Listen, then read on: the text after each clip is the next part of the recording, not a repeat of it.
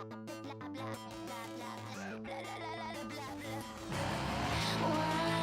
join me? Come and play, but I might shoot you in your face. Bombs and bullets will do the trick. What we need here is a little bit of panic. Do you ever wanna catch me? Right now I'm feeling ignored.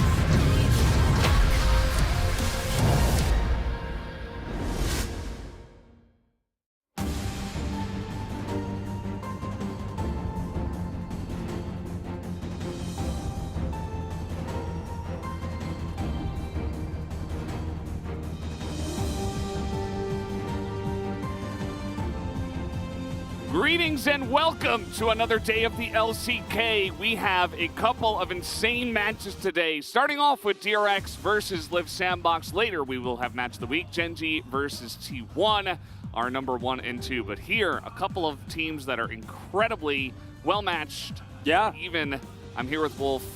Yeah, and these two teams right now slumping a little bit as well as they do collide. A very difficult match to predict. Both this match and the next one, of course, our match of the week, have no clear favorites, so no upsets are possible tonight. I expect we're going to see in this series in particular scrappy gameplay, a lot of aggression around the bottom side of the map. It's Deft versus Prince. It doesn't get better than this. Yesterday, we saw insane 5-man plays on the bottom side. Rascal from KT roaming down there, able to get that 2-0 for them over Kia. A couple of very evenly matched teams as well. Expecting similar plays on the bottom side of the map if they were watching. Let's take a look at the points of the match as DRX to go back to being a Western team versus Notion Savior in escaping an 8-loss streak, Live Sandbox. Yeah, it's two really big upsets that we saw with DRX and Live Sandbox leading in this matchup. So tough to actually really assess the power level, but I think both of these teams have really different ways they like to play the game. Prince is the carry player for Live Sandbox, just like aiming is for KT. Whereas on the side of DRX, can be a little bit more varied. Sometimes Zeka is the one who carries. Sometimes it's Pioshik. It's very often Deft and Barrel. But even at the beginning of the season, it was Kingen, right? And so yeah, DRX have a lot more versatility in draft. And, you know, if you're a DRX fan, I think you should be hoping that the drafts are strong tonight, as Live Sandbox signaled a comeback with an upset against DRX in round 1. This is where we started to get excited about Live Sandbox, in fact.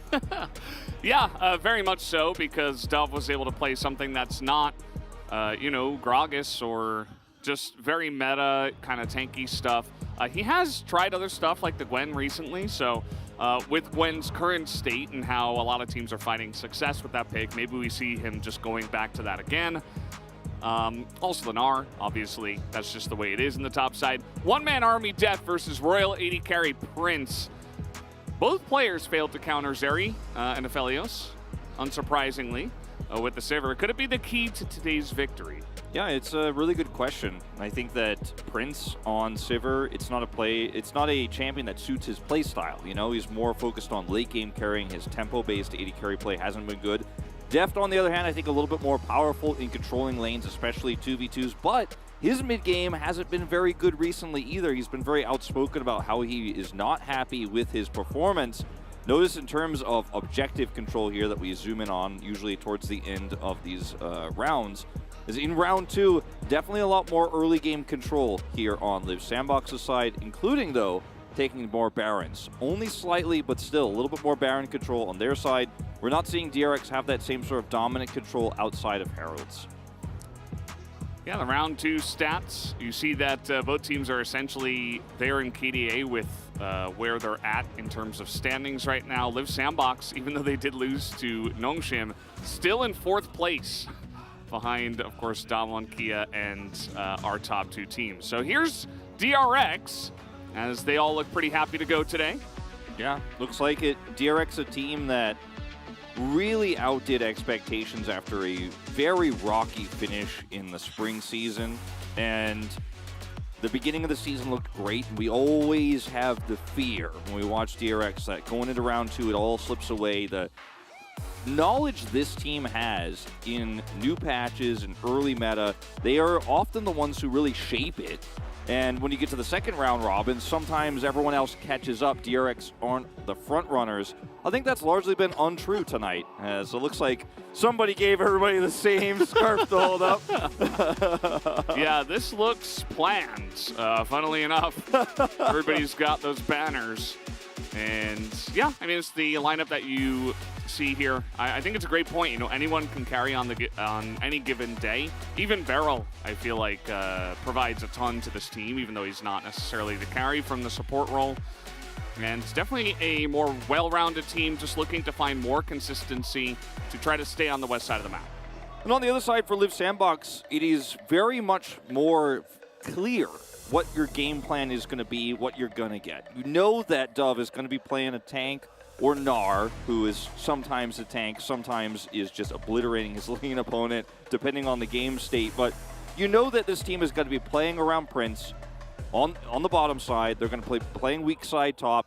You know Closer is either going to be playing a utility mid that scales up to the later team fights to help out aiming, or he's going to be playing an assassin and popping off as they strike back, the fans over here. A little bit more creative with the colors being held up. So everybody's just got a yellow or a purple. And it spells out LSB. That's very cool. That's actually really cool. I didn't realize at first that it was actually the letters spelled out. That's coordination.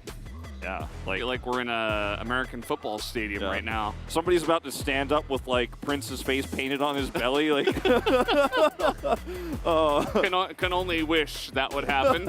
Hopefully, someday.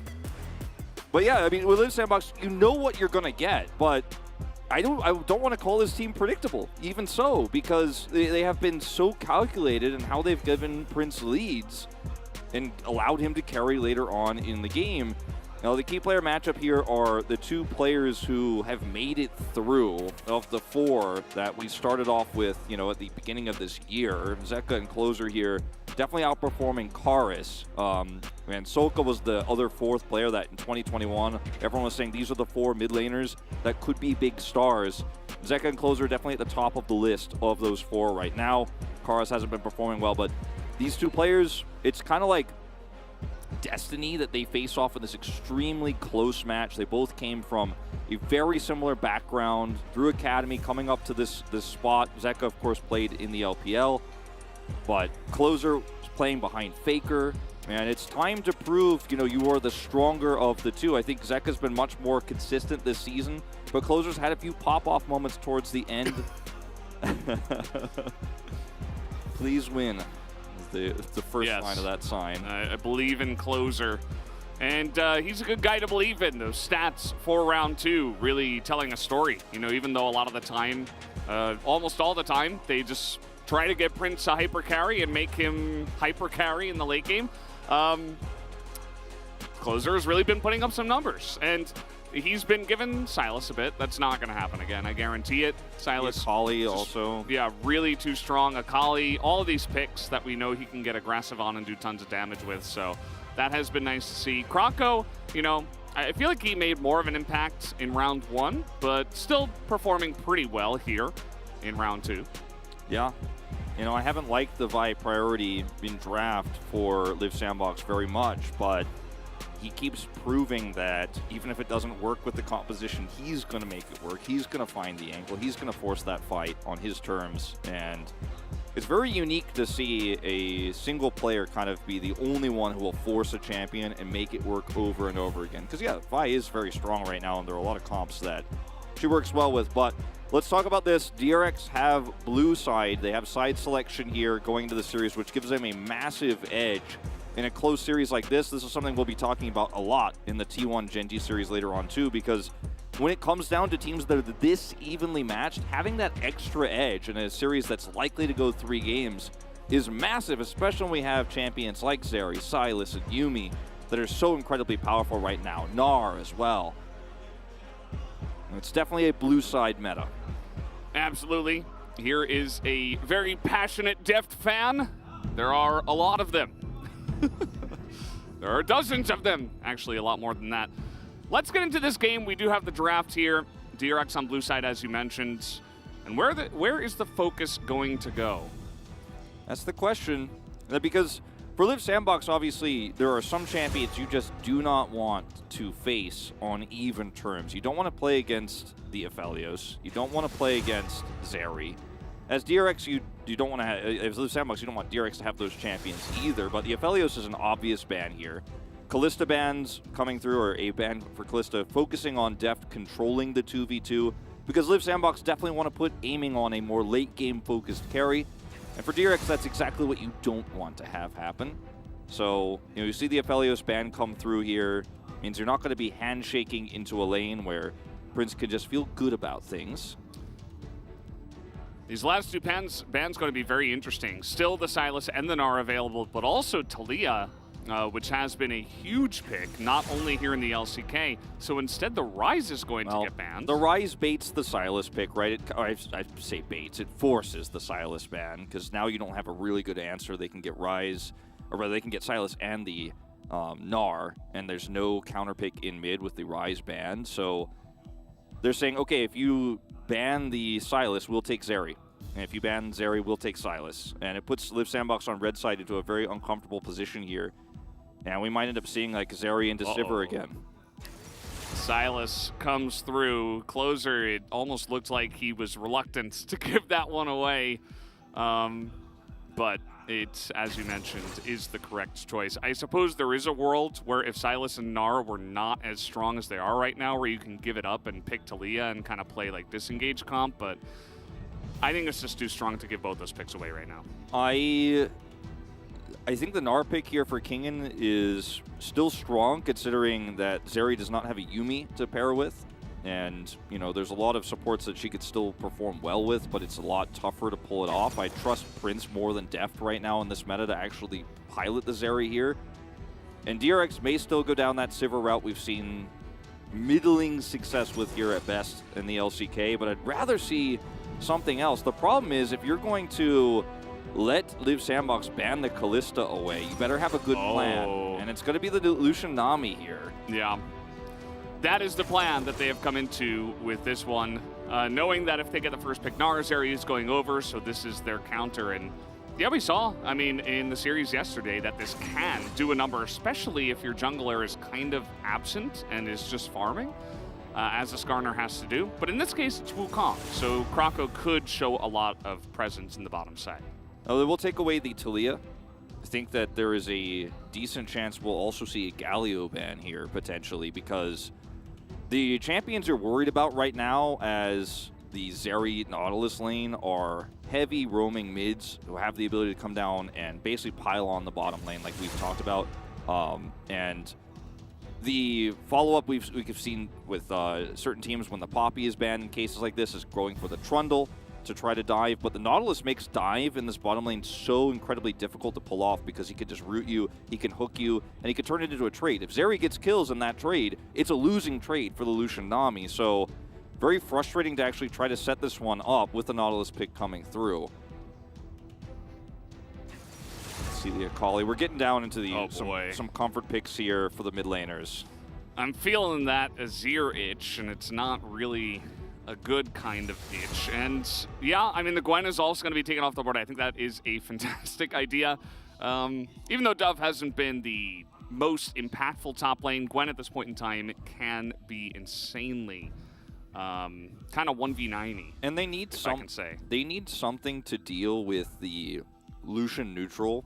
So I actually like the Azir here, and I'll tell you why, because regardless of the mid matchup, we don't know what it's going to be. Vex has been a somewhat common counter pick in other regions, but common hover here. Yeah, it's also like very clearly LCK teams have been scrimming it, but if you have Lucian just chipping away and you have no real hard engage with something like an Azir, then the Lucian will always be able to threaten whatever mid laner you've chosen, will be able to threaten the jungler or Zeri in the neutral. So I do like the Azir for that. Also great disengage into a dive, potentially, that DRX try to set up here. Lee Sin fitting the bill for Pyosik. He has had some of his best games this season on it. Yeah, especially recently. The guy just pulled off some really insane acrobatics. Lissandra here is certainly more pile-on, as you've been calling it. Can set up some really nice engages, try to get into the backline, make sure that the Zeri doesn't just get to run around and do whatever she wants. And that is going to be the choice. The lane, obviously, you don't quite have the range that the Azir has, but you kind of just get through it by wave clearing as the Lissandra. Yeah, and, you know, obviously, Lissandra can claw in, look for a root, and if Azir tries to ult her, she could just self-ult, and then she'll be fine. Then you have the follow-up with the Nami tidal wave. You have Gnar follow-up. The engage setups here for DRX are unbelievably good. It's really going to put a lot of pressure on Closer to make sure he's in the right position, because he will be the best setup for trading back damage in these neutral fights. And even though it's not a setup where you're going to feel good about taking like a Leandri's here because you're not really looking for burn damage, even the Ludens trade back onto a Lucian. If he gets hit by Extendo Beam and just one Sand Soldier proccing Ludens on him, then he's kind of out of the neutral fight. So a lot of pressure, I think, on Closer to actually perform when we are kind of set up around mid. We're fighting for prio around late game objectives. Because if it just comes down to a straight up fight, DRX have way better engage options. They have way better tools to look for picks. And if Zeri dies in any late game scenario, that's a huge win for DRX. But I think both these drafts have very clear strengths and weaknesses. And a lot of it, I think, is not going to be as much about the early game Lucian Nami lane as it normally is, because of the Nautilus pick, because of the lack of hard dive pre-6 with the Lee Sin pick. I think if you are trying to dive the Zeri pre-6 with Lee Sin, you get rooted, you die, you give the Zeri a kill. We've seen this before. It could be a disaster. This says, basically, let's make it to Worlds. Yeah. Let's send them to Worlds. And Live Sandbox, you know, there's still a chance. Right when the 4 seed thing came out, I was immediately on Twitter like, Live Sandbox is our current 4th seed, by the way. Yeah. You know, it doesn't mean that they will stay as the 4th seed or that they'll get the 4th spot, but, you know, could be sending Krako to Worlds. We certainly could. And, you know, all of the, well, not all of the Live Sandbox players, but several of them have their solo queue IDs set to some variation of I want to go to Worlds. So they clearly are hoping for that to happen. It would be Deft's last chance at a World Championship versus a team of rookies who've never been there before. So a lot of hype between these two teams will very likely face off in the gauntlet. Absolutely. Well, guys, we are ready. Let's hop on to game number 1. Let's do it.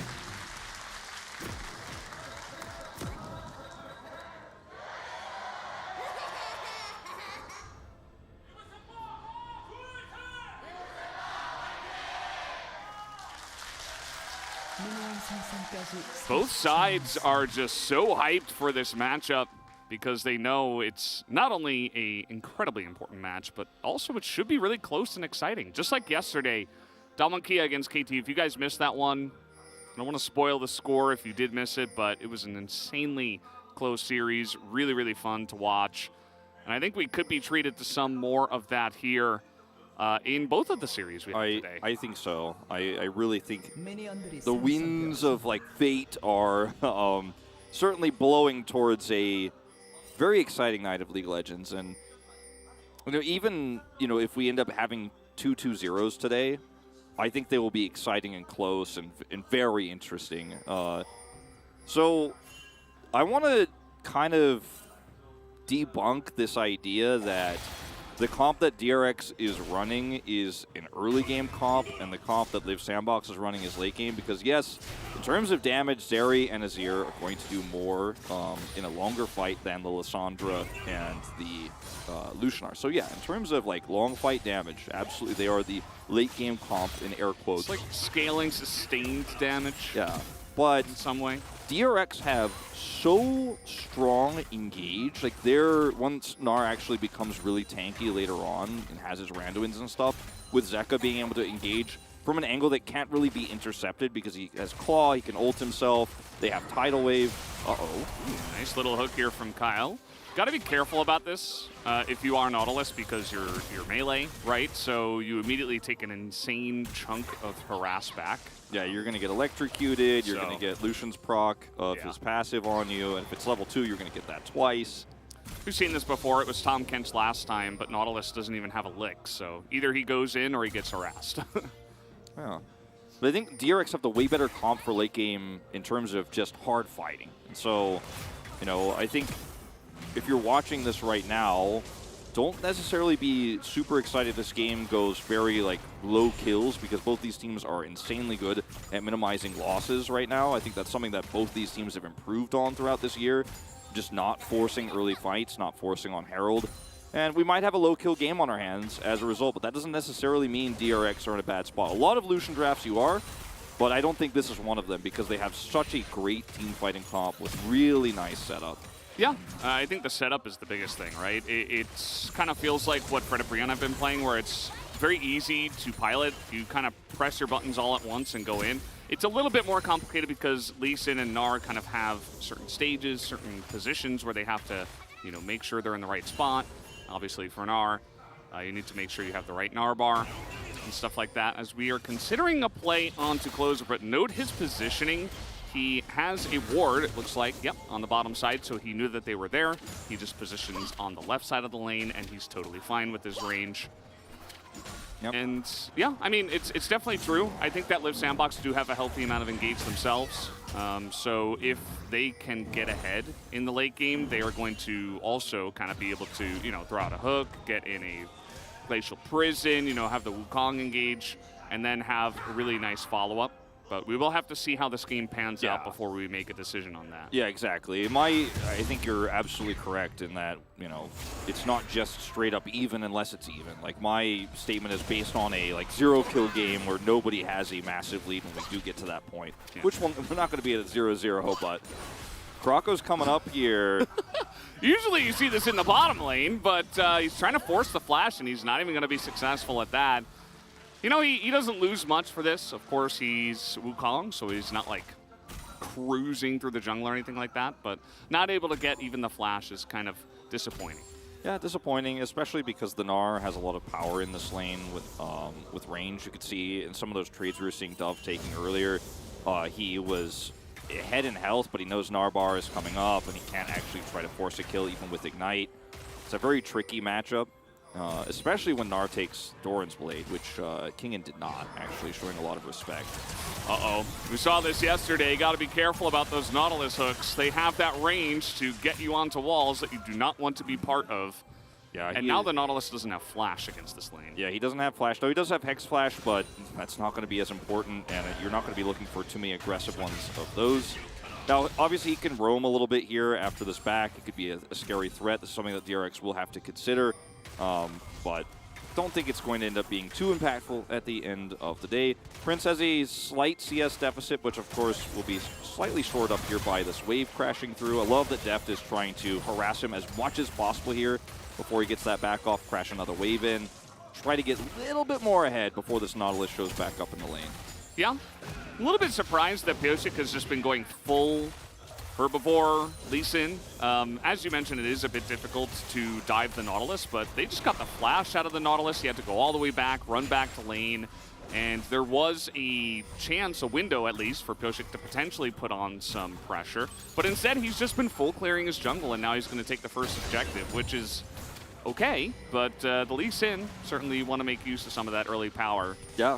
The first item for the Lucian and the Zeri, they're both going to be looking for a completely different path as okay, Krako. Oh, looks like Beryl might have been in the shop there, a little bit slow of a, okay. Krako's actually going to be the one that gets engaged upon. First blood will go to Beryl, of all people. And yeah, just the follow-up much faster there. Zeka in a perfect position to support. Yeah. Lissandra roams, you've got to be so careful about that. Closer has no way of shutting him down realistically when he comes from that angle, and this was set up from the beginning, so we'll watch that one again in a moment and see where he was on the minimap exactly when this happened. But Beryl turns that one around really nicely, even pre-6. Only has to use his exhaust to actually survive. And yeah, look at where Zeka is on the map right now. He's got a control ward, the stifle vision. They don't know how fast he's going to collapse. This is just a mistake from Krako without enough vision of knowing where Zeka is. Gets caught by the root. Stendo Beam helps try to peel, I guess you could say. And it's just an easy kill. Doesn't go over to the Lucian, goes over to Nami. That's a little bit unfortunate, but beyond that, really nicely done. Yeah, it's going to be a really nice lead here to start off for DRX. You know, if they can continue to hold control of the map and get engages on their terms, as you were kind of mentioning, it's going to be very, very nice for them to set up plays. Zeka now doesn't have flash, but it's literally just going to be throwing out Qs under turret. As Krako making another visit to the top side, he does have the Cyclone available here as Dove is trying to bait out a fight, but Kingen just hops away because he clears the wave, knows he doesn't have to stay. And Dove will be totally safe. There's no reason to stay as he's losing Narbar against a Sejuani who has Ignite, even in the 1v1. And if Dove's trying to take a trade like that, he's not hiding the plan very well. As Pyosik has 6 now, This is a scary moment. And Pyosik just going to try to start this fight. The Nautilus not that tanky at this moment in time. He is really trying to bait this one in as, yes, that is the kill. Handed over to Zeka. And now the Frozen Thrall is coming out here. Liv Sandbox still considering fighting, which I am not so sure about. They did get a couple of members low, but now the Glacial Prison is out there on the depth, and it's not able to do too much at this point in time. I'm just so desperate to try to trade a kill back onto the Zeri. At least, you know, it's not a kill on Illusion, it's onto Zeka, but he's now got a kill and an assist under his belt. Nami got that kill earlier, and this is starting to become a bit of a problem here, a bit of a lead for DRX over Liv Sandbox, and this happens, of course, right before Rift Herald. Pyosik will not have kick for this upcoming fight, so let's see if Krako, with the Cyclone advantage he has right now, wants to contest. Prince also does not have ultimate. I still think this situation favors DRX heading into a potential Rift Herald, because you didn't really lose as many critical tools. You know, the culling from Lucian is not that important, as Pyosik really with like some courage here. He knows, okay, I can actually put this Nautilus at half health. Zeka's nearby. We should be able to blow him up. I have Barrel over. Yeah. Probably thinks Barrel has 6, so he's thinking he has like the ultimate disengage. So he's hovering around this choke point because he could just safeguard over the Barrel and get out. So that was really a very low risk play from Pyosik. Actually, extremely smart, big brain moment. It was kind of funny too, because I'm 95% sure that Liv Sandbox knew he was there. And they were going into the bush. They're like, let's engage onto Pyosik. And Pyosik, I'm not sure if he knew that he was spotted, but he's like, hey, they're running at me, let's engage. So both sides kind of handshaking on the fight, but DRX get a massive win in that handshake. And so far, I mean, this has all been DRX. I love the map plays that they have been making. They've gotten both of these early objectives. And even though Pyosik, you know, didn't look for any early plays, he's still been a lot more impactful than Krako has been able to be in this game. Absolutely. Krako's just come up empty on all of his attempts, right? He went mid after a fail to get flash topside, top again. It's just nothing he can get. Kingdom plays too respectfully, comes down here. And Deft and Barrel just knowing there's no Pyosik nearby, so we might as well just play the safe. We're going to hold the wave here. Beautifully done. Oh, this is perfect. I don't know if they saw Kyle back, but now that Prince is alone in this lane, he can't step up to it. It's just frozen. He's going to be missing some CS here. He certainly will. And Pyosik has his kick back up. He has flash. So, you know, there's some real threat here. You kill the bottom 2v2, you drop a Herald down there, that lane is over. Uh-oh, Closer coming in with his team looking for this one, as Pyosik still has flash, but it's a 3v2 in favor of Liv Sandbox. Zeka going to ult himself up, has his flash, elects not to use it this time around. Is Pyosik going to miss the Sonic Wave now? He's going to have to get out of here. Has the Rift Herald, doesn't have a ward he can hop to because of that. Meanwhile, on the top side, looks like that Ignite was used, and so Hagen has to flash as well. He flashed here, and with his wave, I don't think he should be looking for a trade here. Just doesn't want Dove to get the proc of the Demolish, but too bad. Nothing you can do to stop that. Liv Sandbox now going to get the second Drake, it looks like, here to even things up. That is a juicy Nami just out there looking to bait this one. Prince gets a ultimate off, but not before the Nautilus goes down.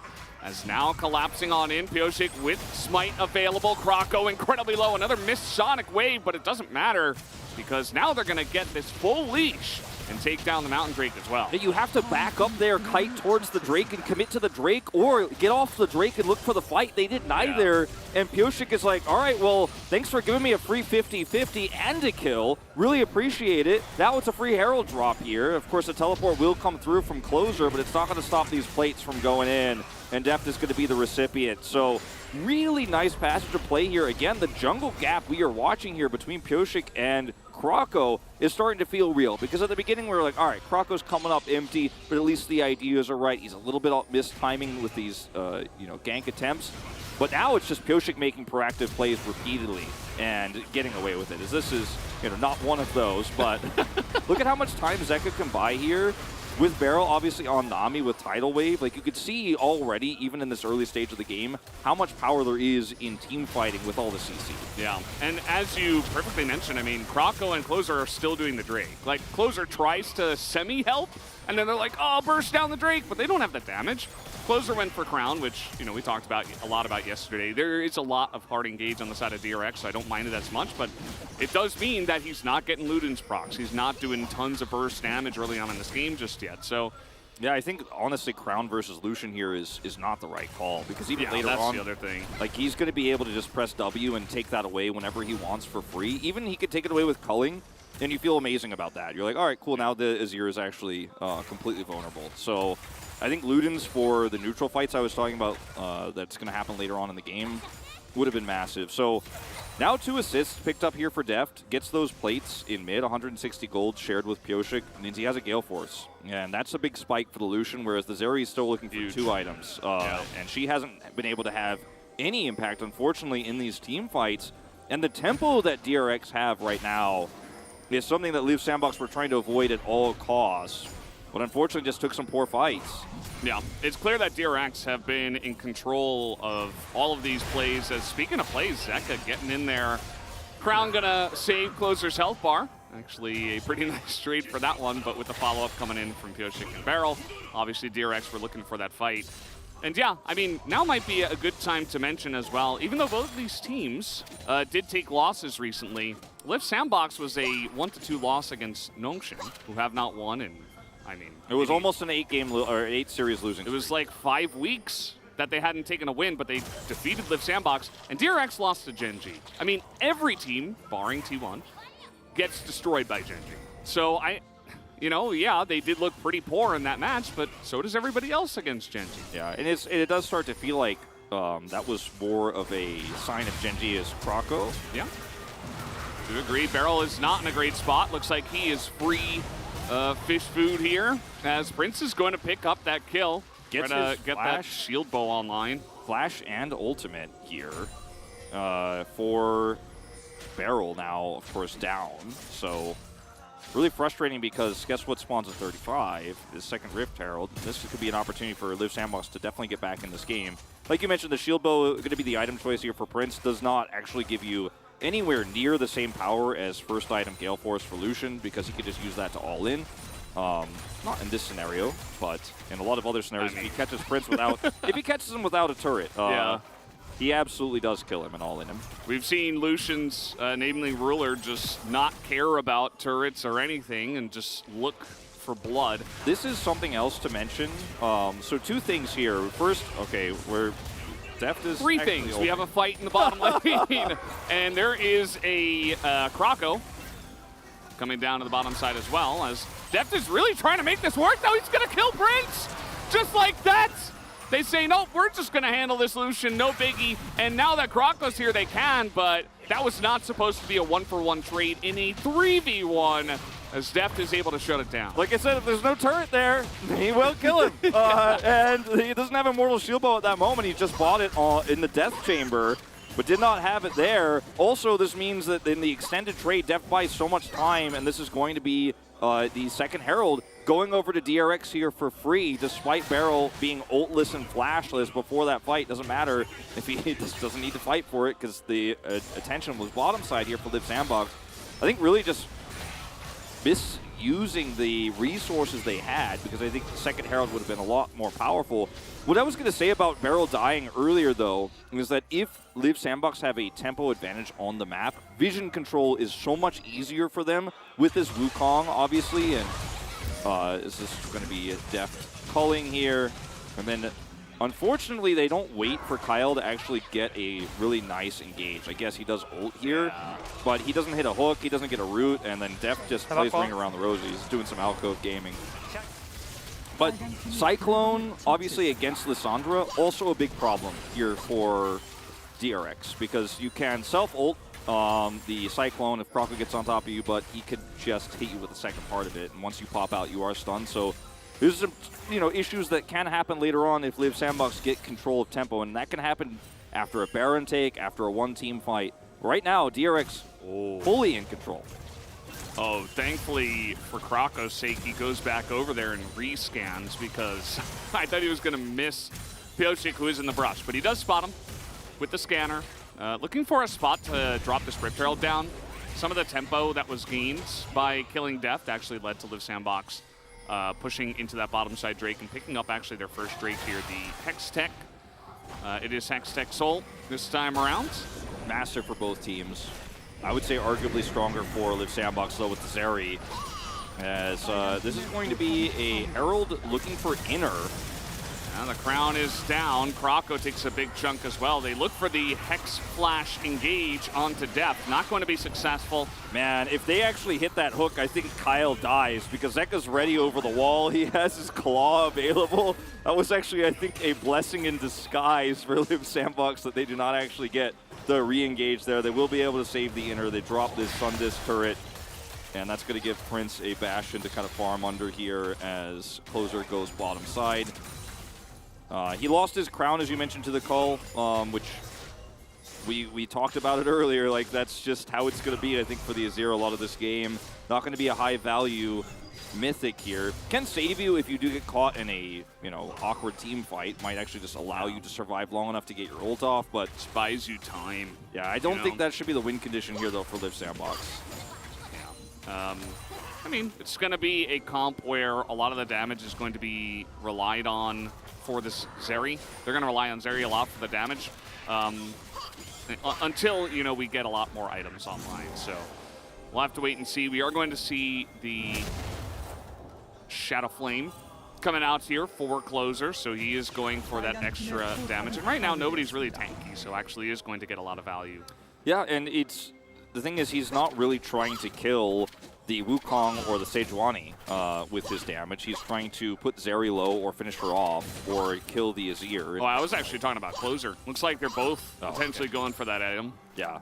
But not a lot of tanky stats in general so far. Yeah, you're right on both counts. I think the Shadow Flame is the correct call. Don't like the Crown as much personally, but it's, the same kind of rules apply. Like, you're trying to fight the Lucian in the neutral. You're trying to hopefully catch him. That tug-of-war we see so often with an AD carry that is low range, but actually has a long range of attack with his dash and his Gale Force. Like, it's kind of weird how Lucian both can't hit far, but actually can hit extremely far and 100-0 someone.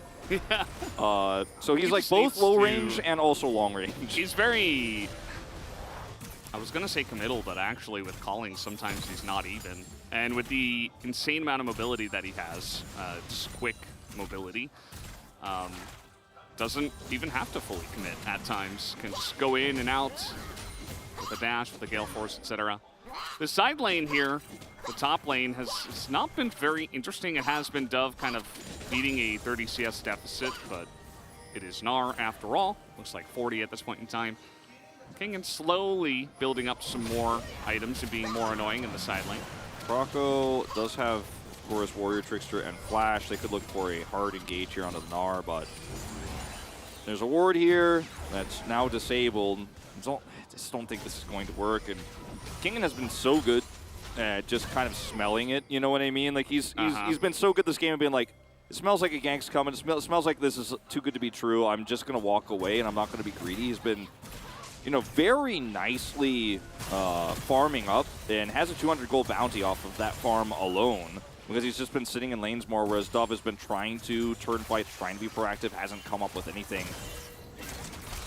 Here we go. That's that engage from screens away, and Prince is going to have his shield bow procced as Yoshik goes way too deep, but it's fine, I guess, because he zones everybody away from peeling for Prince. It's a 1-for-1, but the Zeri is down. Def still shelling damage.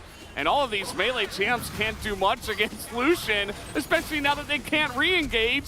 Kingen also extremely farmed up. He has almost cleaver. Able to kill Krako. Yeah, he's just like, I don't care about your resistances as Wukong. I'm just going to eat through that. Has the Trinity of Force, of course, to help do that extra damage. This is going to be Soul Point. Over to Live Sandbox off a hard engage onto the Zeri. And it's like everything we just said came true. Lucian, he can get you from a screen away at this point, and the Immortal Shield Bow will buy you time, but that is it. And until the Zeri has 3 items, her Extendo Beam isn't going to be enough to clear these waves very quickly, isn't going to be enough to actually trade back in these neutrals. We have Live Sandbox doing Baron. Yeah, that is crazy. It is crazy. They do have an Azir and Zeri eventually. Now, if they have enough time, they can eventually take this down. There is zero vision. Now there are a bunch of pings going on this, but I think it's too late. I think Live Sandbox should sneak it. Yep, complete Baron sneak here. And the rest of DRX realize it way too late, but notice they don't have really any strong vision around the Baron pit, nor the entries to it. They do now, of course, as Pioshik puts down some some sad wards here because it's already over, but walking into that without any vision of Baron or any ults that can really check is so frustrating because if they had like an Ezreal ult, they could be like, oh, okay, they're on Baron, we identify that and we can come over there, but they could all just be in that bush and they might just kill you if you walk through. Like they might be in a Azir ult, a Cyclone, and everybody dies. Zeri gets a bunch of kills. So DRX, once they realized it was being done, there wasn't really anything they could do, even if they did identify it.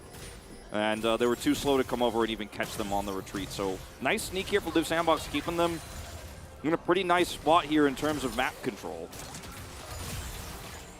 I'll start taking that back away. Remember, Nami obviously is going to really struggle to clear vision too into this composition of Liv Sandbox. Yeah, DRX just accepting the push. There's no other objective on the map, and it doesn't feel like Liv Sandbox are strong enough right now to really get much pushing done with this Baron, although they are trying to siege up here in mid. DRX look ready to pull the trigger at a moment's notice. There's no objective to fight for here, Liv Sandbox. Be very careful about how you group. Oh no, that's going to be another missed hook here. Kyle is getting slowed up, hit by the tidal wave. That is a dead Nautilus. Now 5v4. Prince is over the wall, getting a little bit of damage done, but it doesn't look like nearly enough as ultimates are thrown in. Prince has to sail away as he is trying desperately to try to kite this out, but look at DRX, they're just a 5-man unit, and now Closer's gonna get isolated. Dove looks to potentially get isolated as well. Zeka's got another claw on the way, and that extra movement speed is going to be enough. That is 4 members. Oh, no, actually only 3, as it looks like Dove will not burn down, but a 3-kill win here for DRX. Oh no! Oh, the Gale Force procs onto him, but he's already in the fountain. That was so close to killing him. Oh man. So much for the Baron. I was literally about to say the words, well, it's good at least that Sejuani has the Baron as he comes over there, but at least she does have the Baron. Because Prince is not going to be doing a whole lot of split pushing. He's not going to be getting a whole lot of value out of this Baron. And why can DRX just walk at this team? Well, there's 2 reasons. 1, Liv Sandbox grouped in this choke trying to get value here with the Zeri. And 2, they have no poke. They have no neutral damage outside of Extendo Beam, which at this stage of the game isn't going to do a whole lot. And Prince, he's like, I can't even ult them. I can't even do anything in this fight. Whereas Lucian does a ton of damage from range, and they have hard engage. So as Liv Sandbox, you can neither turn in this choke, nor can you actually compete, because Deft is going to be doing way more damage than Zeri is. He makes Zeri look way lower range, of course, obviously on the Lucian when he has Gale Force as well. And, like, this is why I would have liked to see the Ludens. Okay, Kingen. Yeah, and I think he's totally fine. At this point, he is so farmed up. I mean, look at this. He's got extra resistances. He's going to have Force of Nature real quick here. And, I mean, that's 3 members getting in. And, yes, they get the flash out of the Gnar, but it's just, I don't know, it's just scraps here for Liv Sandbox. DRX still in total control. And their ability to press a couple of buttons at a moment's notice and just immediately engage onto someone has been key. Yeah. The funny thing about this game for me is that I know so many games have been decided by Zeri into strong 2v2 lane. This is not one of them. This game has been decided by more proactive plays from Kyoshik around the map, and you know, a hard engage comp that works out is another. It's like revenge. Dove got away last time, he gets away this time. It's just been more proactivity and just better coordination around this mid game. And obviously, DRX's comp spikes earlier, but they used it so well. I think it could have been any scaling AD carry. It could have been Jinx in this game that Prince is playing, and the result would have been about the same. Yeah. King in here, no flash, but he is still incredibly confident, but he's got everybody from Liv Sandbox on his back here. As DRX, they do provide a front line for depth, but not nearly enough, as Koshik's also going to go down. They're feeding extra kills into the Azir and the Zeri. This composition for DRX needs to be grouped. It needs to fight together. It is not strong in skirmishes like this. And they're just getting picked piece by piece. Looks like Zeka will get out here. Uh-oh. You got to be careful about just kind of dilly-dallying in front of a Lucian, as Deft is desperately trying to stop this push from happening. Of course, this was all because of setup for the Hextech Soul. DRX were trying to force it, but I think Liv Sandbox were just better prepared. Yeah, they were better prepared. They had a little bit more vision set up there, so Kingen is trying to come over there and help contest for it, and unfortunately is caught. And Liv Sandbox really fast to pull the trigger. Prince going to get a little bit more gold in his pocket. They will prevent the soul here, despite Zeka's best efforts to potentially look for a steal angle. And they'll just come over here and catch this wave. Still, really nice position in this game for DRX. The fact that they steal away Kingen and take this Hextech Soul doesn't really change the game state until Zeri gets that third item online. As yeah, this is Kingen just trying to fight for an angle here. He doesn't actually have, he's not like sweeping or anything like that. He's just trying to trade in the neutral to get his Narbar to look for a hard engage and a turn. But not everybody is grouped up here for DRX. They don't have their Lissandra at all. Liv Sandbox identified this very quickly and forced the fight. Really well done for them. Still, they're going to need a few more of these, though, before they're going to be back in control. It's definitely an issue. I think we're still probably an item and a half until Prince can kind of just do Zeri things, you know, press his ult, just zip-zap his way around a team fight, avoid the engage of DRX. So, yeah, they still need a bit more time to really get things online. Note that Closer, after the crown, has gone full damage. So that's nice, you know, he's scaling up. He's going to begin actually chunking people out. It's not going to be Luden's procs, but it will be Deathcap, Shadow Flame, and not going to do too much against Kingen, but he's got a lot of other targets that he could easily try to poke out here. The Lucian is really the main one that he would like to put down to half health if he can. And that's going to be, you know, a huge opportunity for Liv Sandbox to then say, all right, most of your damage is gone. We can actually start grouping on objectives. Because even if you do hard engage as DRX, if the follow-up Lucian damage isn't there, the comp doesn't function, which is why I love this build from Kingen, because he can threaten people so well, too, in the front line. And because he has that Force of Nature now as kind of a third utility item, he went damage into, okay, I do damage longer now. So he's going to get more Black Cleaver value out of this. Really great build from him. Yeah, loving it as we are going for another Baron here. This time it's DRX, and this is on Vision. As, okay, looks like that ward finally did get denied. And now here comes the rest. The Hextech Gate's going to help out a lot with this as DRX. They might just go for a flip. Krako is right over the wall here. You got to be careful about this engage potential from Liv Sandbox. As in they go. It is going to go the way of Pyosik, though. Meganar is timing out at the same time. Culling gets huge value onto Krako as Kyle kind of goes in alone, and now ultimated up his Closer into the bubble. In goes Pyosik. They can't kill him, though, as Blessing it is stepped straight into Prince's open arms. And down he will go. They are feeding kills over to Liv Sandbox. DRX cannot get out of here either. As Pyosik and Zeka, they are actually going to 3v1 Dove, who's trying to keep them alive and around. As Krako going to dodge, Prince is just shooting fish in a barrel here, able to cleanse off the exhaust. Double kill extra for him, make it a triple.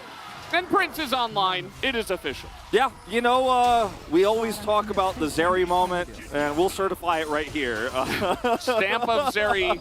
There you go. It finally happened. It finally happened. But in defense of DRX, like in my In Defense of DRX paper, I will illustrate that they have a Nami ult here, and they're thinking, okay, it's a flip angle here, but we should be able to burst Krako down and then kite back, and without the Wukong, we'll win this fight. But Deft gets so far away from this really nice engage from Pyosik and Zeka because he's really worried that he's going to be blown up.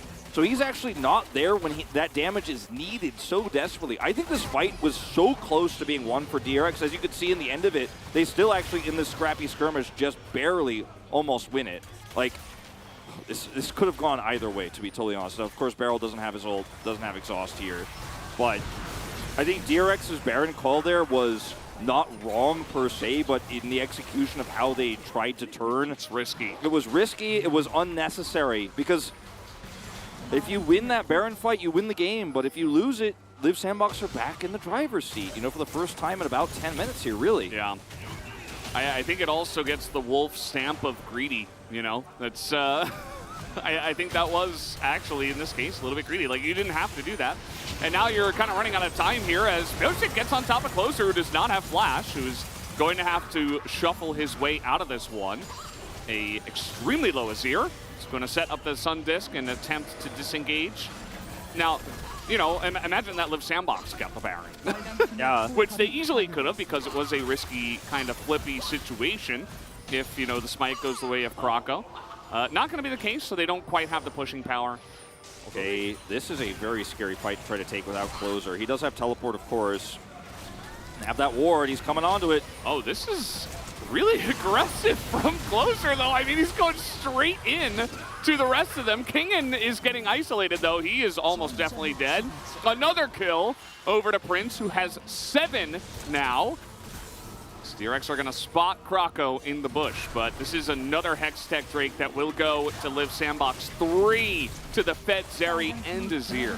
Now Zeri should be able to pick up her Infinity Edge soon. And like we talked about how when you get 3 items, you have the Lord Dominic's Regard, which is going to help you a lot at dealing with Gnar in the front line, obviously. But when you have the IE, now your Extendo Beam actually does real neutral fight damage, and doesn't matter what angle you want to take on it. It's got such a long range that you could do it over the wall, you could do it on a dead turret, you could set it up really wherever you want.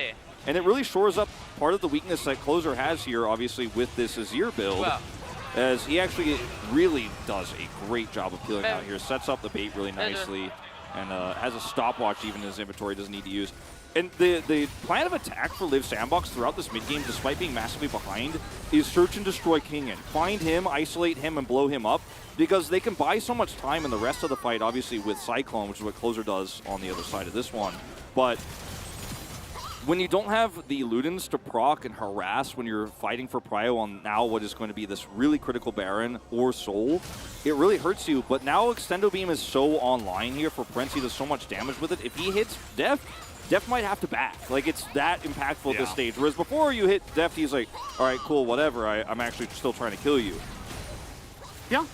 The Infinity Edge, always that signal that stuff is about to get real, right? And certainly it has. Prince is immensely online. This guy is like 5G right now. He's got all the connections to anything he wants. He's going to be doing insane chunk damage, and he's going to be really difficult to lock down as well. Not to mention that Closer's really fed as well. And now, that scaling sustained DPS and the insane amount of poke that Prince does bring with just the one ability, is going to be difficult. DRX, they need to engage, otherwise they're just going to get poked out. Look at how difficult it is to clear these control wards. Okay, Closer, he's got a crown. That's what it's for. Azeka is going to survive in this one. They attempt to set up and engage. It's a little bit lackluster. Kyle's able to frontline as now Prince, with that ultimate, is just getting on in there. Nice kick from Pyosik, but it's a little bit too little too late. They're able to just bully their way through this turret. Closer looking for whatever that was, but it is going to select the kill onto Barrel, and that might just be the end of the game. Live Sandbox, they take a couple of fights, and they are looking to take Baron. Kite back to Baron. Look, the respawns are coming through. Zeka's up in 30. You know, that's a very long timer, but Deft is up. You know, Kingen's still alive, can get an R-bar. Kind of risky to try to force anything else here. Notice that both inhibitor turrets elsewise are still up, so you're not trying to just break through there and push minions through. They have no wave. So they're just going to go over here and kill this Baron on spawn, clearing that vision. And DRX have no, they have no chance to come in here. Like, I think it would be ridiculous if they could actually muster a team fight together. It's just going to be free here. Nothing that can be done. Even with Kingen in the vicinity, he doesn't have an R-bar. He could have tried to go for a boomerang steal, I guess, but we all know how likely that would have been. This is just Closer pulling the aggro once again, shuffling back, gets ulted by Lissandra, which I think is a huge mistake from Zeka. There's no follow-up damage here, and now you don't have any peel. You know, Ring of Frost is going to do a little bit for you under this turret, but meanwhile, okay, we got a fight. Looks like there's an isolated Piggy, but also Barrel pretty low. Krako trying to get the damage into Deft, but he's not quite able to close the gap, as Stopwatch is going to be used here, as well as the GA, but it's just Krako buying time again. It's what Pyosik did early on in the game, but actually it's just Krako this time around, as here comes Zeri.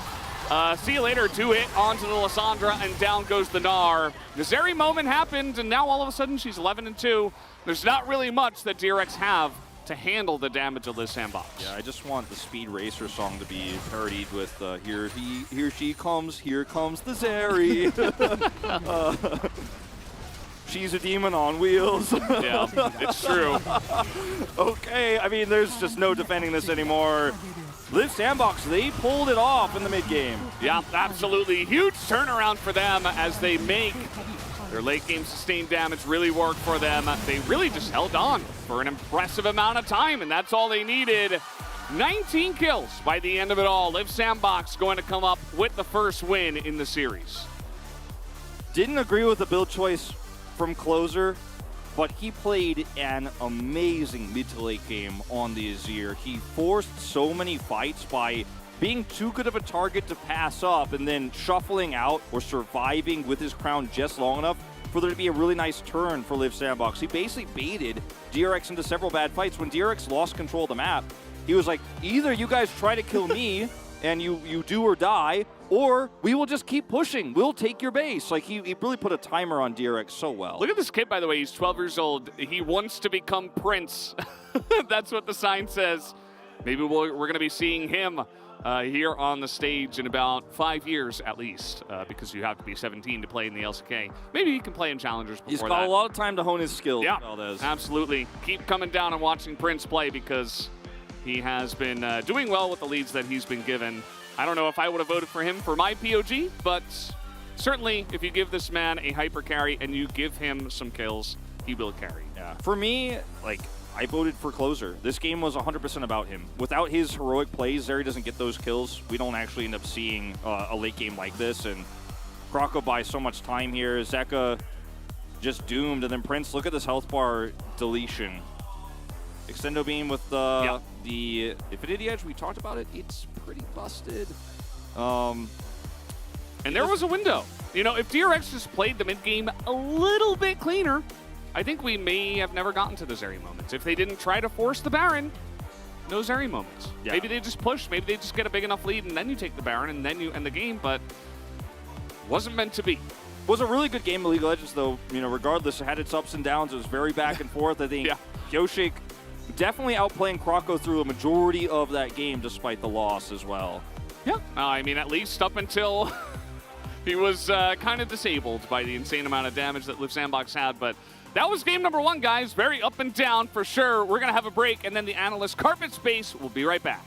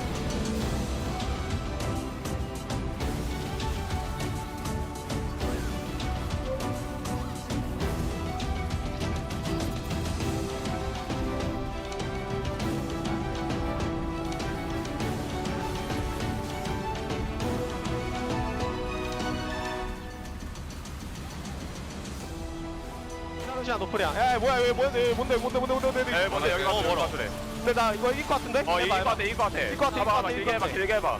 얘네도 쭉 봐봐. 텔 탔어 텔 여기 텔. 옹 살짝 팔아봐. 살 수 있을 것 같아. 나 디코이 5초 디코이 3초. 에 맞아 여기 맞아 옹 맞아 옹 쪽. 리신 맞아. 나 크게 돌게 이거 디코이 3초. 나 봐줄래? 오케이 나르 점프 없어. 나르 점프 없어. 아래쪽 보면 할것 같아. 나르 점프 없어. 야 아직도 살짝 와줘 여차하면. 나르 점프 없어. 나르 봐. 나르. 나 바텀 라인 타면 이긴다. 야 미드가 나이스.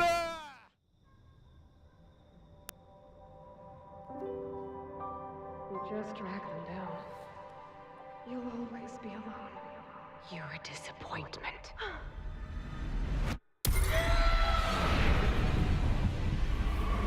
They were never your friends. Why do you even try? Why would anyone be friends with you? You can't take the pressure. Everyone will always be alone.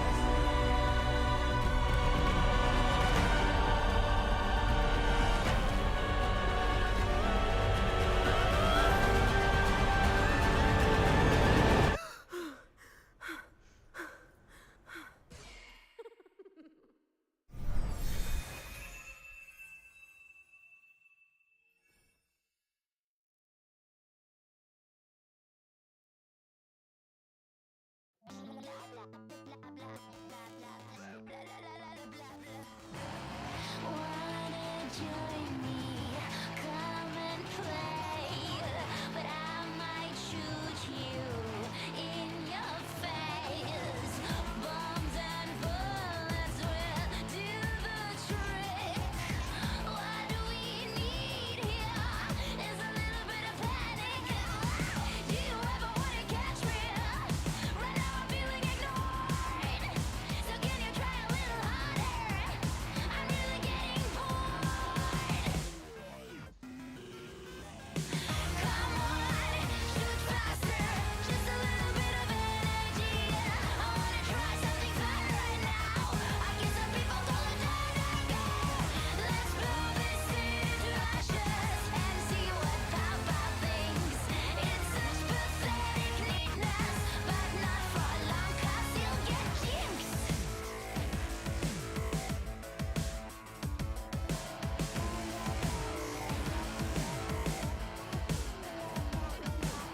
So much better, so much fun. Let's start from scratch and blow up the sun.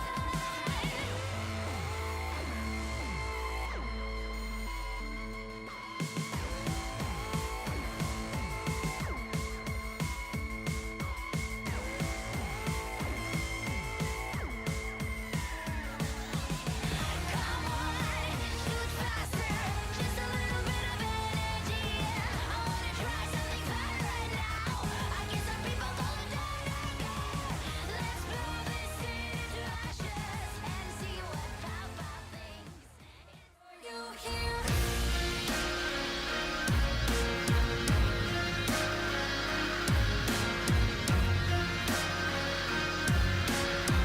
They cannot conquer you here.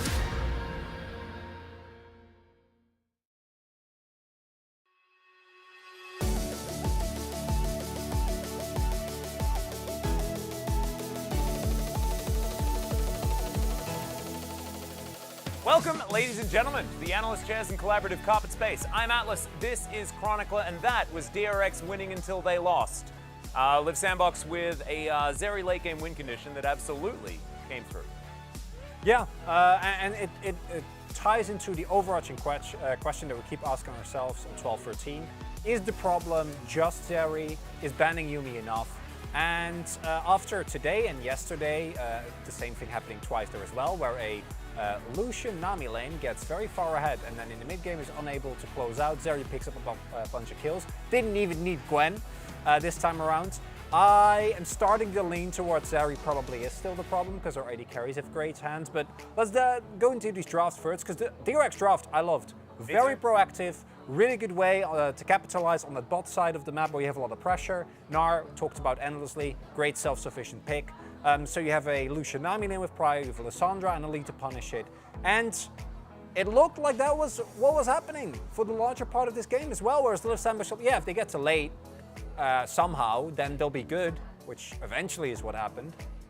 Yeah, but before that, things were definitely going DRX's way. I think they played it out really well. I think the stylist trap that they set up in the banning phase was definitely very strong, being able to get themselves that Gnar first pick that they actually went for without going towards the Zeri that didn't have the Yumi for the instant blind win.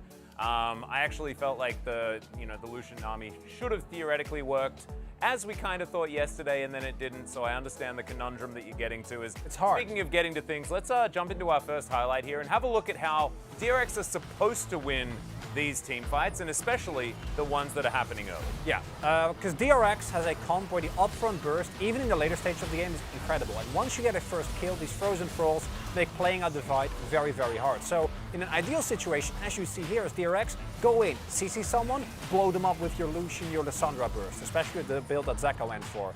And then once you have an advantage, that's where your chase comes in, where the movement speed from Nami is very good, Lee and the Lissandra are both very mobile. So this is, especially after picking up 2 early Drakes, an early Herald, a couple of great early game bot side plays, basically following exactly the roadmap for playing out a comp like this. And as a Live Sandbox fan, like, well, maybe we win on blue side. As a DRX fan, it's all feeling great. But we also saw, like yesterday, that you can't really afford to make any mistakes with comps like this. Yeah, and then it all came down to a lot of weird macro decisions that were made as well, and I don't know how impactful things necessarily were, but there was a fight around Drake that then led to Live Sandbox getting themselves their first Baron. We don't have a highlight of it because, of course, we've got a highlight of a million other things that had to take precedence over it, but giving them that little bit of a window, that little bit of extra gold. Couple extra minutes. Yeah, and a couple of extra items for the Zeri in the upcoming team fights that happened as well kind of led to this snowball happening, and we are going to get into it because Baron was kind of the thing that plagued DRX the most, as this was the one that they were able to get, but not for very long. Prince at this point is 1-2. Yeah. He will not remain 1-2. He will end the game 11. Adds a 1. Yeah. Yeah, he does. Yeah. Funny how that works, as the thing with Baron that we've seen a lot of teams really run into is that at this point in the game, winning the fight after Baron, if you are going to have a fight, is more important than actually picking it up. And I think that was the key mistake that DRX made there, because losing a team fight at this stage in the game is going to get either the Zir or the Zeri accelerated to the point where you are just in a world of hurt. No matter what, like either of those two carries, obviously in this case is Prince, but if Closer picks up all those kills, it's also very bad. And it really ties into, for DRX, I think you'd rather, if you flip the Baron, that's fine, but let them get the Baron as long as you win the team fight and you can then push for the end. That's what matters. You need to win these mid-game team fights decisively with a comp like this. Yeah, being able to actually make things happen after you pick up some successes around the map, and we saw they were able to do it. They got themselves a Drake and then lost a Baron after winning a team fight, and then it seemed like DRX weren't able to actually ever have that shot to the kneecaps that they needed to actually put forward to make things work. So yeah. It was just a bit disappointing. It's tough, and I want to look back to what we talked about earlier. Like, is it just the Zeri? Partially, but it also ties into how much more late-game team fighting we see thanks to the durability patch. Yeah, and there's also the fact that Kingen was team fighting in that team fight that we did show DRX employing, but he was trying to find flank angles, and we were having this discussion as well. I was a bit hard on Kingen. You were a little bit more apologetic because he does need to find these flank angles in order to make things happen. Yeah. However, he was caught off by himself over and over again. Never again did we see the Gnar actually in amongst it, causing all of this ruckus and making Zeri's job so much harder. Let's get into the POG and hand it over to our Prince here. And 11-2-4, he's the only real option when it comes to POG. And he definitely managed to find his windows in this game. I'm thinking we might also see some Closer votes, because Closer to me was... I mean, winning on a Zir is definitely it's really hard. And Yeah. I think Closer played out the team fights very well, but you got to go for Prince. This guy is the main reason why Live Sandbox is in the position that they are in terms of standings this split. He has been the one element that completely revitalized them. And after seeing Aiming do the same thing yesterday, I think we can, again, reiterate, even without a Yumi, can't get this guy Zeri. Like, outsmarting it is just not going to happen. It's not going to work. There is no way. I am not a believer anymore. Just don't let them have it, because 800 POG points are there for a reason. Yeah, and maybe it's a first pick angle this time around. Maybe you have to sacrifice the Gnar. Yep, there are a couple of Closer votes like you were talking about. Yeah. Just congratulations for being able to win on the Azir. He also found some good moments there. Of course, we had his first-person view of getting kicked under a turret and then managing to survive and things like this. And they managed to nail this two-threat composition very effectively in late-game team fights when it mattered. But, ladies and gentlemen, thankfully, it is a best-of-3 region here. So, we have game number 2 coming up for you. Let's see whether DRX can bring us to that 3-game series that we desperately want.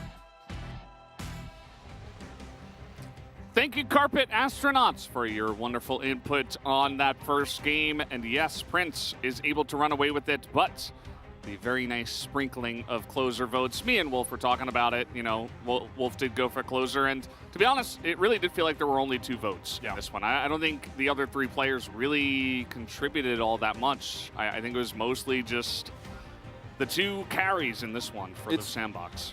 It's so refreshing in series like the KT Rolster series yesterday and in this series where you just don't know it's over till it's over. And we've seen, honestly, across the last year, just so many one-sided games. And this meta, at the very beginning, You know, we saw the LPL start before the LCK, and it looked like, oh man, it is just so hard to come back with the durability patch because it's hard to make plays because everyone's more survivable and you can't pick people, assassins are bad, etc. But now, you know, we're seeing these games turn around objectives. We're seeing people pull it off. He's got his shirt from back in the old days. Yeah. Sandbox gaming shirt. Whoa. Before sponsors. And yeah, here we go into game number 2. DRX will, of course, select blue side once again.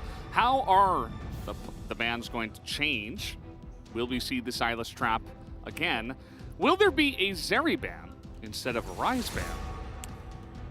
I don't think that the Zeri, like I said it in the game and I'll say it again, like I don't think the Zeri was the problem. Like the Zeri looked very cool when she got all the kills in the later parts of the game, but the problem was the Baron call and losing control of the tempo. Because if they continue to win and they get that Baron and the fight that, like Chronicler pointed out, if you win the fight after giving Baron on a 50-50, it doesn't matter. So they'll ban Lucian, so they're trying to get it themselves. First pick Zeri on the way, unless it gets banned and they give over Silas and Gnar, which might actually be worse. I'm not sure, though, at this point. I'm really not. More I see Zeri. I think the problem is that, yeah, she looks really cool when she's fed, but I think the thing is like how dominant she gets is a little bit too much. Oh, okay. I think if you ban Nautilus here, you're like, all right, we can dive the Zeri. And if you take the Zeri, we'll take Silas and Gnar and feel really good about it.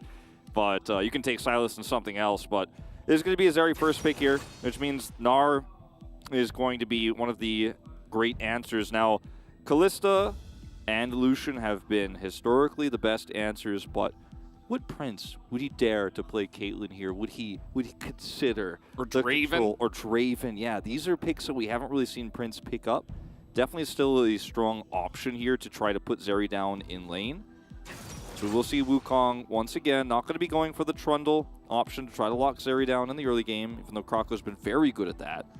Another way to really get on top of the Zeri is to pick a tank top and just begin diving bot over and over and over again. This Lulu is kind of interesting. I feel like it's almost a takeaway, although we saw Zeri and Nautilus picked the last time around. Just the top tier enchanters are picked very often with Zeri, obviously. With Yuumi banned, Lulu was next, but we haven't been too convinced by the Lulu here at the LCK. Yeah. Lulu Zeri hasn't seemed that good so far.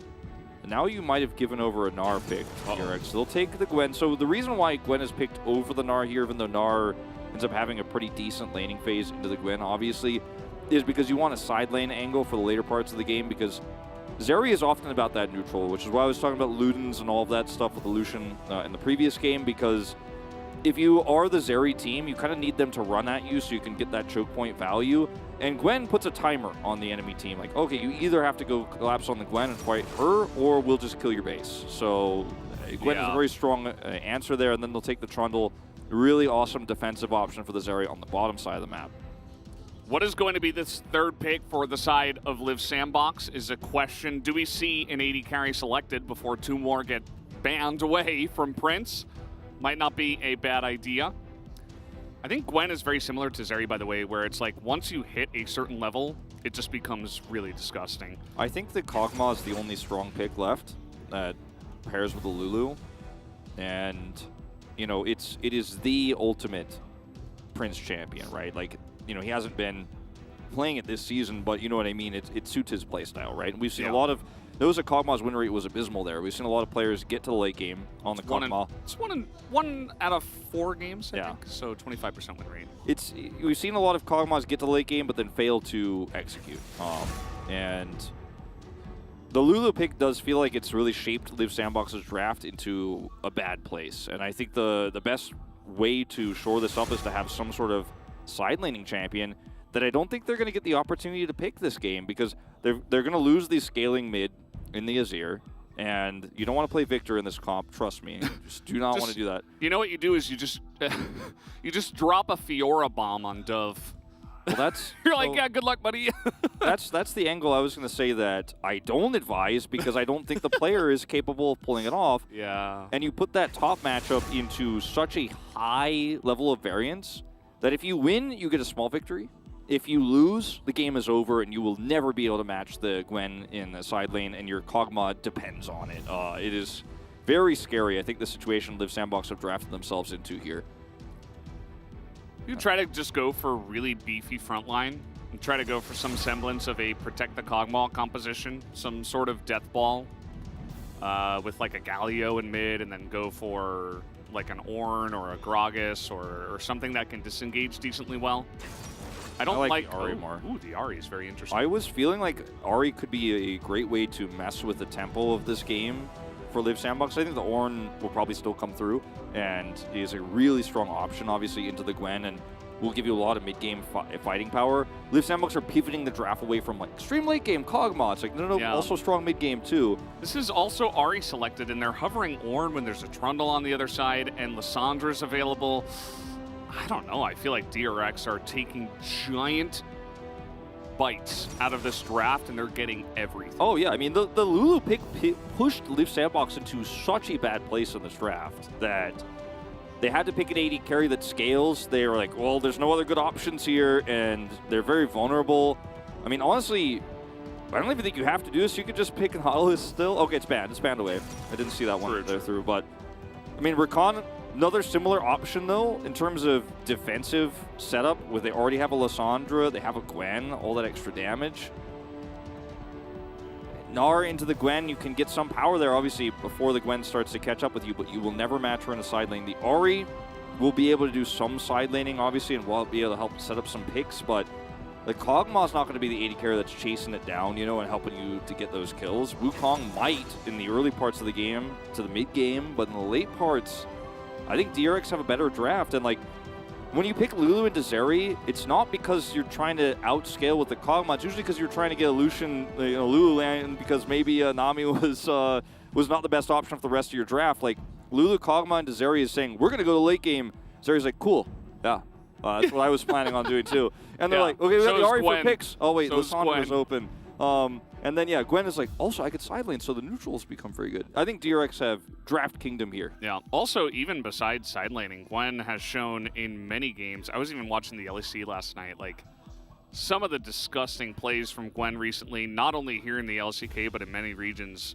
You can go any sort of huge damage builds, and eventually you just hit 4 items, kind of like Zeri, and you just kind of press your needles and your snip, and you just one-shot people. And there's almost no counterplay. It's kind of insane. I would go as far as to say, and this sounds very strange because, and this is why this comp seems doomed, but I think I would go as far as to say that more than DRX needed to get ahead with their Lucian comp, I think that Live Sandbox need to get ahead with their Kog'Maw Lulu comp this game. If they lose control of the map, it is going to have solo value. They'll never be able to get really anything done with the Ahri. And the Wukong Lulu value in mid-game is pretty massive. I think if they had taken Ornn, you win the first Herald fight, you try to get an advantage there, you try to push your fight on the second Herald, you're looking to fight on Drakes repeatedly, maybe you get enough of a lead to where you can then like be like, okay, yeah, mid-game went kind of even, but we have Kog'Maw, we have a strong Wukong, he's very ahead. But I'm not feeling great about your chances with the Gnar as much. Much more reliant, of course, on his ultimate. Yeah. Yeah. Bank memes. We got the bank derby as coined by DRX. That is a very angry alpaca. It's also saying make sure you eat. You get your 3 meals in. You eat healthy. You eat well. Yeah. Alpaca's just looking out for all of us. Making sure you stay healthy, Get those 3 meals, keep your metabolism in a good spot. Don't be a one. Make that popcorn, Yeah. Don't eat 1 meal a day. Don't be that guy. It's not healthy. Yeah, it's not good. Either way, guys, we are ready. Let's hop into the rift for game number 2.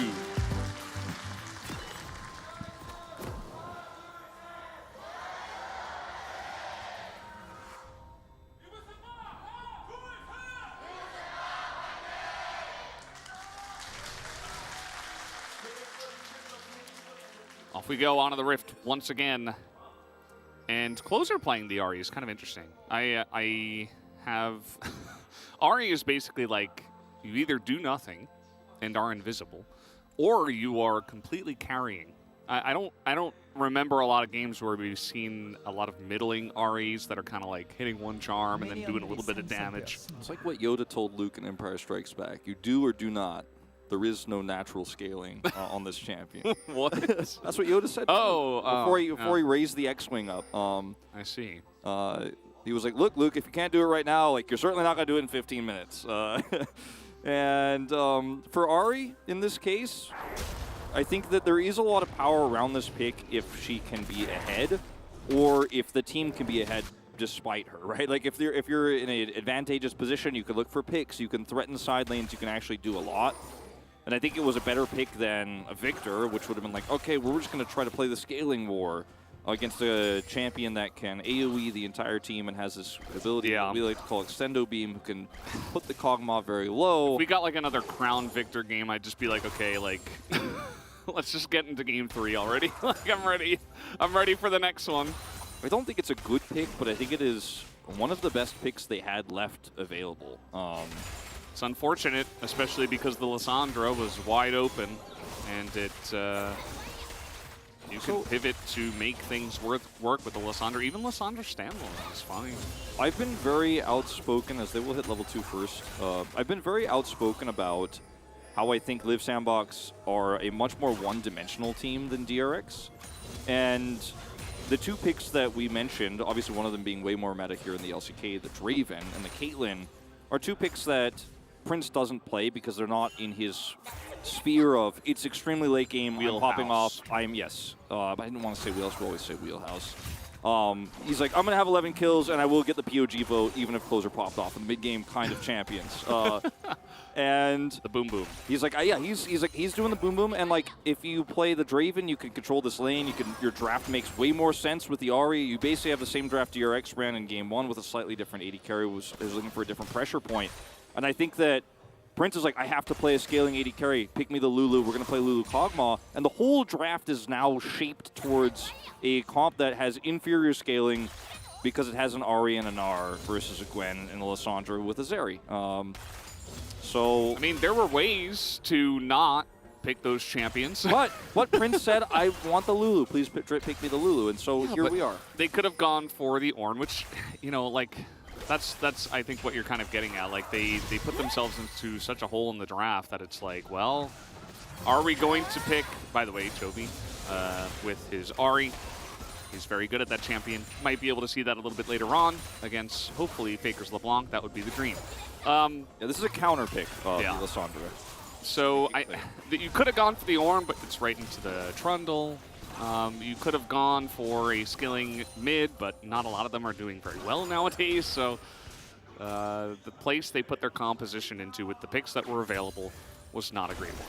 Yeah, it's, you know, we've seen teams have a tempo lead as, that's very recent stats there on the Gwen. We've seen teams have this tempo bottom side. Like, in fact, DRX kind of pioneered the Kalista Azir, like, or Kalista Corki. All right, we win the bottom side, then we scale later. This is kind of a weird opposite sort of thing where you're like, oh, I'm trying to win early with the Ahri a little bit here and getting some skirmish power, and we scale later with the Kog'Maw. The problem is that this meta doesn't really allow you to dictate the pace of the game through mid. It's not a Lucian mid meta, you know? And as a result, you pick this pick also early on red side, and then Zeka's like, well, I'll play Lissandra. You have no power, actually. I mean, we've spent like the first 5 minutes of this game talking about why Live Sandbox draft is worse. Yeah, but I why think didn't they it just can't pick be Gnar? It can't be overstated. They could have just gone Gnar first and then held counter pick for mid. Yeah. We're going to see a trade up in the top side. Pioshik has taken a very nice route. This is totally unseen. Dove is going to hop, and he does have the flash, but that is not nearly enough. The pillar afterwards just to, like, stake out his territory. Yeah. I didn't even need this to kill you, by the way. Plant his flag on the territory of Dove. He has taken it over. And thankfully, for Liv Sandbox's sake, the Gwen didn't get the kill.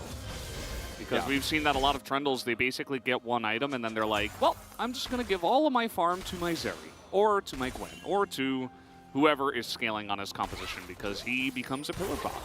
Yeah. It's one of the best Valdez, how do you say your Vald analyst? Valve analyst points, you know, when Valdez is spitting truth. I always mess up saying Valve analyst for some reason, so I needed to like. It's okay. I need you to help. Just slow it down. Yeah. We got through it together. But like, it's so true that Trundle does just become a pillar bot later on, and you know, the earlier he gets accelerated, the better though, because obviously in the mid game with you know, extra longsword having the Sheen pick up, he does a lot more damage and can continue to snowball a lane like this. Can actually even help snowball the mid lane if Closer makes a mistake, which I don't think he will, but that's a massive pick.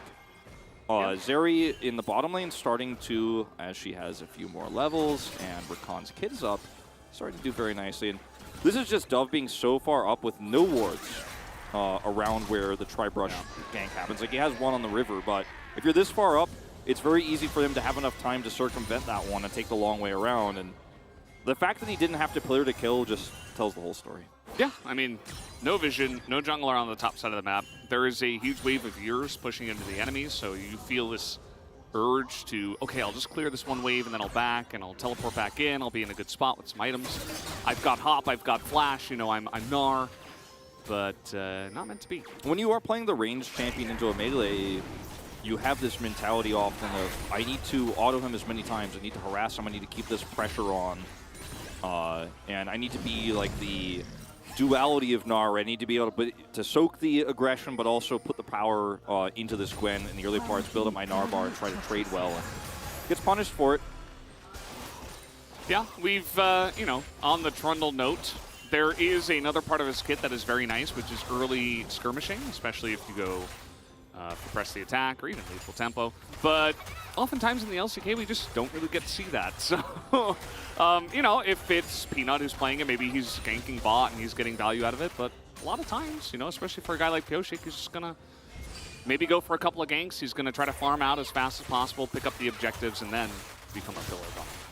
I actually love how versatile Trundle is in terms of his rune options as a champion. Like, he's one of the best actually in the game at that, because he can go for... We've seen Predator Trundle. Yeah, we've seen Predator, Phase Rush, Halo Blades, and support Trundle. Like, we've seen lethal tempo quite a bit, obviously. Press the attack. Like, really just depends on the enemy comp. Trundle's such a versatile pick for controlling early game.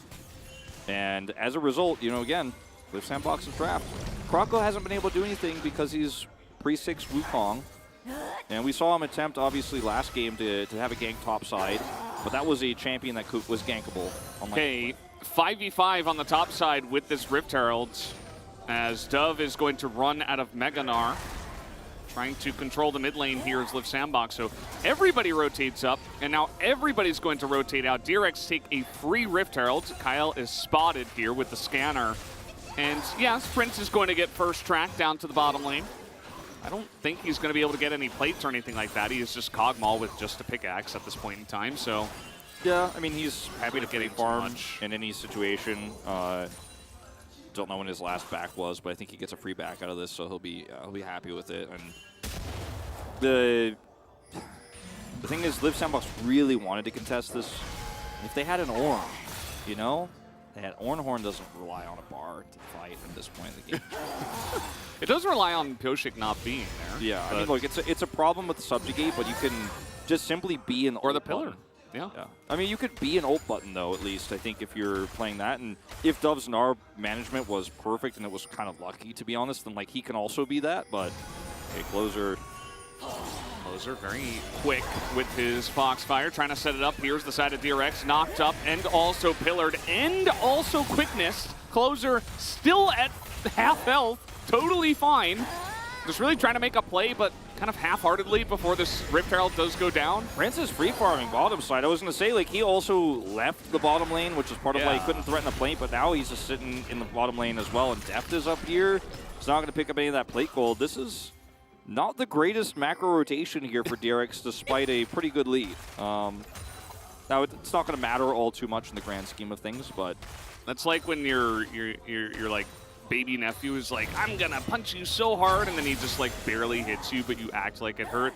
That was like DRX were trying desperately to like get this big punch off, but it was so almost pathetic. It was just like, oh, okay. But the truth is, as casters, we try to act like that like Prince getting an extra wave into the turret without getting a plate means that it's like a big loss for DRX, but it's not really either. It's like one of those low risk plays here for DRX that doesn't actually cost them anything. There's no objective for another 90 seconds here, so it's not like Barrel using his ult there is going to be a problem. Like, he will have it back up for the next fight. They won't be able to skirmish for a while, but guess what? Their comp isn't the one that needs to actually be aggressive and look for picks. It has the potential to, which is why it's more versatile. And like, I really want Liv Sandbox's draft to just prove everything we've said wrong somehow. Dove has his flash available. He's getting close to Meganar as well. He has to flash at the end of the needles. He was in danger of a potential follow-up snip as Pyosik trying to get in here, but it's Meganar, so just trying to delay, waiting for the lane to push in, waiting for the Meganar to time out. He can get this kill 100%. Subjugate. Yeah, Killing Dove Smite is just... too. Yeah, he's just burning down. He knows, okay, well, he's actually going to get the Meganar away and then hop, so Pyosik not able to follow up there. Nicely played by Dove. I don't think there was any reason for Pyosik to subjugate or Chilling Smite as early as he did. But Or to walk north at all. yeah, that was not played perfectly by him, but either way, the same result happens, except that Dove will be able to teleport back here and won't lose his whole turret. Okay, so they're trying to dive here, and they might just be able to. There are no ultimates available for anybody, but still, the hop comes in. That is some turret shots going into King in. Flash comes in, but the boomerang on the backswing slows down Pyosik. He can't get it, and this is just fresh meat for Closer. He is looking for as much damage as he possibly can, looking for the 2 kills. Pyosik quite fast with his W as well, but he can get dove here. Closer has one more Spirit Rush over the wall. Yeah, this is... All right, now who's sitting under a turret, Pyosik? Now who's trying to survive? Closer actually took turret aggro. That was not as clean as it could have been, as now Zeka trying to do the exact same thing. He's got this long wall. He's got heal. He could speed himself up. Closer not even going to... Okay, he's going to use his stopwatch, though. Yeah, so you weren't going to flash, but you used your stopwatch. Not sure about that decision, Closer. But let's take a look at elsewhere on the map, because now we have a TP down bot, but Prince is getting free plates. Yeah, Kingen is trying to swap these lanes a little bit. Rakan obviously already topside here, but ends up being a very weird decision overall here for Liv Sandbox to chase that hard and then lose control bottom side here, because Gwen can hold her own with the wave clear she has at this point. It's not like, Prince is just going to be like, all right, cool, I'll take your turret on the other side. So it's just a really nice proactive play here. It was a kind of a weird decision for Liv Sandbox to really try to hard force there and bring everybody up. As Pyosik could have played this better. And then we end up going to, Closer comes over here, he runs into a Gwen, gives Pyosik some extra time, takes out the Gwen, and then Pyosik, I mean, it's really sad we're just running this all back. But in the meantime, obviously, a big rotation is coming up from the Lissandra. Closer takes the turret aggro here. Bit of a problem, because now he has no health. If he didn't tank turret aggro, they're totally fine here. You're just hopping away as Dove. Closer, maybe he gets combo, but I don't think that Lissandra can 100-0 him here. Yeah, so a crazy trade still favoring DRX here at the end of the day. It was kind of hilarious how Pyosik failed to kill Dove, but then he was still subsequently dove, and then everything else happened. Like, a lot of farm was lost on both teams, but again, DRX are the winners here. Closer picking up a kill is nice, but unfortunately, it's not like he's going to get an advantage from this. He's still playing into Lissandra. He's not controlling the game. They didn't get a vision advantage. It's not a team fight that gives Liv Sandbox map control. In fact, they end up losing out in that regard even harder, which is kind of, at the end of the day, the biggest deal here.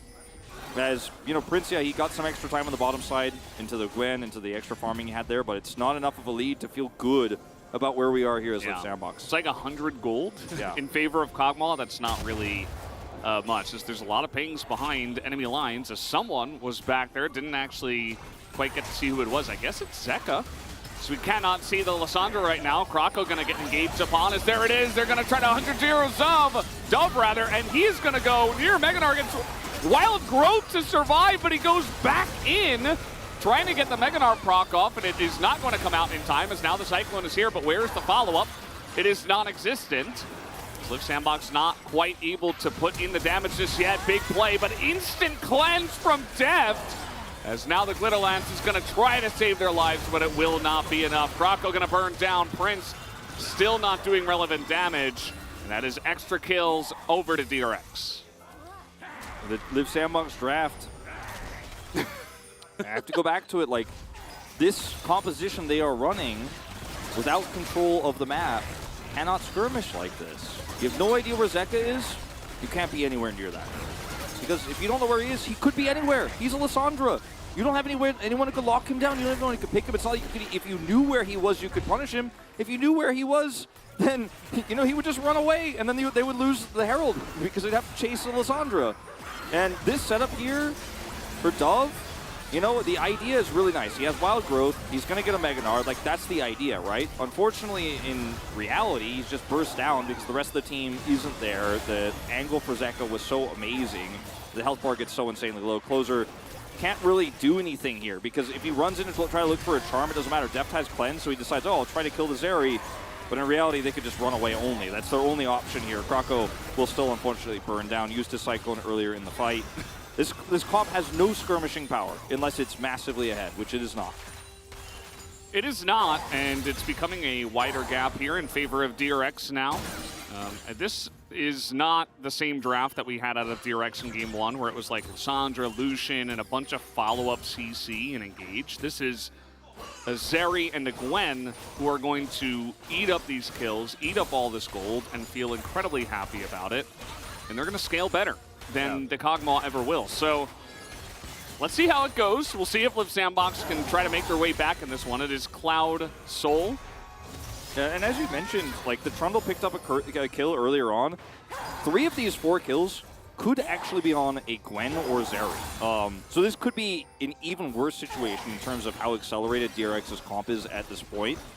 The fact that Rakan eats 2 and we still feel like DRX are in an amazing spot, I think really just shows you like how comfortable this team is to scale, and gotta look for something. Okay, they're looking for the Trundle. Pioshik not in a great spot here. Double Cyclone as over the wall goes the Ahri, and they finally do get it. Prince picks up the kill. Pretty huge, actually, as he is able to infuse himself with gold. But even more than that, looks like they will get Dragon Control. Yeah, Dragon Control really important here because it can give them a nice lead.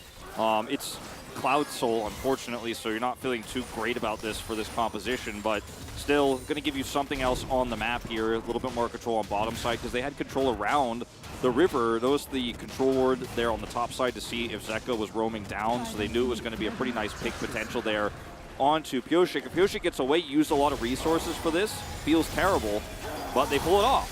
Closer is just getting bullied out of the side lane. The Ahri, just... If you were picking a pick to just eat waves and scale, maybe Ahri wasn't it, but yeah, hasn't really been able to have much success other than when they dove the top side for about 300 seconds. And also when they did kill Pioshik just now, right? And like, these are the moments, these are the windows you have to find as closer in this early game, which is why I like this, because their comp can't just be a better scaling version of DRX, because they don't have side laning. So the Ahri, if she can get some agency, she's 100% kill participation, as you could see in Live Sandbox's 3 kills. Got the kill top side here, is going to set up for this one with Pioshik, overextending, looking to clear this ward. And there is a lot of deep vision set up around this zone. They didn't know where Closer was because there's control wards set up. There's a ward there, of course, to the left of the red buff. So this was really well played, saying, all right, well, if anyone comes over here, we'll trap them. So Live Sandbox were setting up for a play like that. They find the small success. Not enough to change the game state, but baby steps, I guess. Yeah. Got to look for more picks. You got to punish DRX's mistake. DRX this time, this is a real punch.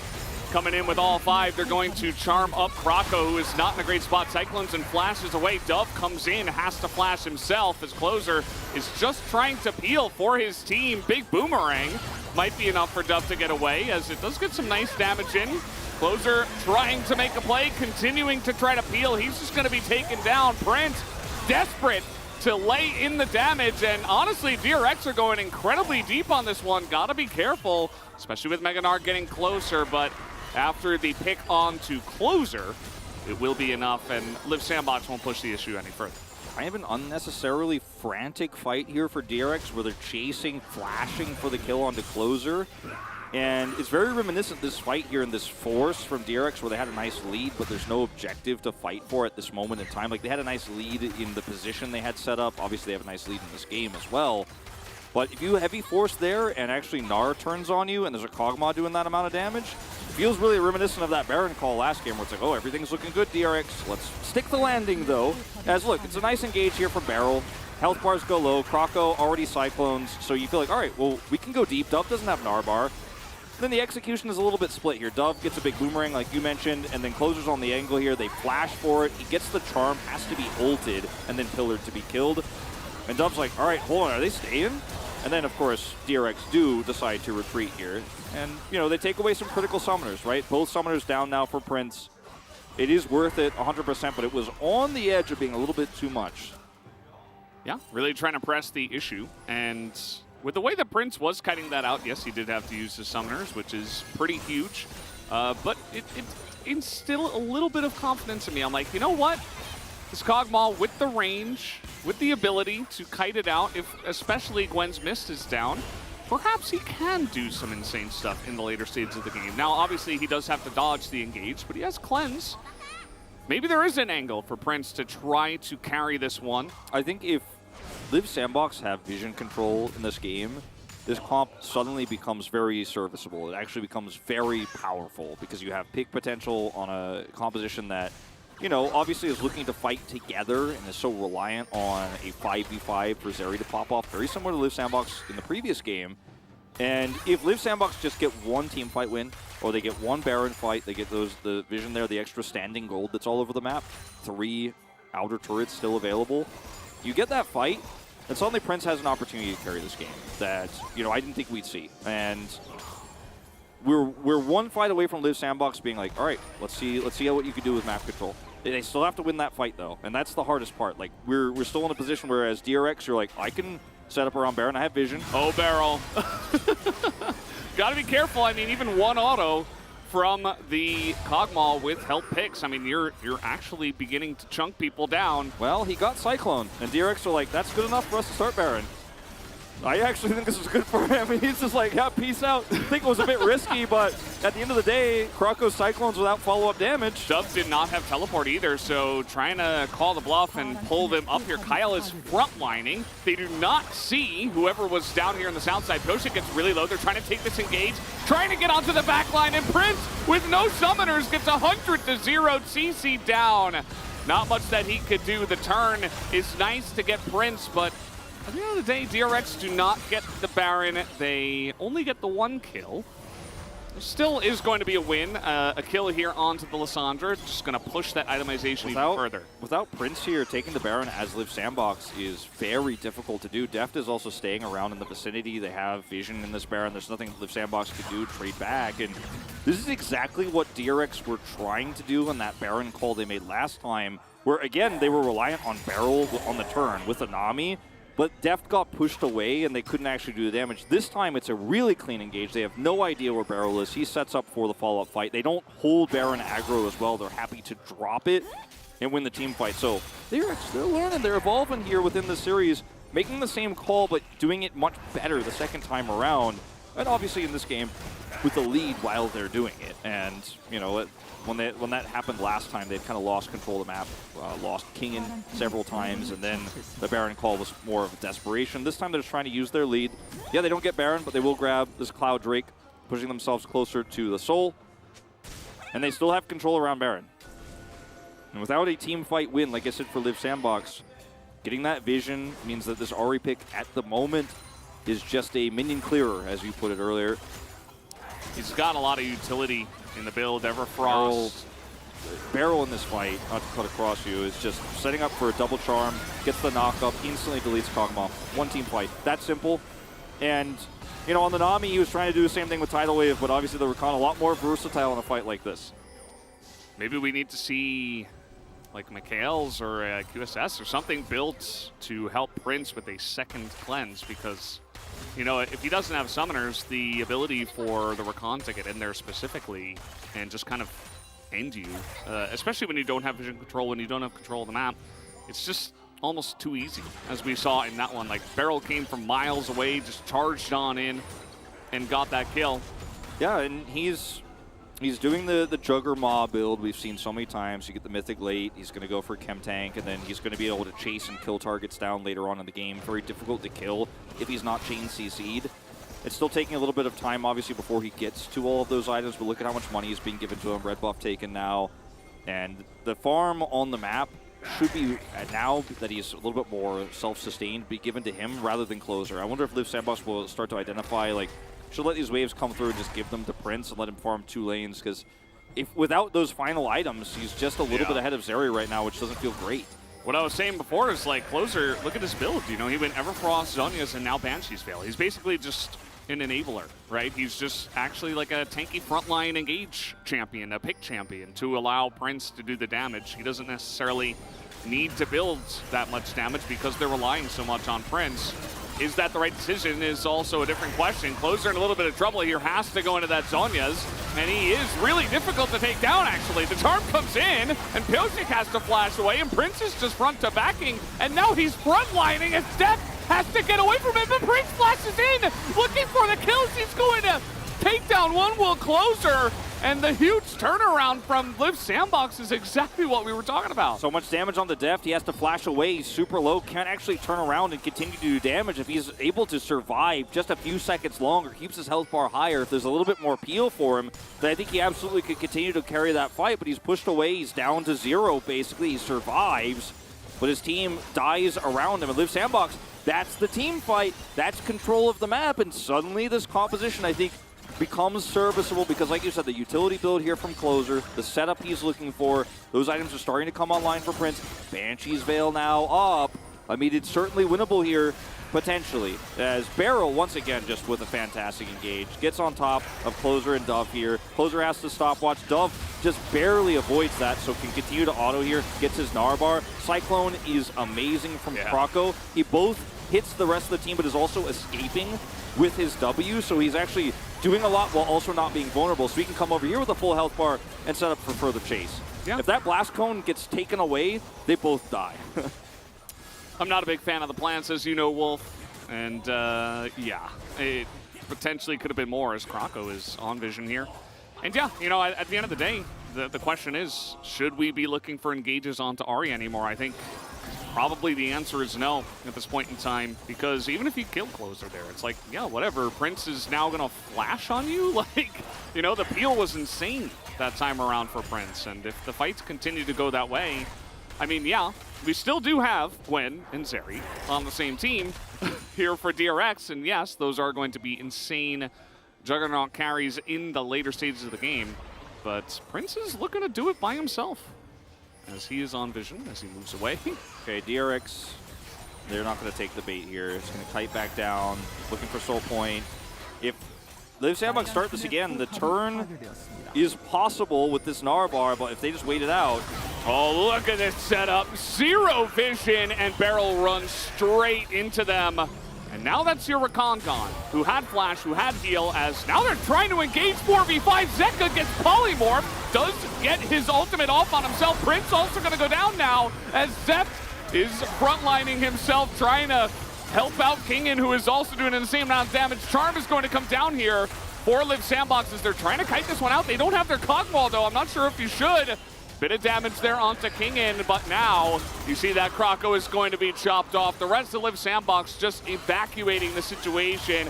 Dove is going to be second on the list, and I'm not sure if that qualifies as a Zeri moment, but certainly is a DRX one. Yeah, I don't think we'll certify that one. You know, I was looking at the time. I might have to put that one in the books, but no, it's not quite a Zeri moment, but duality of Barrel, right? The guy had an amazing setup flank on the last Baron take from DRX. This time, they know that he's looking for an angle. He gets punished instantly. Then the follow-up from Zeka also feels lackluster, and the fight looks winnable for Liv Sandbox. In fact, it looks won. Barrel is instantly deleted. He has no vision. He's hoping to catch them and trap them. It's, in fact, he who dies. But Cyclone's used early for it. Again, this is a conversation we keep having about the Cyclone timing. And watch Prince's position as well. He doesn't have flash, so he's... Look at him. He runs straight into Deft and Yoshik. It's like, oh. Deft is like, you're dead. I kill you.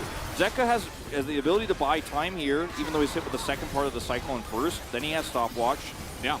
I mean, Pyosik just ran at him and subjugated the cog ball. So, you know, like all those chem tank resistances are immediately gone. As now, in goes Closer, looking for something. Big Cyclone as well. But the pillar is there onto Prince, and the cleanse is early, 100-0. And maybe we have two halves of a Zeri moment, because now Deft is 3-0-5, and I'm not sure that he's going to die. He has his IE already online. Yeah, only a true Zeri connoisseur, which is basically everyone who watches the LCK, would be able to tell you the real Zeri moment was actually between Deft and Boris. It was private, but he made a deal for the IE. He bought one, and that was the moment.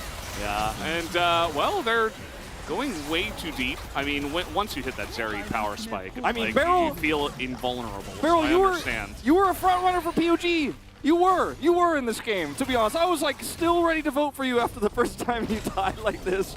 But two more of those, and a little bit of lost map control and a little bit of a weaker Baron buff, and I'm like, you know, it's any Zeri voters? Yeah, any Zeri voters in the chat? Yeah. I'm starting to draw the L shaped bottom logo, you know, on my POG sheet. Yeah. It was a great game for Beryl at its peaks. Yeah, as we watch this fight one more time, scared about what's happening in live as Deft is trying to kill a side laning Ahri. Look at Prince. I mean, pillared, charmed. So much CC in this comp. Matter. And over here, by Beryl. They almost got Closer. He has charm too over there on the other side. It's a very charming matchup. You have two turrets right there. Yeah, I like the idea. Like Beryl, he doesn't hesitate. He goes in, he goes deep. Sometimes to his detriment. Yeah. Rocco just trying to be a living ward and then hop out of there with the clone. But yeah, the Baron push is still on. Still 26 seconds on that push. They're going up to the top side. And it does look like DRX are going to wait on this one. And yeah, I mean, as the game comes along, as we pointed out very early on in this one, we talked a lot about draft. You know, yes, the Kog'Maw is going to be insane, but he spent a lot of gold to get tankier. He's not necessarily doing more damage at this point in time. And now you're up against 4-item Zeri and nearly 4-item Gwen. So I think what's the play? You mentioned something great about the subjugators. This is the item difference here. So, you know, IE much faster, obviously, than the full build here for... This doesn't have the BT on it, by the way. He just bought that. Yeah. I think that a lot of this game for Live Sandbox is based on engages that are, again, just based on whether you have vision or not. Like, do you have an angle? Do you have an opportunity to get on the Deft? Does he have cleanse and flash? Because he usually does. He does not have cleanse at the moment. But there's just so many ways this could go wrong for DRX, but won't go wrong for DRX unless Live Sandbox have any agency, right? Like, the draft is not... Like, we harped on it a lot. I think it's definitely inferior to DRX's, but it's not worthless. But it is when you're in a game state like this. Like, when you're in a game state like this, and you have to catch waves, the Ahri does nothing. The Gnar does nothing. You can't flank anybody. You can't catch anybody. The Lulu, you know, hasn't been that great this game, except for Wild Growth and Croco, or Closer when he's trying to go deep. But the Lulu pick in this draft really forced Live Sandbox down a path where they could neither be the better scaling comp nor the better tempo-based comp. And, I mean, King and Deft at the top of the list here in experience. He's level 18. Don't know what else to tell you. Prince is level 15. He's about to hit 16, but yeah, it's pretty dire straits for our Kog'Maw team.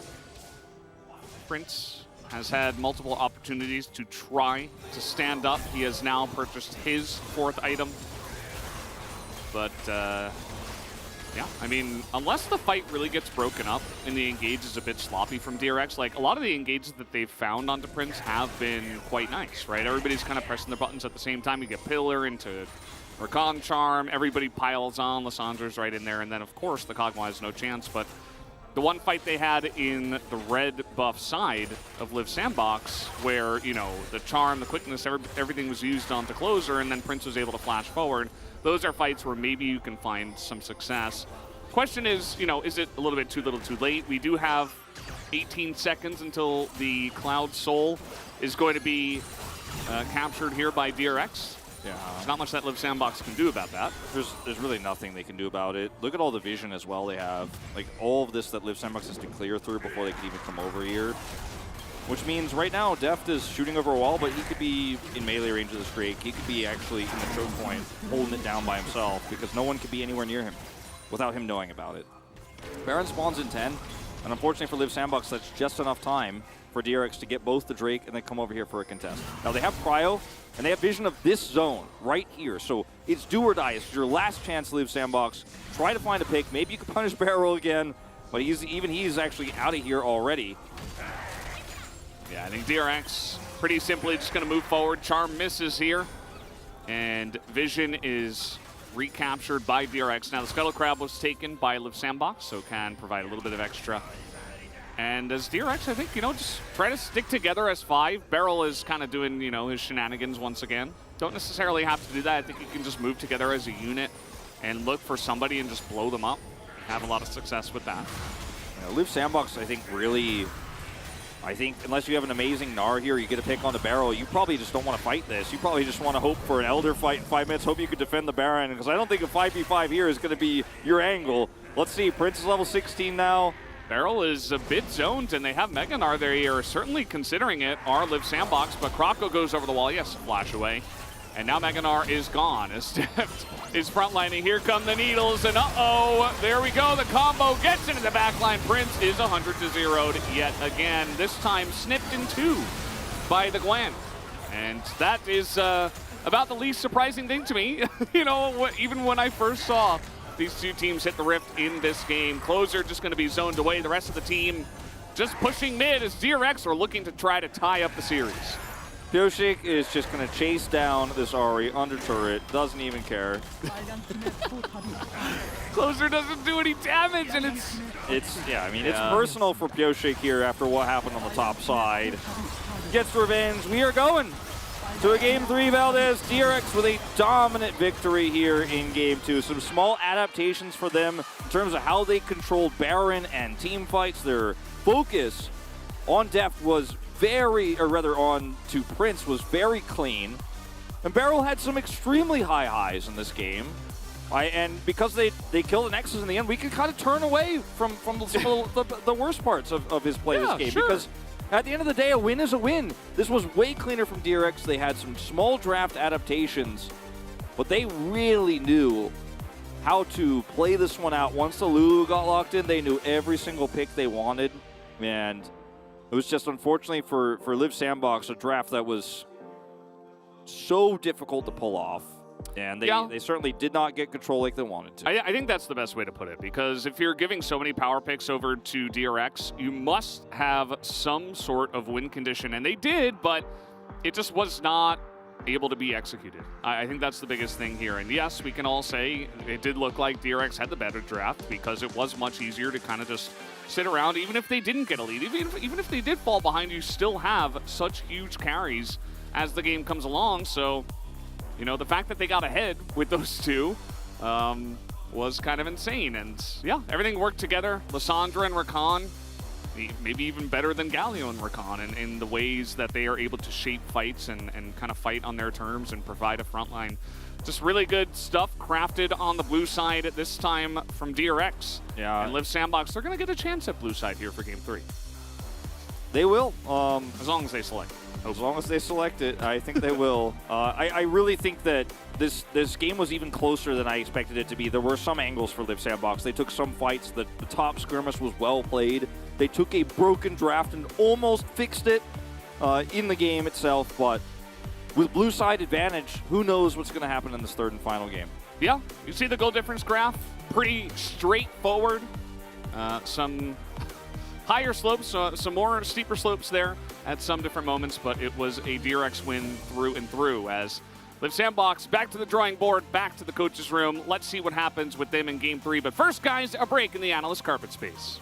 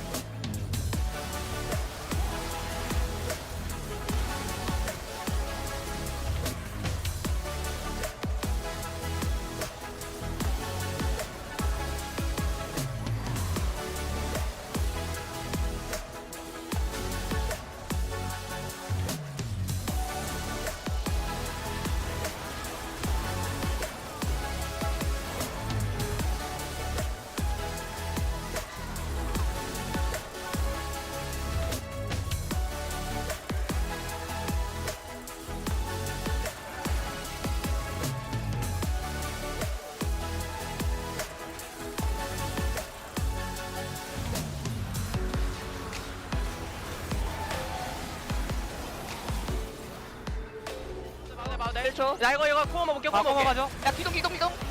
코어마 되고. 코어마 떴다. 코어마 잡은 거 같아. 나 괜찮아. 야 이거 얘 맞아.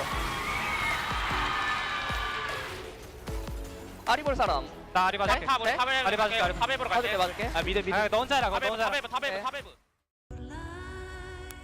I think, yeah, Gen.G has been more consistent, but T1 plays the level of their opponents. They prepare really well, and I think it is going to be a very close series. It's very difficult to predict. Yeah. And like, I want to lean towards T1 actually in this series because they won last time. Like, even in the same circumstance, we're like, oh, Gen.G looks a little bit more consistent, but I'm like, context I don't know. hasn't changed. Yeah, the context doesn't change, and like, T1 often has Gen.G's number in these really important series, as we've seen over the years.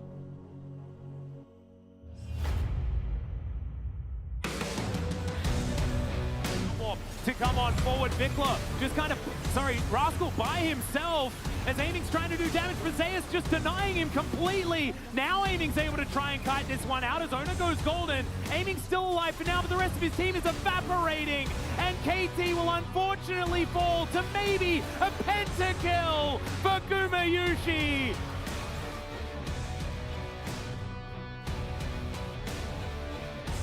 And I can feel that giant wallet full of cash just bonking him on the head right now as Peanut's gonna flash in. Very nice Q going to land. As down will go the Victor. Dove will be next. Ruler with the double kill.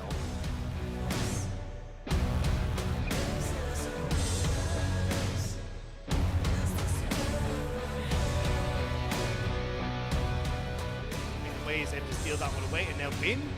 Here we go. They're going to go for the full engage here. The kind of barrage comes down. They do get the orange out of them though, and now they might try and fully engage. There's the ultimate, the flash away, but the nice little Q afterwards means that Wei picks up another one, and Wei is just running around the map. This Poppy is proving so powerful for RNG.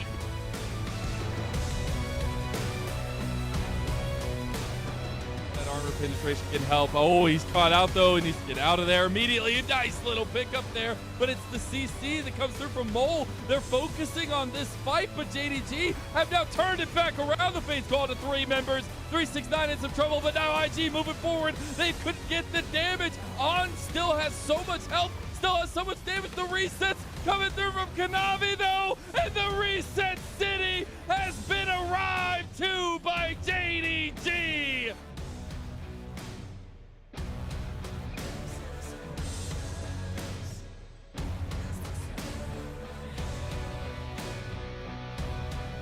Unforgiven.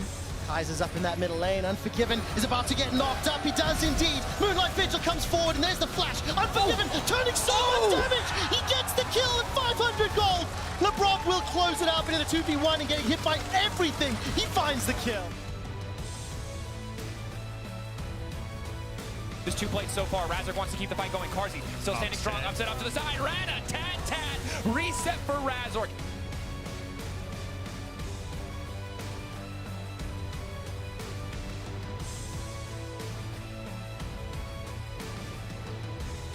Licorice not feeling too great here as a Blaze Olive tries to flash away in the mid lane, but Santorin's already ready for him. Bjergsen still going in, and it's first blood to the Burger King. This is the perfect game after that interview.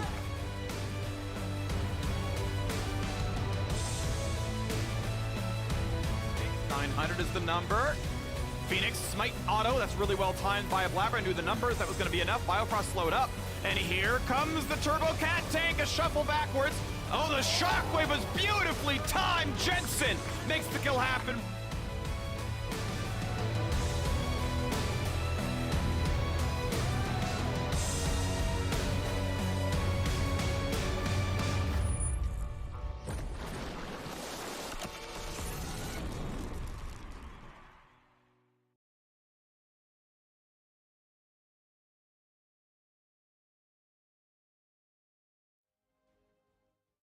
Cannot conquer you here.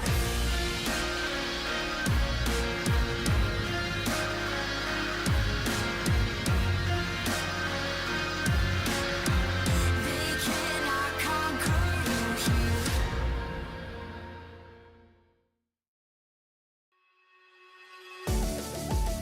here.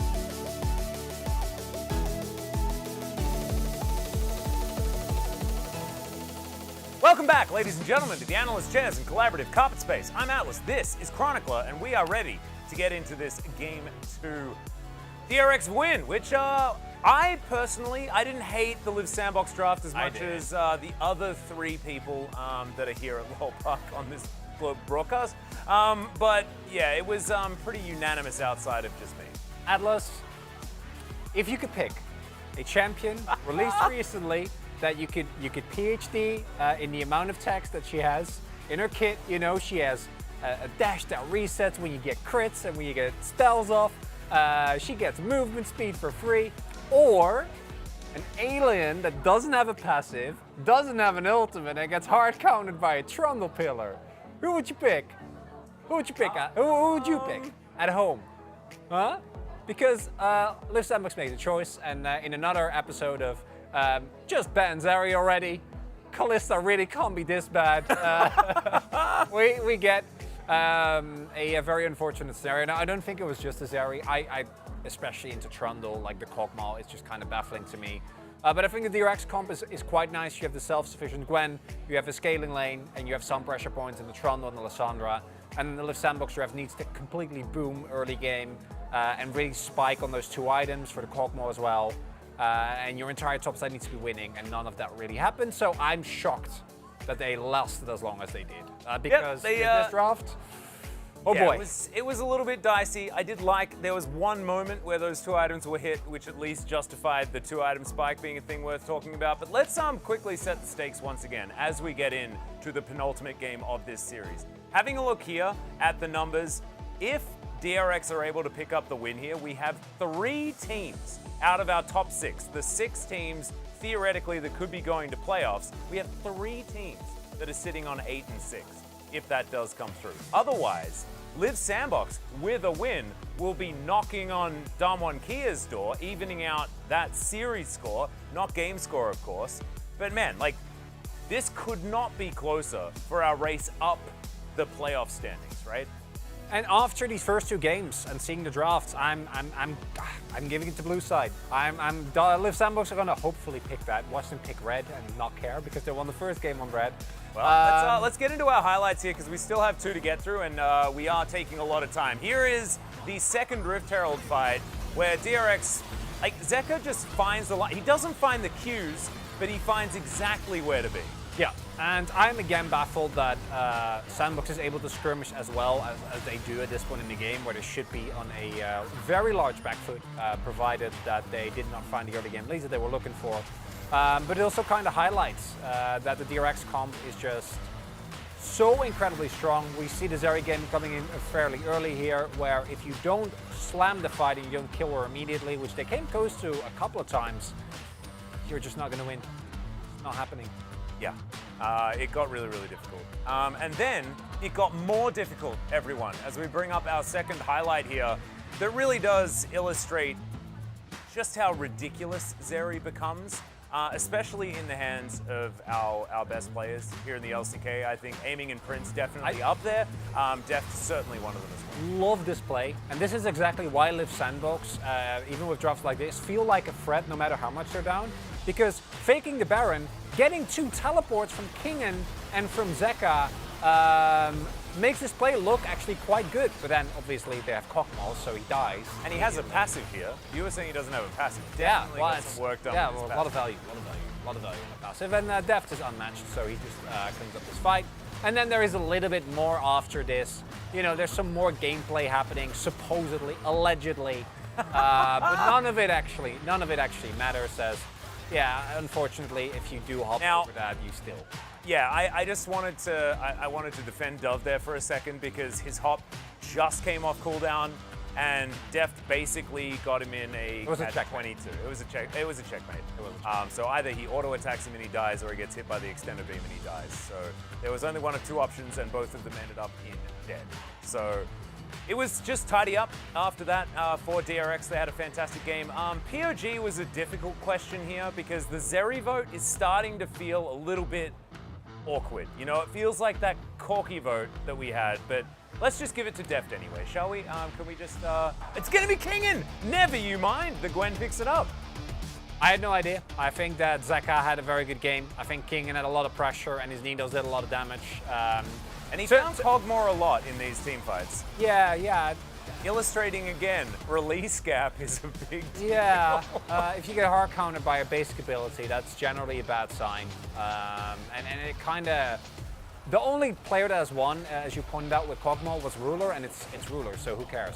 He can pick anything. Yeah, that's why I don't mention Ruler when I'm talking about mastery of champions, because Ruler's kind of the best at all of them right now. Yeah, it's not really, except when they play against T1 later tonight, when inevitably, randomly, they will not be. But overall, yeah, I think there were a couple of good votes here. I like the spread. I think that it was just very much a team effort here from DRX, so spread votes make a lot of sense. Yep, 6 out of 13, not even a majority. However, a majority in comparison to his teammates. But ladies and gentlemen, it is time. Game number 3 of our hopefully 6-game night is right around the corner. Here are the casters to take you there. Thank you, Carpet Men, for your wonderful breakdown, as yes, I feel like the observers banded together and voted for the OP champ, but Kingen did throw in some needles here and there. So yes, we'll have to wait and see what side are Live Sandbox going to choose, because in recent times, as recent as yesterday, Guangdong Freaks did select red side, and they did win, but was that because red side is better than blue? No. The answer is no. Oh. I'm from the present. I'm not even from you're the the future. narrator? I just know the answer. Okay, yeah. Thank you, Live Sandbox. You have selected the blue side. Okay. Well, it'll be their first time playing it this series because they won Game 1 on red side. So I want to see where the priority lands here. I really like the point about, like, there was a point made about Kalista earlier, like, is Kalista really the problem? Like, do you really need to ban that champ? If you ban the Kalista and you're trying to, and you give Zeri, then you're like, oh wait, I took away one of the best answers to Zeri, right, right there. And I think that's because, going back to the issue with Prince, is he doesn't like playing the Kalista. He doesn't like playing Draven. He doesn't like playing tempo-based bottom 2v2 champions. That is a huge glaring weakness that has come up in this draft. I think Live Sandbox look very exposed as a result. So if you're fishing for Zeri this time around Live Sandbox, I think, unfortunately, you're probably not going to get it. I don't think DRX are going to let this one through on their first red side game. Or if they do, I'm sure that Def would be happy willing to play to play a Lucian if it gets through, a Kalista if it gets through, a Draven if it gets through, I don't know. Caitlyn, in the past, yes. Caitlyn, sure. In the past, he's played a lot of Caitlyn, but not so much these days. Yumi banned, they don't want to select that first. Man, look at that. Whoa! Crazy. Whoa. I didn't know that was possible. Well, I'm just glad the game's not going to be about Zeri at all. Although Game 1, I think, was not about Zeri. Just ended up being that she got a lot of kills later on. They're also going to ban away the Gwen. Okay, that I can get behind a little bit. Yeah. Gnar ban here means that, or rather the Sylas ban here means that it could be first pick Gnar potential now for Live Sandbox. They have the Gwen removed already. So it feels pretty good to be blue side at this moment in time. And with Zeri already banned, you know, you're not going to be feeling that great about this Kalista ban. Like, it's a very strong pick. Obviously, Deft is a great Kalista player, regardless of what you're trying to play.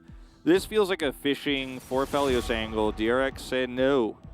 And so it will just be the Gnar here for Dove. 99% chance. Yeah. I'd bet anything on it. This does mean that not only are they taking away Live Sandbox's first choice in terms of AD carries, but they also give themselves a chance to pick a Talia or anything else that is strong that's left available by not banning it. Talia, first pick has been punished only by Ahri, really, and by Chovy's Ahri in particular. Wow! What was the 1% chance they didn't pick the Gnar? They caught Wukong for Kroko again. So now you're giving over Gnar here. The Cyclones have been good. I mean, he sometimes he has been struggling in doing anything in the early game. He's essentially just farming up, hitting 6, and then being kind of like a team fighting Wukong, which is okay. But I think the surprise comes in the fact that there are other fantastic picks that are available, and we're not sure that Wukong's really first pick Poppy is open territory anymore. Poppy's open, Talia's open. Viego is open, Trundle is open. You know, if you're going to pick Wukong, you do not want to pick it this early on the draft. This just screams Live Sandbox are going to take this blue side and say, we'll draft reactionary. I'm like, ooh, that's maybe you should have picked red side then.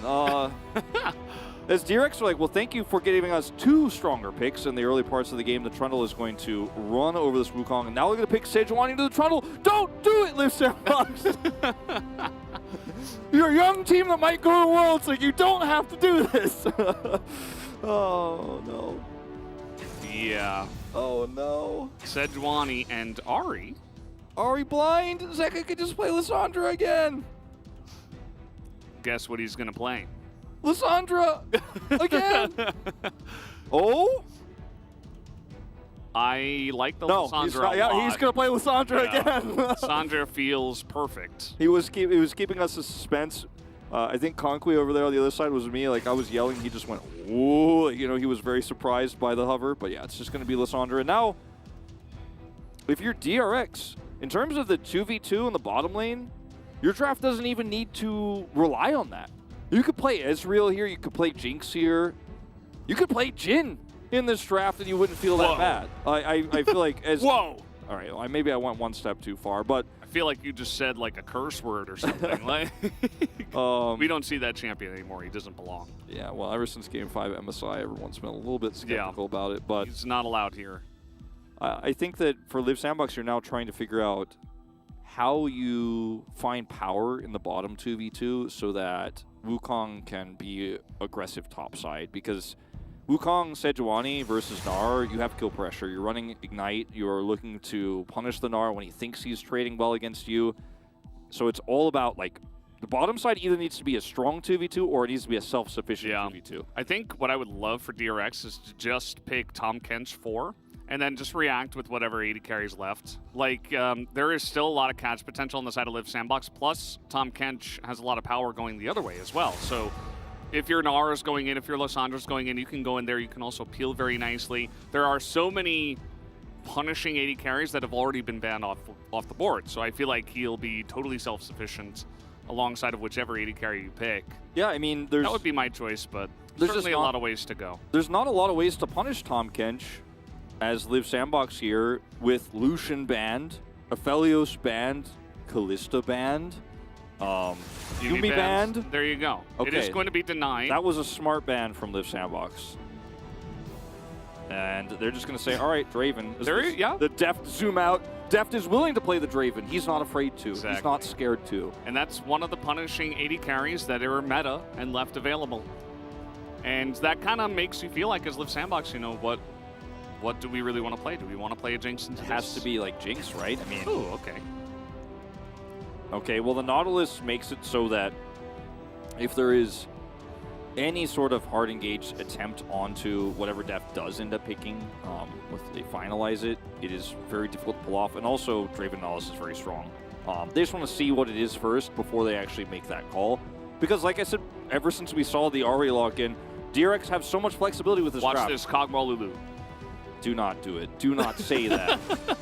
Do not say that, Valdez. I tried to make it come true. It doesn't look like it is. I don't think this will be Kog'Maw Leona. Leona Sivir, maybe? And I think that's the only way this mid-game comp works. I think it's the only way, and it is going to be face-up, obviously, into whatever Barrow wants to play. Doesn't have to play the Draven anymore if it's going to be the Sivir. Yeah. Sivir I feels... It's risky, but I think it suits the comp. Like, I think this is a well-rounded Liv Sandbox draft that now functionally works as a 5-man unit.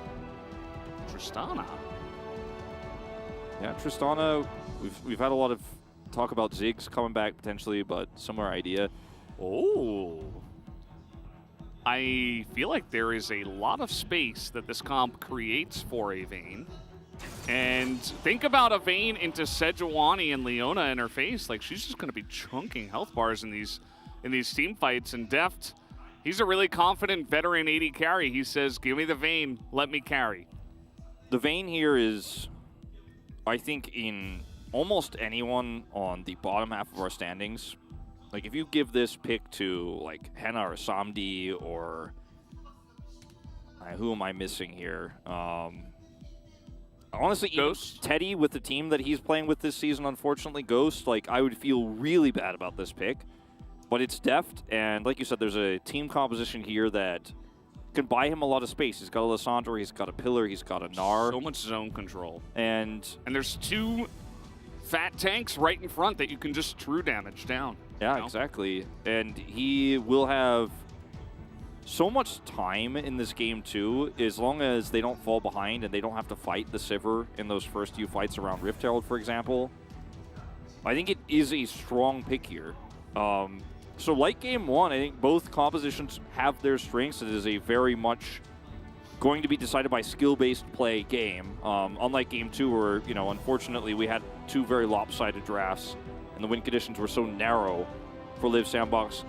This time they saved it. I think waiting to pick the 80 carry duo until the last possible second was smart, but also then the same, of course, was done by DRX, where they were like, all right, let's grab a support first.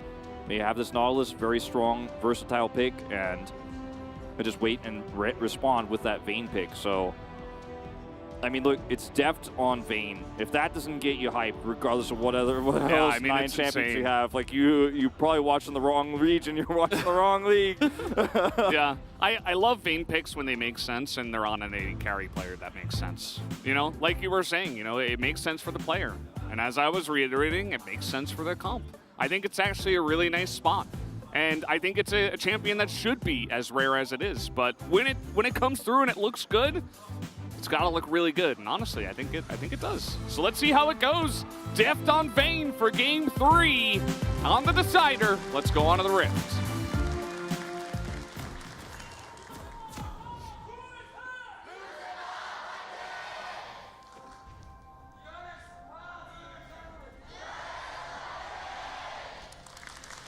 I do want to say, Valdez, I said if Death on Vayne doesn't make you decide you're watching the wrong region, maybe you just haven't been watching LCK enough. Yeah. And I want to... You want to be inclusive. I want to say, please continue to watch this region. It is very fun. We sometimes have a very famous player, Deft, who's, of course, second to Faker in basically all metrics for how long he's been here in the LCK. Play an old champion that we very rarely see. It's a very hype champion. And keep watching our region, because... it's very exciting. Yeah. You know, they were making fun of Kog'Maw's kit before. I'm just going to pull up Vayne's real quick.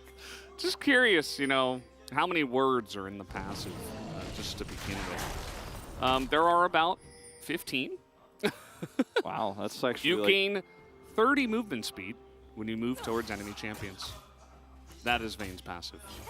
There is not a paragraph. It is very simple. It is a very old champion. It's a pretty strong passive, though.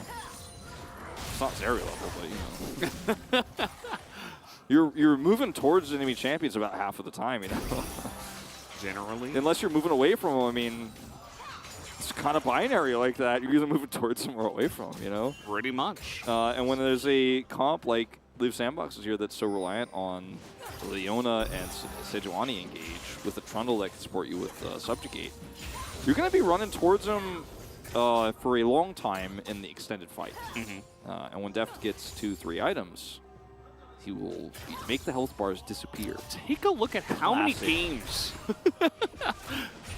This is like we were playing League of Legends Retail, but now we're playing League of Legends Classic. Yeah, I was going to say, like... People have been asking for League of Legends Classic, you know. Here we go. You got it.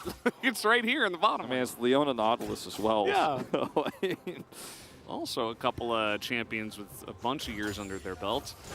Part of the reason... Okay, we're going to have it engaged here. Vayne just tumbles away from the queue, and now Ignite is down. And guess what? That 30 extra movement speed. Kyle is not going to get away from this. Deft could flash in. He is going to go for it. The tumble, and one more auto will do it. Deft on Vayne. Picks up first blood. This is an extremely high volatility lane because of Vayne's kit, her ability to chase, and her damage output just from her autos. With her base stats at level 2, she is going to outdo Sivir. Sivir is much more reliant, obviously, on her kit in terms of damage. So if your Q's on cooldown because you used it, and Vayne is hitting you, and she's got a Nautilus, she will use that extra 30 movement speed and chase you down and kill you. It doesn't matter how tanky Leona is at level 2. Doesn't matter how many words are in that passive. Doesn't matter. It's very straightforward. You move towards the champions. And yeah, Vayne, you know, even though we did see the matchup, it was 17-16 here in the LCK, it has been a pick into Sivir, even in the past, because, you know, Sivir can move fast, but not quite as fast as the Vayne when she's running at you, and the all-in potential is much better from the Vayne, especially in a 1v1, even in a 2v2, and that's why you take the Vayne into this pick. It's not just about the composition versus composition. Yeah. Vayne can do very well into this lane. You do kind of get pushed in because of Sivir's kit, you know, just throwing out abilities into the wave, but that's fine because you win the all-ins. Yeah, he just Like this tumbles, and then he's like, okay, guess what, you're rooted. Yeah, you're dead. You engaged into a knowledge. This was a very bad choice from Kyle. Like, it's honestly just that simple. Deft has flash, doesn't have to cleanse or anything until the last possible second. And notice also, when we go back to the lane, that look at the mana bar of Prince, who is reliant on his abilities. Look at Deft. He's sitting on a kill, doesn't have to back. He's ready to fight again. And as a result, Prince loses a lot of power in the lane right now. It's at half health. And you better be out of range of hook. He used all his mana to clear this wave, and now he's going to back. So gets a nice timing here, but Deft was ready to fight again if Barrel had a hook angle. And that's the power early game stats on this Vayne. And the passive, of course, that you mentioned. Yeah, and the passive on RW, just doing true damage, landing a bunch of those auto attacks, making whatever champion you're attacking basically just blow up into a million smithereens. And yeah, just going to go for the Noon Quiver, pretty standard. We'll see what build we eventually get into here for Deft. A bit early to decide. Maybe we see the Shield Bow first if he wants to be very safe. Gale Force would be kind of insane. Yeah, Shield Bow is... could do it. Kraken Slayer is very much the, I want to do as much damage as possible. Yeah, Shield Bow and Kraken Slayer are the main ones. There were some like weird Eclipse builds that were going around when Eclipse first came out, which nobody really liked, and they fell off very quickly. You would do a lot of damage, obviously, if you have that lethality, and you're winning super hard, but you don't normally want that. On Vayne, you just want to stack up. She kind of like has Kraken Slayer built into her, so as you can imagine, she will do even better when she has a Kraken Slayer. Yeah, imagine a 3-hit passive on a Riot champion. Very interesting. And yes, she was one of the earliest. So that is a very good point that you do make. As now, this is a very obvious dragon take. Live Sandbox are saying, no, this is our dragon. Let's see how DRX do respond, as it is going to be a 4-on-4, no teleports available. Barrel looking for the Hex Flash over the wall. They will engage this one straight onto the Eclipse Leona as she does go down. And in fact, Zeka is going to be taken out next. Closer gets so much value out of these follow-up Spirit Rushes as Deft is trying to kite it out against 3. He's actually doing a pretty good job. One auto will net him another kill, but only that kill. It's still the fight win to Live Sandbox. It's a fight win to Live Sandbox, but Deft picks up so much money here that it doesn't really feel all that bad. 3 kills now on the Vayne, and this all starts off with the Leona once again getting burst down at the beginning of the fight. Gets rooted here by Zeka as he goes through. Look at Deft's damage. While he's taking down the Eclipse Leona, he maintains a positional advantage where he can kite back into this choke with the tumble. Fortunately, the team falls apart without him. Closer, of course, is able to flash away that 3rd hit. Prince making a bit of a mistake there, actually going back into range. I think if Prince just walks away, they secure the kill.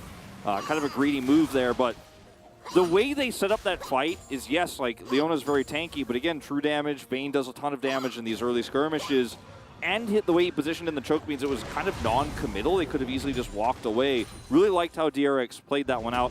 Unfortunately, though, better fight for Live Sandbox. Closer gets big value. Now, he's the greatest winner of this, although we're very happy, you know, if you're a Deft fan, you're like, wow, 3 kills on a Vayne, that's a pretty good look.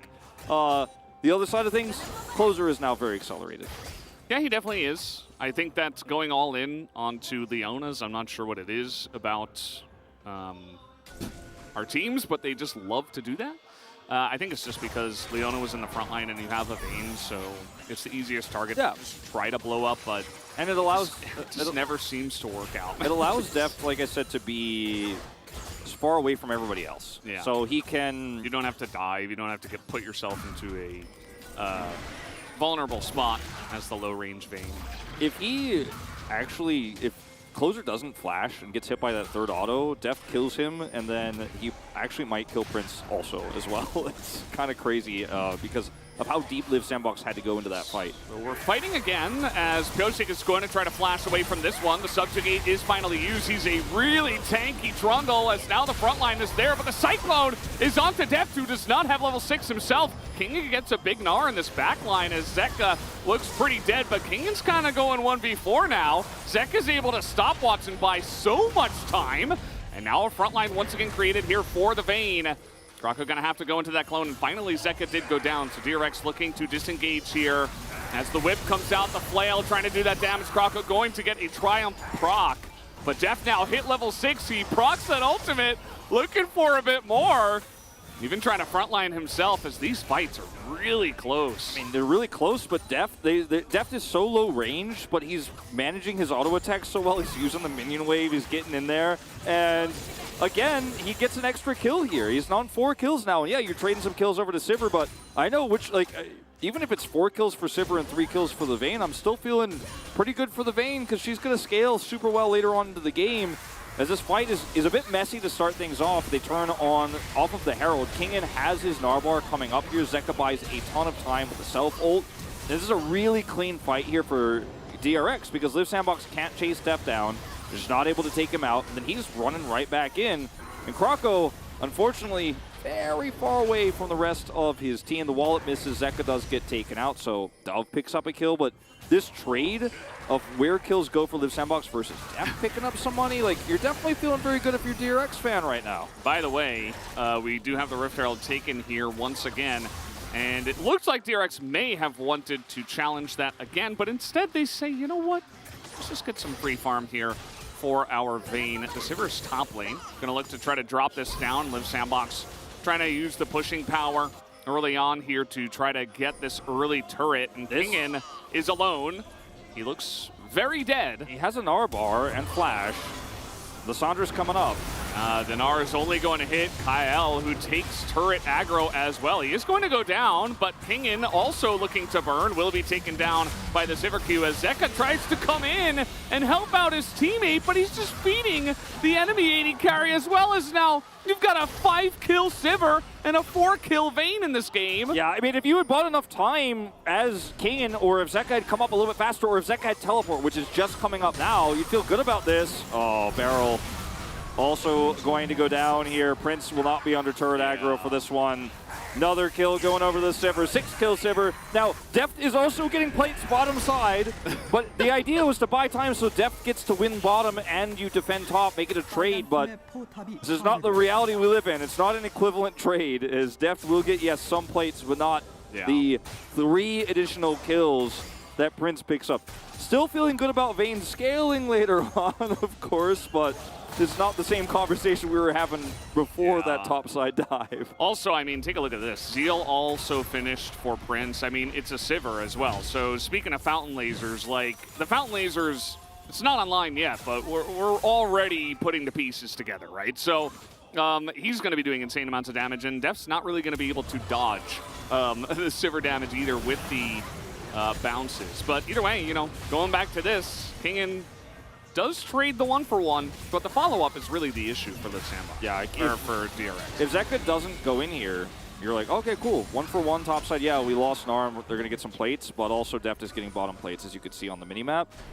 Instead, they feed over a ton of kills, so it's not a cross-map win at all. Like, Barrow also comes in here, and I'm not entirely sure what the idea was. He wants to kill Prince to get the shutdown on Nautilus. Probably just walk away from that one. Yeah. Not the best one. Maybe he thought that the Sejuani was gone and he could just stand there, but there's really no reason to stand there, as I think you were mostly highlighting. Deft is, you know, we're getting zoom-ins onto him. He's hitting most of these CS. Prince is just mid. It's just, yeah, both teams like, I don't want to be anywhere near these AD carries. Yeah. Like, can we send a mid laner to deal with the level 8 AD carry here? Like, can we actually just group up on him? Closer is looking to create a play. The charm is a field goal. Goes right through Deft and Pyosik. And Deft is really scary, you know? Spirit Rush away the second the tumble comes out. No final hour used, but still, he's got that available ready for the next fight. Kingan is not having a fun time in the side lane. He is up, though, 33 CS, so Let's see how he can do in the straight here. Dove looking for the Glacial Prison. The Ignite used as well, and no escape for Kingen. Look at the items. That's not really a common sight to see. Yeah. The fans of Live Sandbox go nuts as Dove picks up a solo kill. Dove picks up a solo kill. He's massively accelerated in this game. He's 2-0-3.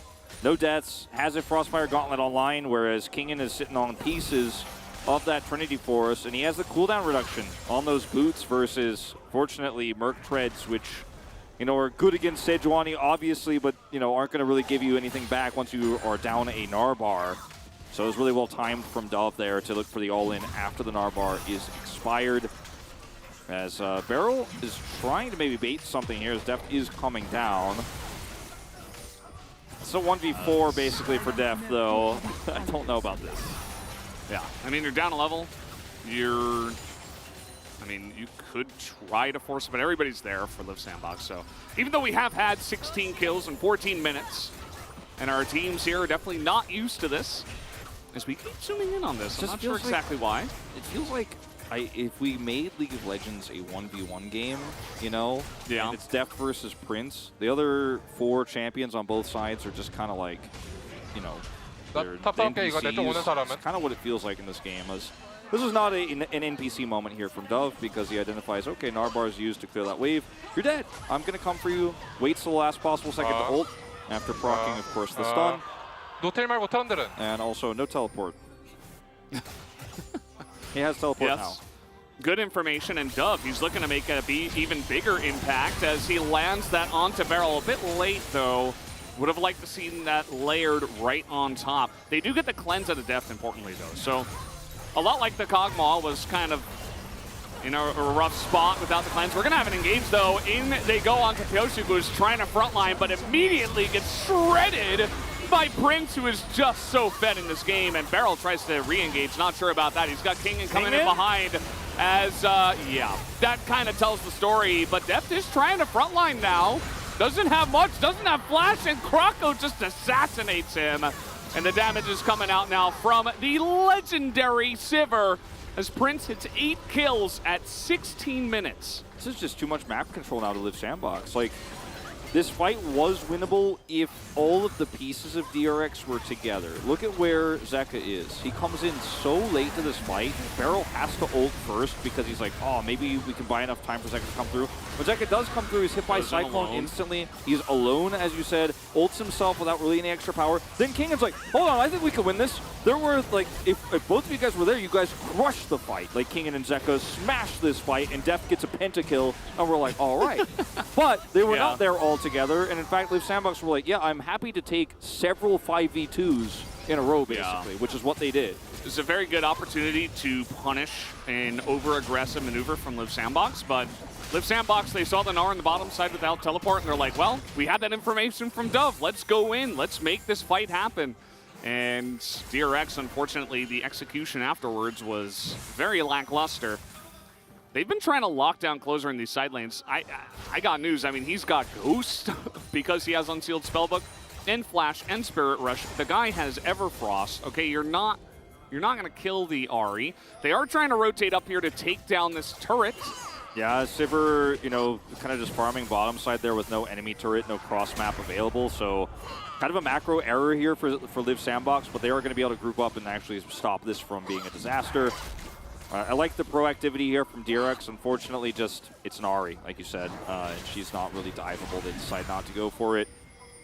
And this is the kind of map control I'm talking about with Live Sandbox story. Even though Ahri is basically getting 4v1'd, you're like, well, we could just get over there real quick because there's no one to stop us. There's nothing to stop the rotation. When Sivir's wave clear, when she's ahead like this at this stage of the game, before 18 minutes, with her Phantom Dancer and a BF sword, yeah, she's just like, yeah, we'll kill the minions and keep coming over. Like, Deft is just trying to force an unfair fight right now to catch up. But he's going to need a few of those, and as long as Live Sandbox just respect the fact that Vayne is on the map somewhere and can do a lot of damage still, they will just avoid these fights, won't give him a chance back into the game. And I think from every 5v5 fight that DRX takes from now on, Deft has to be free hitting, and all of the pieces have to be together. Kingen has to have Narbar. Zeka has to have the right angle. His ult needs to be on top of everybody while also hitting a nice Ring of Frost. You need to hit Prince. And yeah. I mean, or you kill Prince. Yeah. You can, I think, win a straight-up 5v5 fight if all the tools are there without killing Prince. Like, you can kill a front line and win it with Vayne. But, yeah, you need to do one of those two things where everybody's there. You can't win a skirmish anymore. It's just...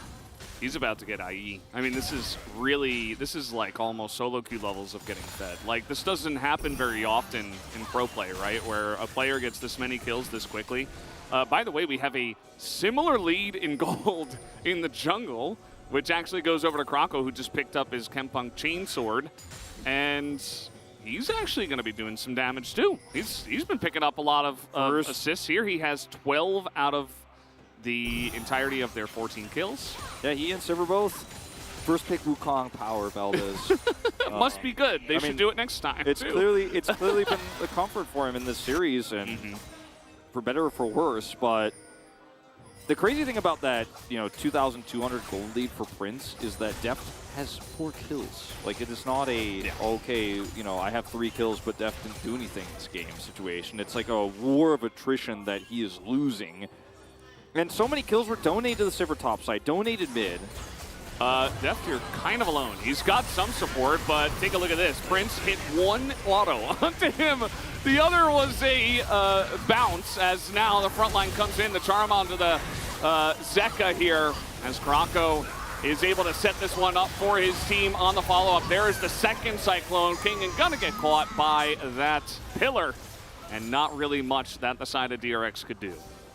Yeah, Deft, he needs everybody to be there for him to fight this. He's hoping for just a blow-up kill onto the Sejuani, but it's not really a 2v1 that he's encountering. They have no vision, they have no map control, and skirmishes like this, again, not really feasible. Live Sandbox, also, I love they just back away from this Baron. They do not have to force this. They have 3 Drakes to 0. The next one spawns in 2.5. They have IE. They have a massive, they have a massive lead. The only way they lose this game is just by taking a poor fight where they're down on members or they're, obviously a Baron aggro. As Deft is chunked down to 1/4 health before this fight really takes off. Yeah. He has to cleanse. It's like 1 auto and a bounce. Yeah, he has no flash. So there's just no way for him to try to come in here and kite and pop off. Like, he has no agency. He can't be the greatest Vayne player in the world in this fight and do anything because he just doesn't have the HP. He doesn't have the resources. And now, the 2 of them are caught down here. This is not a 5v5. This doesn't even look as good as the last fight, as they're going to pick up Pyoshi for free. Deft decides, okay, well, let's just have a little bit of fun with this one. Is going to go forward here onto Closer. Gets slowed up there by the Glacial Prison, and eventually he will be taken out. Unfortunately, Vayne not really a 1v9 champ at this point in the game. As, a couple more pickoffs, and Live Sandbox are really looking to accelerate the pace of this one. And it's not an equivalent trade across map. Kingen gets the turret over there, the outer, for charge on inner and inhibitor, or rather, in inner turret and then inhibitor turret gets the charge, or charge goes into the inhibitor turret. They grab an inhibitor, and they walk away. And all that Live Sandbox have to do this game is put Deft down repeatedly. Wherever he is, group up and 5-man him. If everyone on DRX is with Deft, we win the side lanes. If they're not with Deft, we kill him. And that's just kind of been the name of the game. Is like, I wonder where Deft is. He's probably down here. Rift Herald is walking already, by the way. So I think this is kind of almost coincidental as well that Live Sandbox want to set up for a dive onto anybody who's down here, and it happens to be Deft, of course, who's also here. They didn't have full vision on him. But yeah, I mean, he ults to buy time so that Kingen can get the bounty that's on the outer turret. But that's it. I mean, this is a full health Rift Herald. Inner is gone. Inhibitor turret's gone. Inhibitor is gone. And now there's, super minions on the opposite side of Baron. Yeah, it's a bit of an issue. This Mountain Soul is about to come up. A little bit of a note on the Mountain Soul. The Vayne not going to care too much about that, obviously, but Zeka's damage is going to be impeded heavily, especially because he basically has no penetration in this build, and he's mostly just in, he enables Deft, right? The Trundle will be a little bit happy, but at the end of the day, the Mountain Soul, not the biggest value, but still.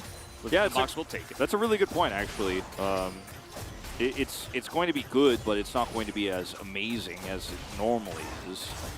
Still, it also functions as an Elder Drake timer. Yeah. And the Sandbox have full control over this game. They have an inhibitor down so early. Should be guaranteed Baron, which will then, of course, give them probably a little bit more control over the other two inhibitors.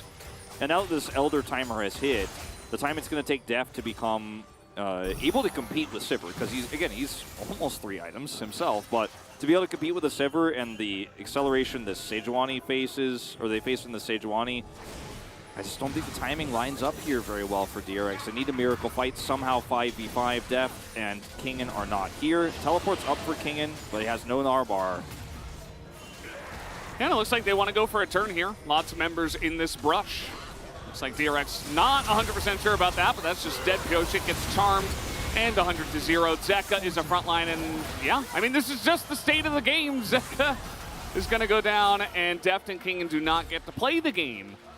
As, yep, that's going to be Baron now for Liv Sandbox. This game is so sad, I think, in a lot of ways for like, what it could have been, because it didn't have to be Sivir and Vayne having 7 kills at 10 minutes, you know, basically. Yeah. And then all of the feeding that we saw, I mean, frankly, like the kills were fed over to Prince on the top side shenanigans where we saw that weird late claw from Zeka, the barrel dying, and then the mid game or the mid push where he was also donated kills. Speaking of donated kills. No. Leashed onto there by the tether, and that is going to be Prince. By the way, 12 kills. I suppose for him, he's probably just a little bit sad that he died the one time, because if he didn't, he'd be 12-0 and 8. It is still an incredibly impressive scoreline, and might not have too much more time to boost it, because I think this game might just end. The Baron buff is coming in. Liv Sandbox will collect their 3rd inhibitor eventually. There were so many complexities about these 2 drafts that I was so excited to discuss, Valdez. You know, I really wanted to talk about how the late game team fighting was going to go on an even footing. Even mid-game team fighting on even footing, we just did not get to see. Yeah. Deft is, you know, he's trying. He's going to cleanse here. And then he's just going to get followed up on with the insane amount of engage that they have. And Sivir is just ripping through the entirety of this composition. Everybody on low health now. Take a look at that damage. Just insane stuff. As Prince nearly dies, is going to have to go into his stopwatch. But that's just because they're having a little bit of fun, trying to boost their numbers here. This Nexus will go down, and Liv Sandbox is going to get one step closer to that 3rd place spot. They will try to challenge Dalmonkia as they move up in the standings. Very much a game decided by that lane swap top, where he goes up, they push it, they get a ton of extra kills, they leave Deft. It's not even really a lane swap, it's just a hard dive, as Deft is left bottom doing plates. And the saddest part about this, if you're a DRX fan, is that the Vayne got pulled out. He played the lane beautifully. In fact, outplayed Kyle and Prince in that first fight. Played the better setup there with Barrel, but it didn't matter because the Sivir was given so much acceleration that these 2 god-tier AD carry players, one of an old generation and one of a new generation, both playing old champions here and trying to carry. It looked like we were going to meet at this penultimate moment in the late game fights where positioning was going to be everything, Cleanse was going to get everything, and Deft gets his Vayne, but he played it right, and it wasn't his fault, but his team just really fell down around him, and Liv Sandbox punished his team repeatedly. And you know, Deft's been very critical of his own play recently, but this was not his fault. Yeah, I mean, for sure. It's rough. You know, the Vayne, okay. Interesting dance moves from Dove. Thank you for that. And, you know, this sign just says, you know, please get Liv Sandbox to Worlds. Certainly one step closer, as again, the bank memes come out once again. And yeah, I mean, not the most consistent series, I would say, from Liv Sandbox. That game 2 was certainly a gigantic question mark ping, but other than that, it was pretty decisive. I know I've been the topic of a lot of conversation about people say, well, Wolf sometimes looks at only the negative parts in some of these games, but I do think this is a series that in the 3rd and final deciding game, some big crazy mistakes from DRX kind of donated Prince so many kills that we didn't even get to have a conversation about how the comps work, and the drafting left a lot to be desired. This is a series that you're very happy you take a tough win over DRX. Like, that's a very important win for the standings. Like you said, they're clawing their way to potentially third place. But what it means for if you're trying to take an LCK title or what we hit in playoffs or Worlds Gauntlet, etc., I feel like we actually kind of exposed Live Sandbox in some aspects in this best of 3. So a win is a win, but it did feel like the way it happened is not as dominant as the upset when, we saw from KT yesterday. Yeah, I would agree. I think that certainly some weaknesses were exposed in the series, and that generally does happen. As a small counterpoint, I think when there are two teams that are very closely matched, generally, it will go to 2-1, and some weaknesses will be exposed on both sides. I think that DRX certainly exposed some weaknesses in this one as well, but for Sandbox, for what it's worth, 9-5 now, I believe. Actually, they might only have 4 losses. Not 100% sure. 9 wins for sure. 9 wins for sure. And for some reason, I don't have my chart. Where's my chart? Yeah, you're right. 9-5. You're right. 9-5. They're tied with because they're tied with Dom Kia, as Atlas pointed out in the previous test segment. By the way, there was a small change. It was actually Sivir 17 to Vayne 16. That was the LCK record, so small change there. It's 18 now. Yeah, 18 to 16 in favor of Sivir. Also, want to note that it's Kyle's 200th day anniversary after his debut. Congratulations to Kyle, continuing to stay here in the LCK. Look at how well the team played around Deft in these early skirmishes. Like, he gets that extra kill on the Prince, he basically outplayed him, That's the frustrating part about this, because not because for me, I've watched Deft for years and years and years, but I wanted to see like a really exciting game with all the complexities that the draft that DRX put together bring, because I think they had a lot of really nice answers, but Live Sandbox also had a better, well-rounded draft. And these were the dying moments where, unfortunately, DRX just filter in, coming in 2x2 into a 5-man unit, and Prince is like, wait, how much money do I have? Like, what? Is this a pro game? Like you said, it was almost solo queue levels of feeding that he was given. And then there's just no coming back at that point. Yeah, a lot of the fights look like this. This was kind of the third in the line, where you see Deft is even getting chunked out from a screen away because of bounces from the boomerang from the Sivir. Listen in. I think they're saying, like, someone was like, please, start the fight. Someone hit, a skill shot, but someone else was like, we don't need to do that. You just end the game. Back out, we're backing out. I see Prince. Whoa.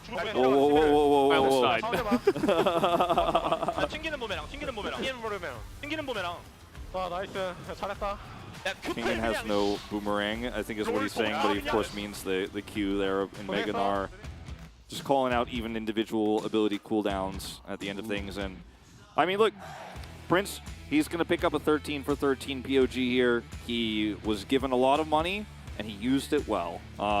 Anticlimactic end to what was a very back-and-forth series, but that's just how it goes sometimes. And guess what, guys? This was the first series of the night. The second series of the night is the match of the week. It's T1 versus Gen G. So this was a really nice kind of band to come in and open the show, right, and to warm everybody up. Like, we have an insane series coming up next. First, guys, we will have the analyst carpet space for this series, so over to you guys.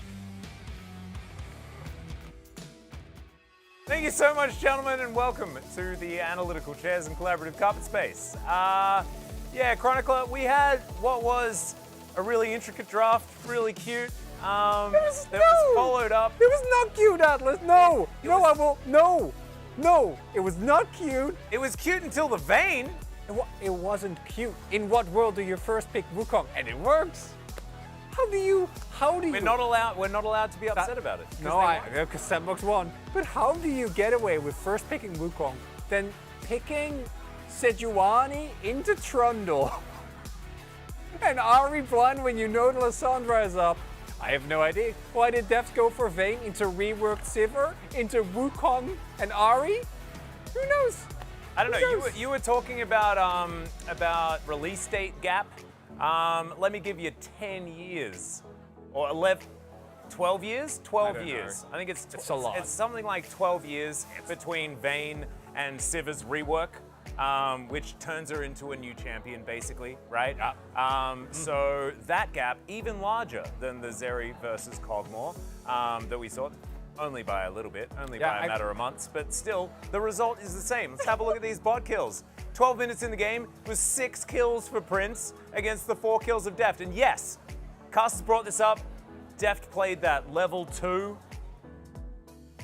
Nice work. I don't know what the heck they were supposed to do for the rest of the game. So there were a lot of it was good. There were a lot of anachronistic things here because Kyle was like, "What is this champion? I've never played against this in my entire life. I'm a challengers player. What is happening?" And then on the flip side, you had Deft who's like, "Where is my static ship? Why am I losing plates for getting shoved in against Sip? What? He's getting gold."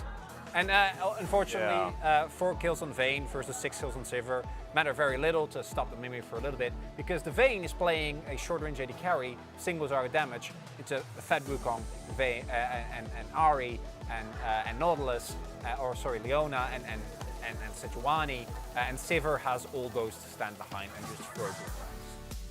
And honestly, the AD carry matchup wasn't even the main focal point. It was the fact that DRX were kind of throwing themselves at Live Sandbox for the entire game. Let's have a look at this mid lane highlight here. As this turret goes down and DRX are like, "We can turn this, don't you worry." As everyone kind of goes in one after the other and then Kingen throws his ult to Narnia. Yeah, that's like Zeka going in with the claw, then flashing into a Cyclone. Really is kind of sums up the experience that DRX had in this game. Kingen then immediately throwing, as you point out, a Gnar ultimate into the Eve. It just reminds us that, plays 3 to 6? Who knows? Who knows? I have no idea. Well, nobody knows. We do know now that Damwon Kia and Live Sandbox are now the 2 teams that are vying for 3rd place. DRX are well and truly in 6th now. They have found themselves outside of the west side of the bracket after this. And let's add some insult to injury here as we have a look at our final replay. As this was Deft feeling like he found a tank in a side lane and he's like, "I got some true damage." Yeah, this is the classic Sandbox reaction where if you're like, "You want to fight?" They're like, "Yes. Yes, yeah, and then they throw 2 ultimates that miss, and they're like, "But we can still fight. We can keep fighting. Doesn't matter." And it was actually the right call. Yeah, it doesn't actually matter as they play out this elongated fight. And as it turns out, playing a longer front-to-back team fight when you have, I think at this point it's 6-1 Sivir, and it's really good. Yeah. And they also don't throw at Baron. Man, what a great game. Incredible stuff out of Live Sandbox. I think that they definitely showed that they were the more tenacious team here today. And let's give the Prince his POG, shall we? Sivir was absolutely amazing. 13, 1, and 9, really demonstrating that Vayne needs a rework. Yeah, I don't know what it's going to be, but eventually it'll come. Oh, she needs one. And I'm sure it makes it just as fun as Prince has been. I think even in that Kog'Maw game that we saw earlier, when he has an opportunity to carry, he is one of our most dependable carries. Does he have the 1v9 potential of someone like Ruler? No, because Ruler wins lane and then never ever gives up. But Prince is the perfect sum of like Live Sandbox love skirmishes, and now they have someone that can take those skirmishes and turn it into late game wins, which previously they didn't really have. Yeah, and now Prince is going to move up to equal points with aiming as well, just behind Zeus, who does have an opportunity. As I told you, this was going to happen. No, he earned it. Croco had a very good game. He did. He definitely. He allowed for a lot of those early kills to happen. Don't let anyone tell you otherwise. I'm going to tell him otherwise for you, so don't you worry, as we are going to go to the interview. So here is Jisun for the translation. Thank you very much, guys. This is Jisun for the PUG interview. Translation joined by Prince, the solo PUG of Live Sandbox. You guys got another win over DRX and got the 9th win. How do you feel? Because we lost the Nongshim series, every single match matters, and I'm so relieved that we won. Yeah, Live Sandbox was able to get the win on a very important timing. And you are tied for the 2nd place with 900 POG points. I mean, not gonna lie, I kind of want to become the PUG leader, but Closer, I mean, today told me like, you are like so far up in the standings and you are now like gone. But today I was able to do better and made myself back on the second place in the PUG standings, so I'm so happy. And prior to the series, you actually uploaded a photo of Burrow. Why was that? Well, my wallpaper was that photo of Burrow of my computer. My wallpaper has been Burrow since like June 27th, and I was doing my best to stop him from dominating the game. And today, I also had my Kakao Talk, you know, also put him on my Kakao Talk profile, and I sent him the photo of a screenshot of my profile, and he was like sending me an emote of a character munching on chips, and I don't know, I just did it. So, Live Sandbox got a huge comeback victory in Game 1. Live Sandbox had a decent comp looking at the draft. However, the game started off with a lot of accidents that did not go well for Live Sandbox. So, the moment I got counter solo killed by Deft, the game was so close to just losing because of Kyle's throw, but I want to talk about the Baron play, so I actually looked into your cue card, and I know you're gonna ask me about the Baron play, but I want to talk about this right now because the Baron play, the Baron call was mine. I made that call. I told my teammates to go for the Baron, and then it was like down to 50% health HP, and I was like, they have no idea. So we were able to make a huge comeback with the Baron play. So the first Baron try was your shot call, right? However, let's talk about the second Baron. DRX was the one this time around to secure the objective, but you guys decided to just take down the opponents. So, how did you see this team fight angle? Sorry, my earpiece just fell off. You're gone from the camera, Prince. Sorry about that. So yeah, I mean, my earpiece just fell off. I'm sorry. So no one was actually zoning us out. So their positioning was like broke because they were focusing on the Baron, not the team fight. So we were able to get a couple of kills on the enemy front line, and after getting 2 kills, I was pretty sure that we'll be able to close out the team fight. In game number 2, you guys let Zeri through and then decided to play Kog'Maw Lulu instead of Sivir, a counter pick this days into Zeri. Is that because this Zeri didn't have Yuumi, or were you just confident with the Kog'Maw Lulu comp? We were, you know, both considering Kog'Maw and Lulu, and in scrims, my Kog'Maw was really strong and powerful, and my teammates kind of prefers it, you know, and we wanted to try this today. Then what kind of feedback happened after losing that game? So past, you know, 30 minutes into the game, I kind of realized it's really hard to do damage, you know, to find the angle and opening to do damage. And game 3, we were able to have the side selection, so we didn't really talk too much about the game we lost. And then with that Sivir locked in game 3, we saw Sivir versus Vayne matchup after 3 years. When Deft locked in Vayne, we were like, oh, whoa, whoa.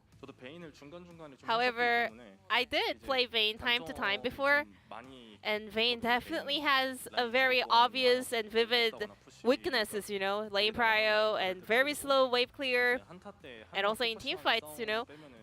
Unless she can focus fire one target, she doesn't really do much as an AD carry, so I was pretty aware of those kind of weakness of Vayne, so it was not a big deal.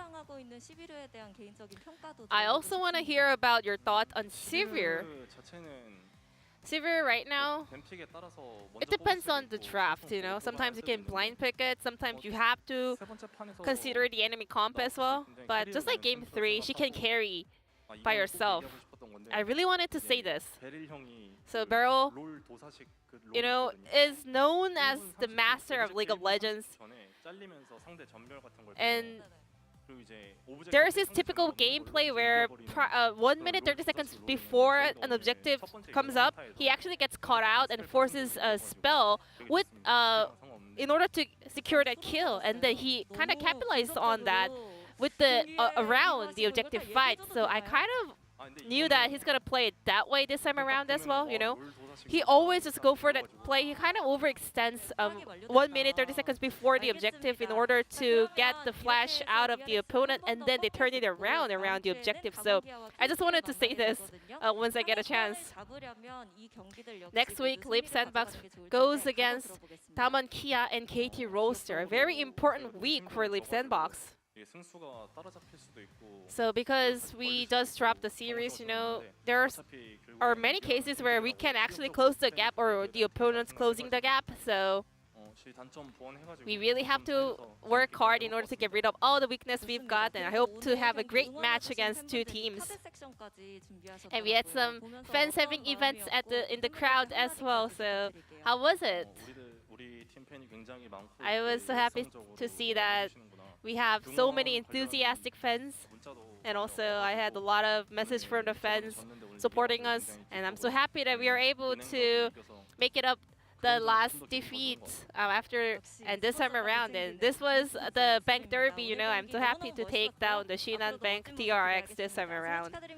And this will be the end of the interview from Prince, the solo POG of Leap Sandbox, and back to the carpet space. Thank you. Thank you so much, Ji-sun, and great to hear from Prince there, who was very enthusiastic about letting everyone know that he understood all of Beryl's strategies. He may have a huge brain, but Prince's brain is just that little bit bigger. Let's bring up the standings and see what this means. In front of you, of course, we have spoken about this before, but DRX moves down to 6th place, sole possession of that one as well. Still 2 matches ahead of Kwangdong Freaks, their closest rivals down there. But Liv Sandbox now equal in match score with Damon Kia. Mind-blowing. Liv Sandbox being that high up is still something that I don't truly comprehend. And that was a great appetizer. It was. For the main course. What about that entree? Yeah, no, the entree was fantastic. I'm looking forward to getting into the T-bone as T1 versus Gen G will be coming up after a short break. That is match of the week, possibly match of the season, possibly match of the year, maybe even the decade. We'll never know. We'll have to find out after the short break. We'll see you there.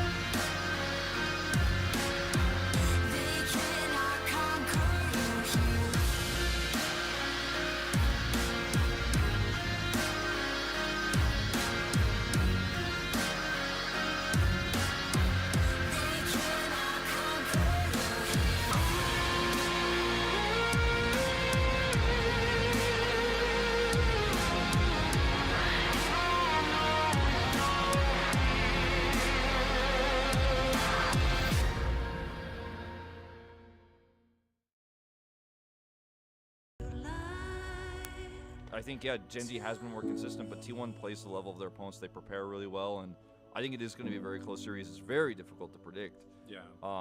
And like, I want to lean towards T1 actually in this series because they won last time. Like, even in the same circumstance, we're like, oh, Gen G looks a little bit more consistent, but I'm like, context I don't know. hasn't changed. Yeah, the context doesn't change, and like, T1 often has Gen G's number in these really important series, as we've seen over the years.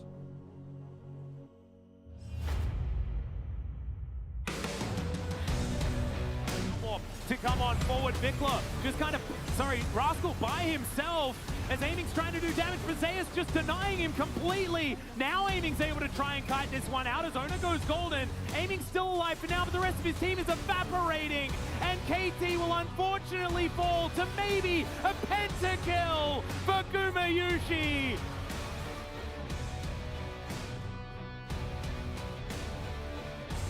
And I can feel that giant wallet full of cash just bonking him on the head right now as Peanut's going to flash in. Very nice Q going to land. As down will go the Victor. Dove will be next. Ruler with the double kill.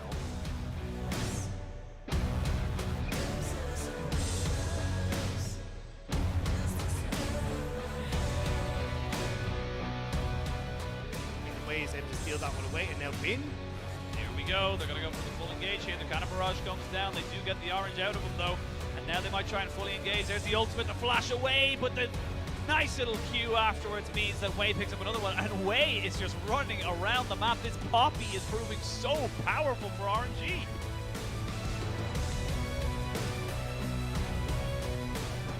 That armor penetration can help. Oh, he's caught out though, and he's get out of there immediately. A nice little pickup there, but it's the CC that comes through from Mole. They're focusing on this fight, but JDG have now turned it back around. The Fate's call to 3 members. 369 in some trouble, but now IG moving forward. They couldn't get the damage. On still has so much health, still has so much damage. The resets coming through from Kanavi though, and the reset city has been arrived to by JDG.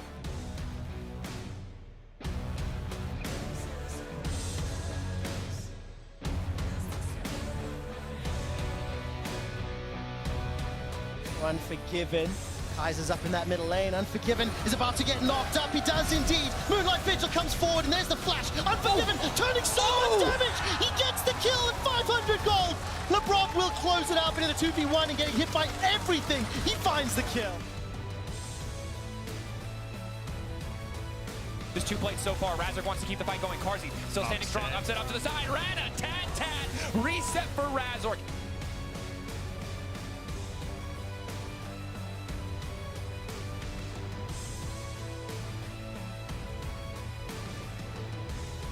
Licorice not feeling too great here as a Blaze Olive tries to flash away in the mid lane, but Santorin's already ready for him. Bjergsen still going in, and it's first blood to the Burger King. This is the perfect game after that interview.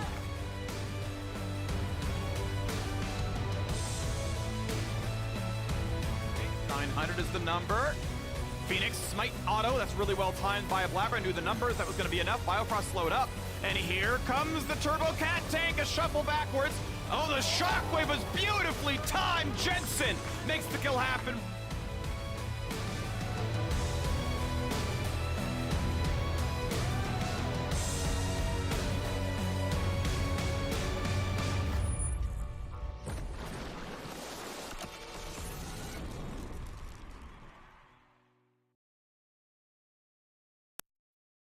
All right.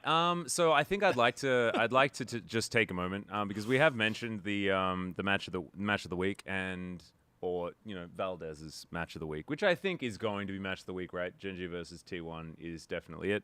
I've already sort of said that I don't think it's that interesting as far as what it means for the state of playoffs, but having the conversation based on what it means as far as the power level of both of these teams, I think is a very fun discussion. Like, putting this in the context of, like, T1 lost to Kwandong, right?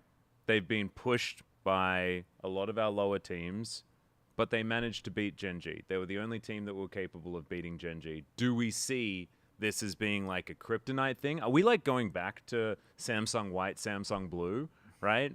Where Blue just beats everyone, but they can't beat White? Mm-hmm. Like, is that just the thing that's going to happen?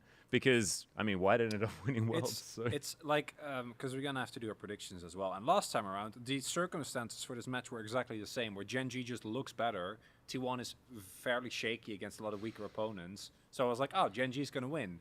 And then T1 just unleashes like 5 extra levels of anime power, and then they just still stomp them. So yeah, and then everybody tweets at us like, I can't believe you guys said that Gen G was favored when literally every analyst predicted Gen G. Like, it's really dishonest. And then everyone who predicts that Gen G is going to win is actually a hater, and everyone just hates everyone because of prediction that wasn't accurate. Like, oh my god. Yeah, honestly, I don't know, guys. T1 looking pretty overhyped.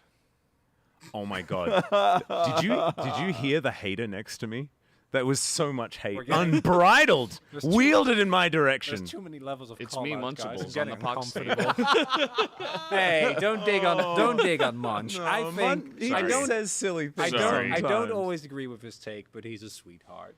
And he very also passionate. his one about the LCS players and then naming a whole bunch of Koreans. That was hilarious. You can't only have bangers.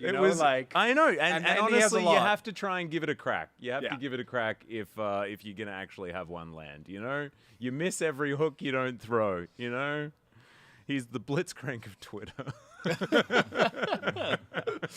And sometimes he's hit some good hooks. I think that, and I said this on broadcast yesterday in that T1 series, which I was very commonly misquoted, but I do think that T1's mistakes that we saw in the Fred Brion series are very easily fixable mistakes.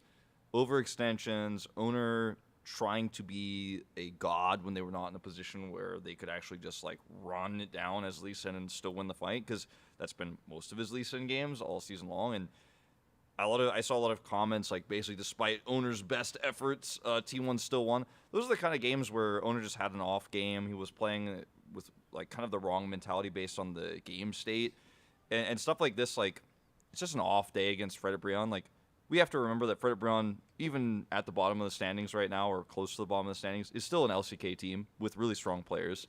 So I don't want to be too down on T1 after that shaky series, as it was put, because I think, Gen G has been more consistent, but T1 plays the level of their opponents. They prepare really well, and I think it is going to be a very close series. It's very difficult to predict. Yeah. And, like, I want to lean towards T1, actually, in this series, because they won last time. Like, even in the same circumstance, we're like, oh, Gen G looks a little bit more consistent, but I'm like, context I don't know. hasn't changed. Yeah, the context doesn't change. And, like, T1 often has Gen G's number in these really important series, as we've seen over the years. So it's so tough. Because I do think that T1's mistakes are the same as they were at the start of the year. And that's the one thing that worries me, because it was also something that plagued them during MSI. So I don't actually think that they'll be that easily fixed against Gen G, but I think they'll still win, if that makes sense. I think this roster of T1, like their strength and their weakness very clearly is that they're just very willing to throw down. But like Faker going back in after Guma gets caught, or like the team always committing so heavily to skirmishes they probably shouldn't take. I don't know if Gen G can punish it, but we've already seen that, like, internationally, they need to get rid of it. Like, I'm probably predicting T1, but it's still, I want that part of T1 to be toned down, because it is, like, something that, it's still there. And it was a problem at MSI, and it still is a problem now against teams like Brion. The thing is that no team is perfect, including RNG, who won MSI, right? Like, yeah, of course. T1 had issues at MSI, but they also still went to Game 5 of the finals, right? And they are still the best team, I think, in the LCK. The LCK is it's a long split, you know, every split. Like, every team has talked about how it's difficult. It's very grueling. Every week you come out, you play 2 incredibly strong teams. Like Wolf was saying, you know, it's the LCK, right? And you have to prepare for that, and you have to go through 9 weeks, and then you have to do playoffs and then finals. So, like, if T1 are not feeling it one day, you know, that makes sense, because you're not going to be perfect every single day. And, you know, Gen G have had a little bit, I think they're having a little bit more fun, you know, in, like, this week-to-week grind of, like, coming up, stomping lower teams, and just making it through. But at the end of the day, I think T1 will have the best of 5 number of Gen G yet again, and they are still the best team. Gen.G, I think they might put up a bigger fight this time. Maybe we go to 5 games, but I would still say T1 absolutely. I mean, in the it. finals. Yeah, in the finals, because it's going to be those two. I really like that take. Just a short point as well. Like we see, it's easy to forget when we have players that are performing really poorly in the context of the LCK. But like Jonghoon, who was a Challengers reject, goes to a team and is one of the better parts of that team. We have Vital going to the do your LGL. favorite one. Do yeah, the we have Vital one. Vital going to the LGL and just being undefeated in like the league. Can right? I do one? Yeah, hit me. We have Malrang going to the LEC and bopping everyone. All he had to do, all Malrang had to do was change his carry. All he had to do was change his name to Malrang over there, and suddenly, all he needed was the caster to say his name wrong, and then bam. one of our sub 80 carries in the LCK behind Showmaker. To go to the LEC and then just begin to stomp everyone. Yeah. And this is not a dig towards other regions, but I've been very outspoken that I still think that when it comes to individual talent, the LCK is still by a large margin the best region in the world. So, I wouldn't say large margin. Like Knight exists. That guy's pretty good individual talent. Yeah, I mean, okay, maybe in terms of export.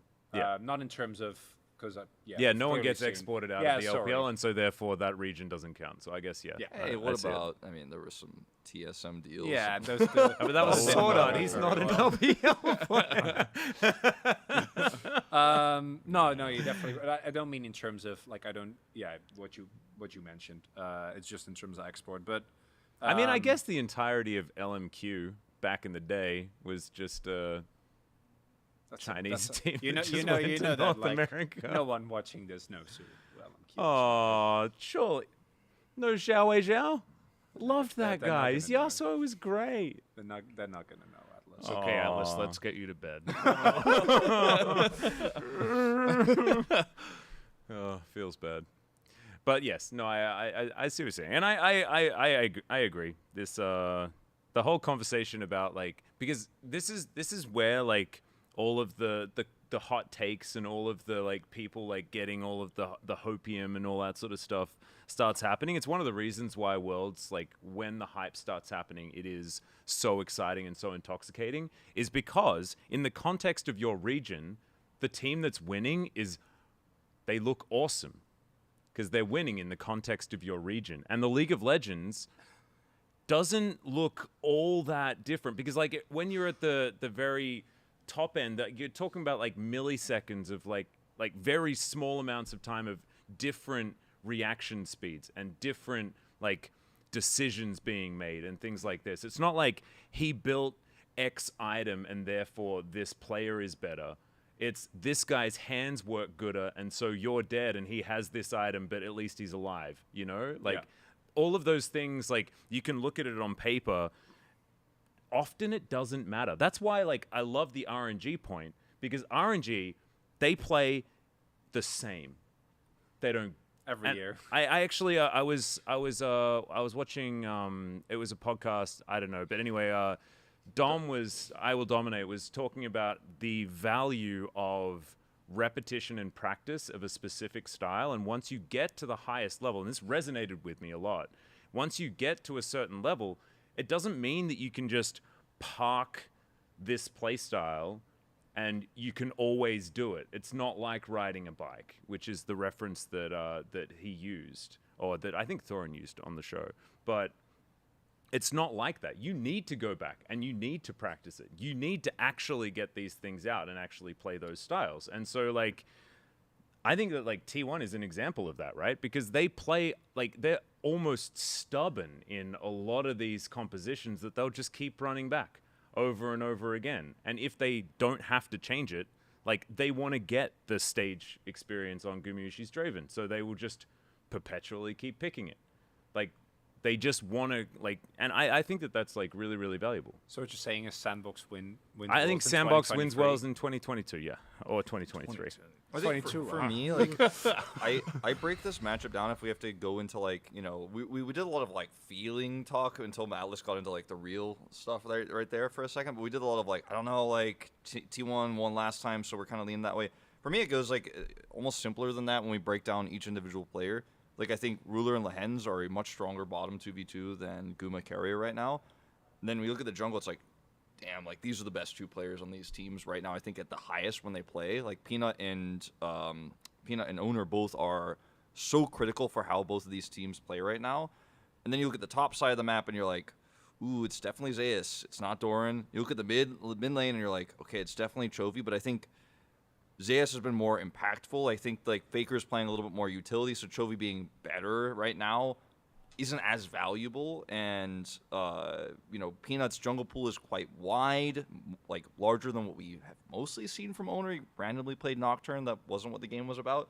I think that like those are the matchups we have to really think about. I think some of the weaknesses of T1 are so small, like Faker and the bottom 2v2, like those are the main like tiny weaknesses.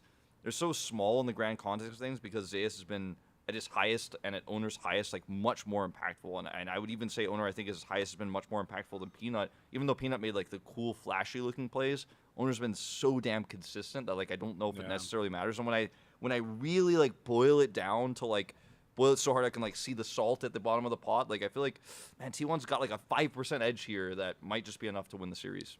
I think Gen G actually looks better individually in the entire bottom half of the map, but I don't think it's going to matter at all.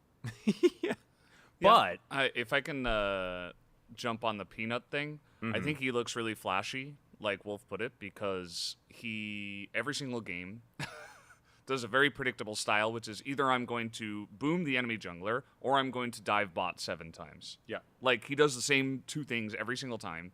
And I think that part of the reason why T1 were able to win the last series is because they knew that. And then it was like, oh, Peanut just doesn't get to get massive leads for their insane laners every single time. We've seen so many bot holders. Oh, wow. I guess we win. Like, the meta really is adapting. Yeah. Like, junglers will just sit bot behind their turret for 2 minutes, not 2 minutes, but like for 30 seconds pretty easily, just waiting for counter gank. There's a lot of mind games going on down there in the tri lane as well. Like the Dom 1 game 1.5 where Canyon had like his best game of the split that now doesn't exist. Yeah. Which is very sad, but something that we're not going to discuss on today's podcast. Otherwise, we'll need... Like, we forgot the clown suits. That was the problem. I actually have someone in my Discord made a wonderful picture of me as a clown, and I can ask if he can get the same outfits for you. Yeah, we could probably repost it. Maybe Ian can just put that one up on the screen. I'll send it to him. Because we did discuss it, so apologies. Clown suits abound. Anyway, I was going to say something. Yes. So the top lane matchup. Does it get more exciting with the fact that Birthday Buff Doran had like an absolutely amazing game? It gets more exciting. Yeah. Doesn't change the peak of these 2 players, I don't think. No, I think Doran is one of our most improved players, and it's kind of under the radar because he's on Gen G. But like he was a very clear weak point at the beginning, and last time these two met, I actually thought that was like the start of the turning point where like Zeus is better because Zeus I think is the best player in the LCK, but like I think Doran wasn't a liability at all. They didn't win lane, but who cares? Don't need to win lane. I think he is doing better, but I also think he's kind of being swept with the wave that is Gen G. True. I think that when they play other teams, lower or otherwise, he's just kind of there, not losing, and because top doesn't really matter, a lot of his weaknesses are not exploited, and... You know, like in the past, Doran used to be very tiltable. Like, you would go up, you would dive, you would gank, right? That just doesn't really happen that often nowadays. And so he's just kind of like, with the rest of his amazing team, just kind of being pushed along, kind of in the way that Pioshik was with old DRX, with Chovy and Keria. So I'm worried. I'm worried for him, you know, even though he is looking better. I think that Zeus is the most consistent player by far.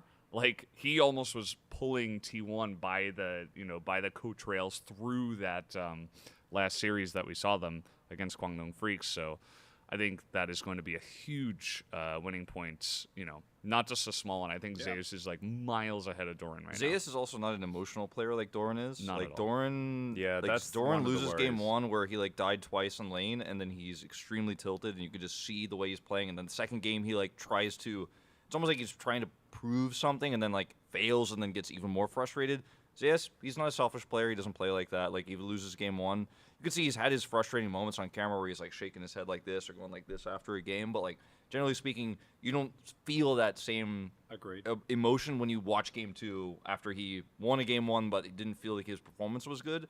Doran, you can really both see it on his face and actually witness it in a best of 3, which I think it hurt them in longer series too, going into best of 5s later on. I think that has improved. I think that Doran has been able to take a bit more control of his emotions, like Valdez said about after the other series against T1. I think even though there have been ups and downs, I think he's looked overall like he's been able to handle it a bit better. And on the other side, like just to pull it back a little bit closer, I still think that this is T1 favored. I don't like, you know, fool me once, shame on me. Fool me twice. Sorry, fool me once, shame on you. Fool me twice, shame on me, right? I think that T1's going to win, but I do think that the bottom lane is now more skewed in Genji's favor when the top lane is more skewed in T1's favor. I think it's like we've moved sort of like this a little bit. Yeah, my point was that like I think that's 100% true, but I feel like the amount of skewed the top lane is really significant for T1. Yeah. Whereas the amount of skewed the bottom and mid lanes for Genji is not as big, and I think that's a huge gap. That if T1 don't ban Poppy though, they lose the series. But they will. That's They'll what I'm ban- saying. They'll ban Poppy. Who's They home didn't team ban this time? Umpty's Poppy. Who's home team this time? Who gets blue twice? I actually don't remember who had it last time. I think it was Genji. I'm gonna look it up. I mean, back then, I think we had think you're right, discovered that Silas was monster busted, Yeah, so red that's side why. still was relevant. That's why this time I think for the best of 3 it could matter a lot more, because you have to ban Zeri. Yeah. You have to ban Poppy if you're red for T1. So, you know, It could be, draft will be really interesting. I'm really. do they have to ban Silas as well? You know, it's And do they want to ban Lucian against against Ruler? But seems T1, like a they good don't idea. really have have side to. selection. Yeah, so T1 will have is side their own selection. team. Yeah. Right, okay. So with blue side, I think that goes much further in T1's favor, as of course. You can ban Lucian then. Yeah. Yeah, I think like before we started recording this episode, I was like scared to talk about this because I really wasn't sure. But the more we've talked about it, I'm like now like extremely confident. Like I'm ready to predict T1. Like the more we've talked about it, I've like sold myself. Like I think they will win it. I almost want to say I think they win 2-0. And then inevitably they don't win. And Yeah, actually, I we're mean, all idiots again, and it's, Yeah. everything's perfect. Just play the Curb Your Enthusiasm music. Yeah. I think that T1's going to win as well, and therefore I'm predicting Genji. Yeah, I mean, you know, counterpoint, like with the bottom side of the map being stronger and with it technically mattering more in this meta, maybe Genji are able to just push it over the line twice. Maybe Ruler can just carry. Yeah, I mean, I am a little they're bit good worried, enough. though, that now we're just getting Aphelios Jinx every single game, so I think that should favor T1, actually, because it means that you don't get to abuse bottom lane matchups as much as Ruler and Lehens were doing earlier on in the split. Yeah, Callista's just gone. Like she's just not allowed to be played. She's on the ban list now. So like that was the main champion that was like, okay, we have to 3v3 now. There's a Callista in the game or there's a Lucian in the game. Both those champions are not really being played anymore because they're always banned. So Yeah, I actually also think that with the rise of Draven, Callista and Lucian both have lost a lot of power in draft because if you don't ban Draven, like once Draven gets banned, it becomes a little bit different again. But there's a lot of interesting tactical games to be played. But like, if you ban Draven late and they don't ban the and they don't ban the Callista and the Lucian, then you can maybe get one of those. Because I still think that those picks are extremely strong. Yeah, no, I agree. I think that it is a little bit dangerous to let things hinge.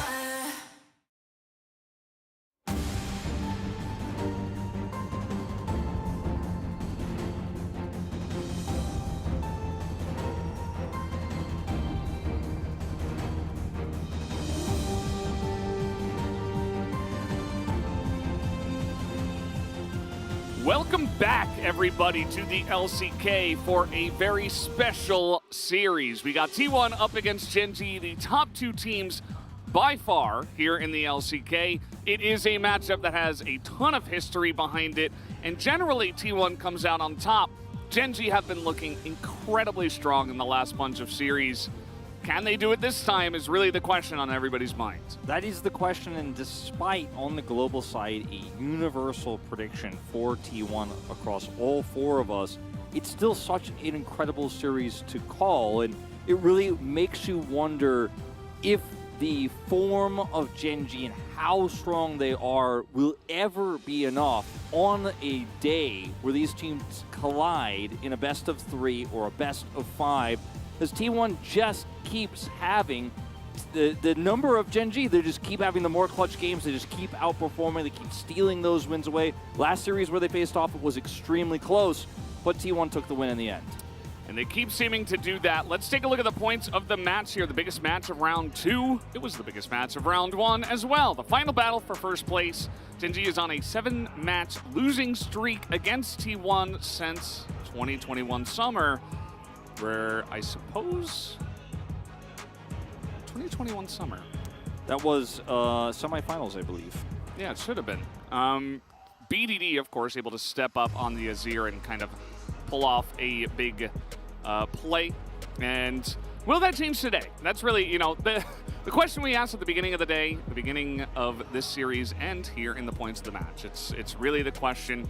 Gen G have been looking stronger. But let's take a look a little bit into some of these closer matchups. A heart-pounding mid matchup. Faker 36 wins to Chovy's 20 overall. Yeah, which pick will he continue the trend with today? Because has been pretty historically speaking in big matches like this, Faker often brings something out special. We don't always just see the standard meta picks from him. He often wants to play something that's completely different that he's prepared for Chovy. As who shall dance in the end? Guma says, I'll win against Gen G and dance. Faker says, I'll watch him dance. The post-game interview, of course. And Doran says he's going to dance after we win. And then Chovy says he's going to go to the T1 karaoke and sing a song after winning. Yeah, this is just kind of some funny trash talk here about who's going to have the ceremony in the end between these two squads. And the funny thing is that this is almost definitely not the last dance of the season, because these two teams will all, they're very, very likely guys to fight in the finals as well. So a little bit of a instruction booklet there, a sheet on how to do the dance. As so far the match record between these two teams since 2021 spring has been 19-9. Yeah. Round 2 of the summer playoffs for 2021 was the last time.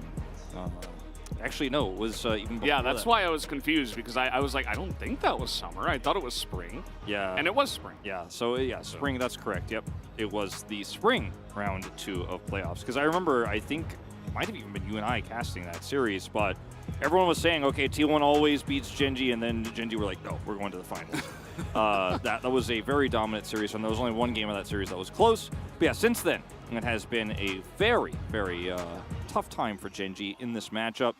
As in round 2 alone, Gen G have had the much more dominant games. That is going to be the story of tonight. Despite Gen G looking cleaner, taking 2-0s in the most dominant fashion we've seen since T1 last season. Yeah. Team goal difference at 30, 12,000 on average. 12,000 on average in round 2. Yeah. At 25, 8,900. Okay, these numbers are unbelievable. They are unreal. Yeah. They're hard to even fathom. But they really are. But will T1 still win a decisive series tonight? That's the question everyone is asking. She said that she already got tickets for the finals. She'll catch you in Gangneung, which is where the finals will be held.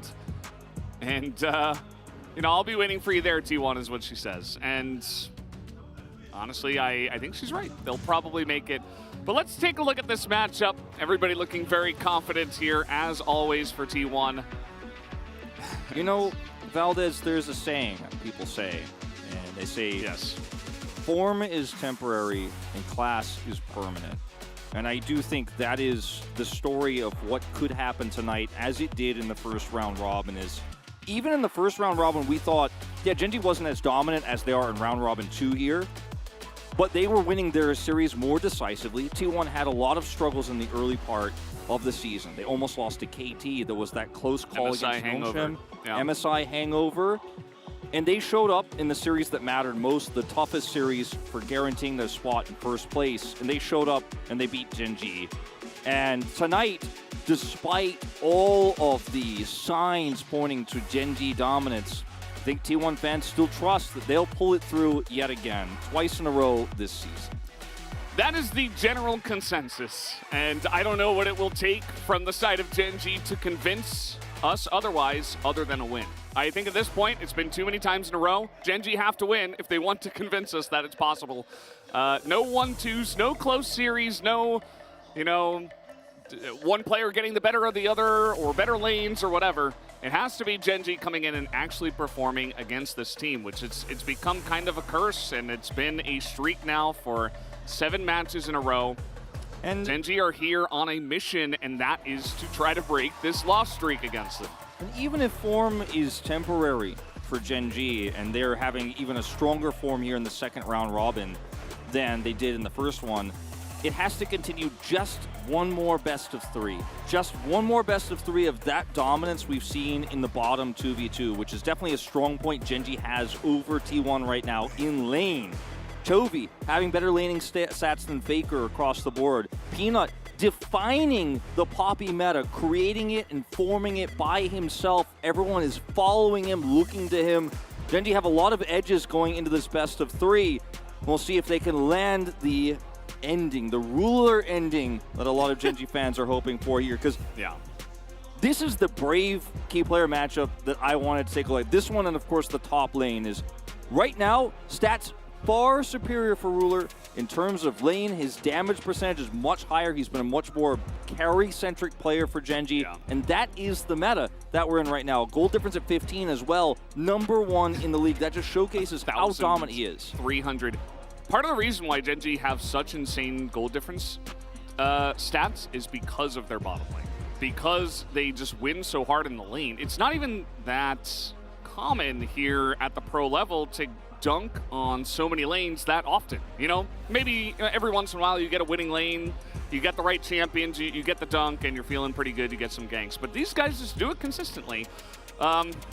And, as you were talking about the bottom side, certainly Gen G have the win there, but this guy in the top lane for T1, I think a lot of people are saying he is the best player in the LCK, and I would tend to agree, and I know a lot of people that would agree with me. He is definitely, in most people's minds right now, the front runner for season MVP. Absolutely. And him and Ruler, I would say. And he is facing off against the weakest player of Gen G in Doran. Now, that doesn't mean Doran is a weak player, but he is potentially a weak link in terms of where you could play her on the top side. The problem for T1 is this is not a top side meta, even though Zayas has laned incredibly well. So will that advantage be enough? That's probably the worst lane to have a huge edge player-wise in right now in this meta. But there's one other thing we haven't mentioned yet. Going into this best of 3, that gives T1 a huge edge, and this is what pushed me over the line. T1 will have side selection going into this second round robin. They will be able to have blue side 2 times out of the 3 if we go the full distance, and in this meta, it's so incredibly powerful. Yeah, and it wasn't a top side meta in the first round robin either, and they were able to win without side selection. So I'm with you there, Wolf. There's a reason why we all voted for T1 in this one. Obviously, Gen G are on a very impressive streak, and I think that really just heightens the level of tension. Even in the hearts of T1 fans, they're like, "Ooh, Gen G looking scary. Maybe this time." I'm not so sure, but I just want to see the games. I want to see where the form is at. The form is temporary, and the form on the day is what's going to make the difference. Exactly. Doesn't matter if it's been a shakier run through the second round robin where T1 have been experimenting a little bit. They were brought to the brink by teams like Kwangdong, like Fred Brion. Still, they took the wins in the end. They didn't drop any other games. And the wins we're talking about for Gen G, their dominant performances, their 12,000 gold lead at 30 minutes nearly there, was against non-T1 teams. And these 2 teams are in their own tier list above the rest of the LCK. The stats for round 2 only against every other team doesn't matter that much until you stack up against the #1 team, because whoever wins this will take that #1 spot going into the rest of the round robin. Some great signs. Another one that was basically like, you know, Lehens was saying he was going to be in Gangneung, so I already booked the tickets, the car, the hotel. I'll be there as well. That one hoping for the Gumayusi dance. And who is going to have the final dance on today's match? That is the question. Also, a big question, you know, the Poppy meta, it is denied here. The Draven meta for Gumayusi also denied.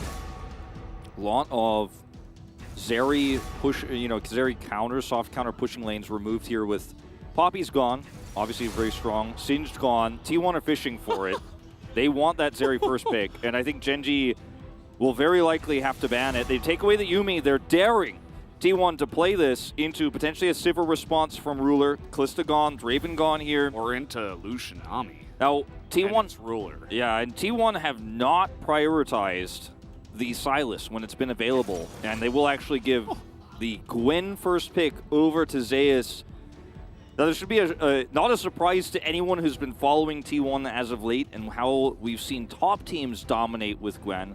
And her win rate, I think, tells a lie about where her power level is at the hands of a player like Zeus at the highest level. So difficult to win the matchup into Gnar. But if there's one player you could trust, it's probably him. Yeah. There were some changes to Gwen on this patch. Didn't seem to matter. She almost seems to be stronger. As now Lucian is selected, they don't have to pick Nami here. They can take it third. So what is going to be the selection here? They can go for Gnar. If they want to have that matchup into Gwen. They can also take something like a Trundle here if they want to. If they want to try to snowball the Lucian lane. We don't know what their lane opponents will be just yet. So even though normally you don't want to take the Nami with the Lucian because you want to get another power pick, they know that this is going to be the duo they want, period, regardless of matchup. Want to get a little bit more information about what the rest of the comp is going to be here for T1 before they decide to lock in a jungle pick potentially here, or the Gnar. So Gnar seems like the safer answer now, considering that it is a Aphelios Lulu, a lane that can be very frustrating to snowball super hard with a jungle pick, especially on red side. So my money's on a Gnar lock in here. Both teams just say, Zeri who? Like, yeah, we don't care about that. Not without we a don't want to Yuumi. play Zeri, and Akali is the selection here. And no, this is likely top. Yeah, for Doran in that top lane. Very interesting to see the Akali counter into Gwen. We haven't seen it very often as a counter pick on red side because most teams are not picking the Gwen first right now. They're looking for Gnar priority, Sylas priority. Sylas, again, completely out of this draft. Don't think it's going to be in here at all. And as a result, you know, as Gen.G here, you're like, well, we will get the Akali early. We'll look for that counter pick. We'll start to thin out that jungle pool. Oner has not shown the same sort of flexibility that Peanut has in terms of a jungle champion pool this season. So taking away his Lee Sin early here, now the Xin Zhao also removed. Yeah. It is a sign of respect, too, because Oner's Lee Sin is kind of just incredible. So to take that out in the first round is definitely showing a sign there to Oner. But as you mentioned, you know, it does raise question now about what is he going to play with now Wukong off the board as well. We could see Viego bans.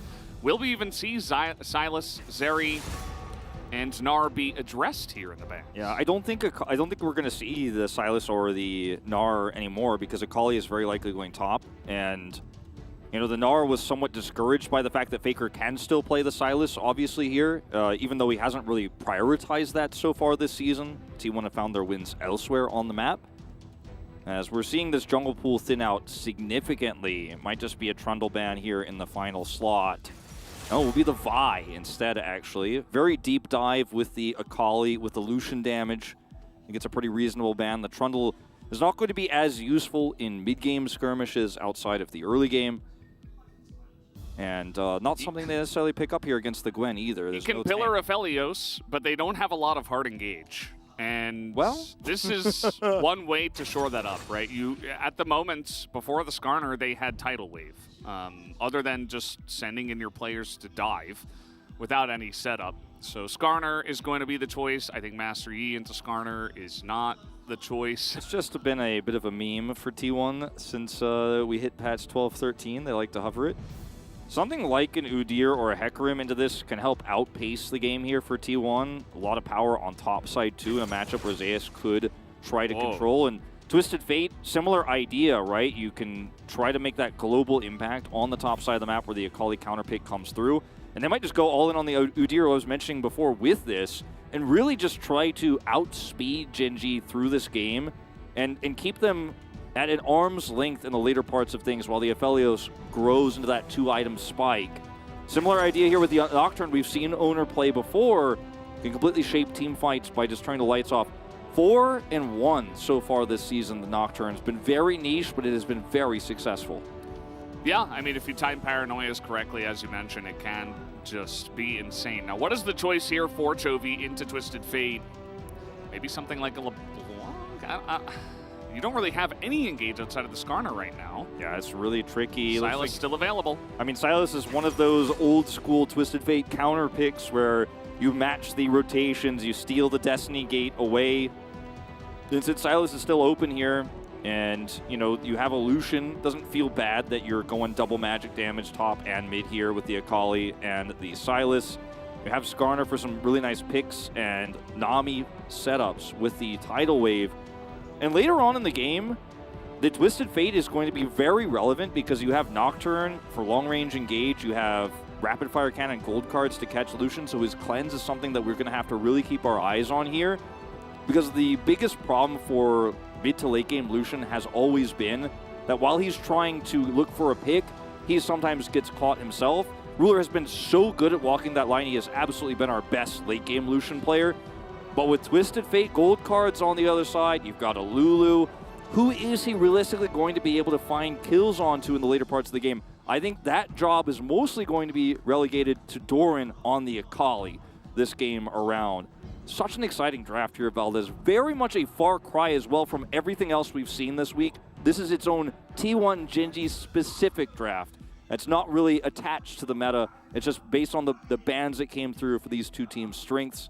Love to see this. Yeah, it always kind of gets a little bit down and interesting when we get two teams that are at this level and are relatively evenly matched. I'm a bit terrified of Ruler getting his hands onto the Lucian pick again. That has been, I mean, outside of the Callista, has been the scariest thing that I've seen him play. And he has multiple highlights on that one, so we'll see how it works out. I think T1 have a difficult draft to play out. I think there is a lot of finesse within this in terms of side laning, in terms of how you play out team fights. There's not much of a front line at all, and you've got a couple of carries that need some time to get online. Yeah, I think it's going to have to be a very measured early mid game here for T1 Valdez. Absolutely. Well, guys, we have it. Game one. Let's go.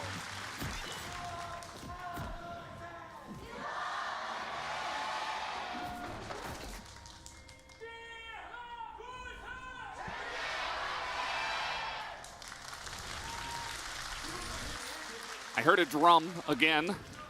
We did see Joe Marsh earlier today. And I would assume I just put 2 and 2 together, Valdez. Yeah, I think that might be him. Pretty good chance. He's now our official. I didn't see him with a drum. Yeah, he wasn't with it, but, you know, doesn't necessarily mean it wasn't just being held for him. He is true. He is based CEO of T1. True. So, you know, he's got somebody to carry his drum. Doesn't necessarily carry that drum himself. Yeah, why would he carry that? Until he plays the drum. Yeah, which then he has to hold it. Well, or rest it on his lap or something like that. Maybe someone else should hold it for him.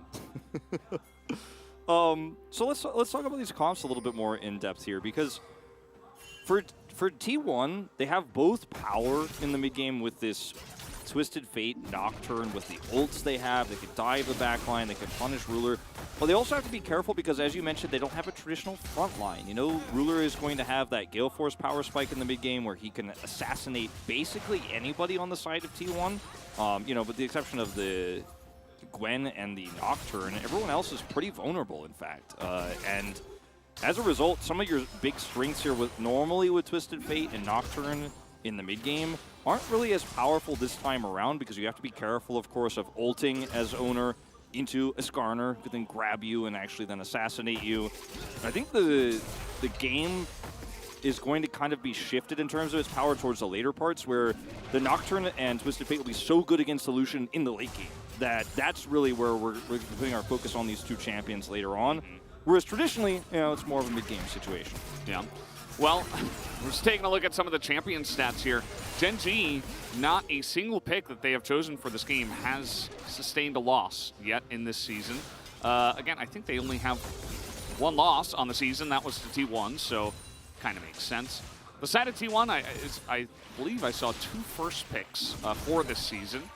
Kind of funny that Faker only picking up the TF now, but it hasn't necessarily been meta, as Lucian Nami actually on a bit of a losing streak. That's coming off the back of yesterday, where we did see heavy committal to the Lucian Nami by Damwon Kia, who did suffer 2 losses to KT. Yeah, notice that Gen G wasn't on that list. Yeah, they're not going to be on that list. These two teams are in a tier so far above the rest of the LCK. Because right now, Damwon Kia is in 3rd place, but Live Sandbox is knocking on the door, right? But there's like an invisible layer of 5 teams between T1 and Damwon Kia. That's like how ahead they are right now. So we're putting up like DRX's stats right now over here. I'm like, well, how relevant is that really at this moment in time with these two teams being so much stronger? Yeah, it's very true. Nobody really compares to these two teams right now, as Guma's trying to get the trade back, but it was a relatively nice trade there by Ruler and Lehens onto Keria. Peanut here, level 4, looking for a bit of a play onto Faker, who does have the gold card. Will use that onto the Skarner. And Chovy was being pushed in a bit here by the range, of course, of the TF. And now I suppose as good a time as any to show that TF is currently 13-2 up on Silas. I feel like it's kind of funny that the timing of these stats have come up at such awkward moments, like when Ruler had an insanely good trade right after they showed that the Lucian Nami is on a losing streak. Okay, Zeus. Yep, they do know that Peanut is heading up to the top side, so Zeus just easily backs away. He's not baited into this fight, actually takes a much better trade at the end of the day. Speaking of stats, Doran has only lost once on Akali. Yeah, he's only played 10 games of it, which I know kind of sounds like a lot when you're thinking about this meta, but... Okay, Zeus has Ignite, so Doran really got to play it a bit safe here. The early game, obviously, for Gwen Akali is a trading game for the Gwen, where you try to get the health to a nice spot, so when you hit your level 6, you can still continue to duel against the Akali. It might even be able to all-in with your range advantage. It's much more complicated to play it out as the Akali when 6 is hit. Once a few items come through here for Doran, it's going to be very difficult, actually, for the Gwen to be able to actually compete, because she could just go Shrouded, continue to use her shurikens, and start doing a trading pattern that's very difficult for Zeus to counter. So the early parts, well played here from Zeus so far. We'll actually take an early teleport and continue to try to further that lead on the top side and force Doran to back here and lose minions while he teleports. And really well played from Zeus so far in terms of that laning. Comes back with a Doran's ring, refillable, extra health. Just wanting to further this lead as long as possible in the early parts of it. Yeah, absolutely. And in terms of the player matchup, as we already mentioned, I think Zeus is going to be pretty comfortable. Even though Doran is quite the strong player, Zeus is Zeus after all. This bottom lane is very interesting. You know, coming into this series, there is a lot of information that both teams have on each other, and I'm sure that T1 have been preparing a lot for Lucian Nami, because Ruler and Lehens, they get their hands on this very often, and they look incredibly dominant, very confident. So you can prepare something into this, and the preparation ended up with Aphelios Lulu, which on paper I was like, you know, it can trade decently, but so far it's actually been pretty... It's been pretty nice in the 2v2. The 2v2 is really nice, because the good thing about this for T1 is that, okay, Keria is going to get hit by an Aqua Prison as owner shows up. I'm always wary about going on a long color point in a game like this. We're reaching breaking points here. Level 6s are getting hit. But have some time.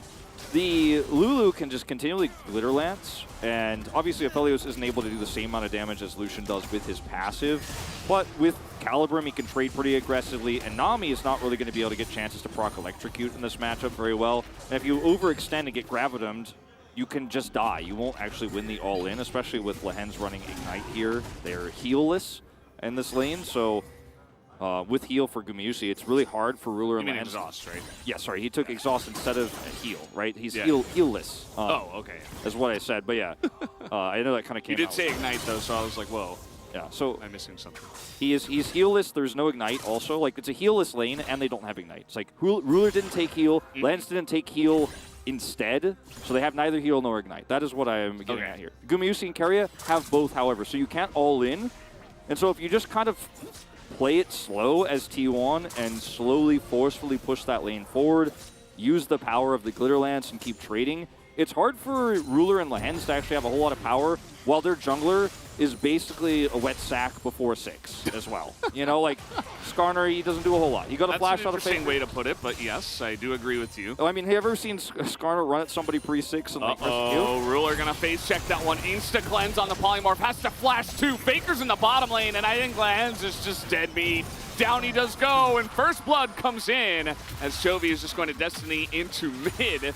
That he did steal, but excellently set up here by T1's bottom lane. Yeah, so getting a kill this early onto the Aphelios feels amazing for T1's composition. And unfortunately for Ruler, he's now going to be zoned away from some CS significantly without the Nami there, who didn't have 6, by the way, for even Peel. Faker can stay here. He can force a bigger rotation. Owner has ultimate now, and it's just a 4-man bottom side, basically. I mean, there's nothing you can do as Ruler or Lehens here in this situation. You're going to lose so much farm. It's just crazy. I mean, how do T1 are doing to Gen G what Gen G have done to every other team in the LCK? They come in here and they're like, no, like, we got you figured out. I don't know how this keeps happening. Again, it's still very early on in game number 1, but it's still a really early, huge lead here for T1 early on in game number 1. So now, Herald, of course, did go over to Peanut, so Genji will pick that one up, but it's very difficult at this moment in time to utilize that power. At least Genji with the back timing from Gumayusi will, you know, stave off some of that CS lead bottom side. They will get this Drake, so Drake lead will go Genji's way. It's not going to be a Mountain Soul. We know that one already. We'll see what it ends up being, but before level 6 for Skarner, it's just really difficult. And Skarner, you know, Peanut just came and caught some of those minions in mid as Keria is going to check this one out. We'll see this, of course. Let's go back to the successful kills here. No vision. Ruler just walks up to this, and it's, you know, a lot of teams don't actually do this. You have no vision, but Ruler just gets completely caught. It's a terrible trade for him if Faker is not here, but because Faker is here, Ruler dies. And now he loses a ton of CS, is zoned away from his turret. Yeah, the Nami is going to be punished. Sorry, Nami, yes. Down there in the bottom side. And you could see that Ruler was like, oh, they could be in this brush. Because he put that, he like tentatively put that ward into the brush, like very slowly. He puts it on the edge, it like doesn't even really get into that brush.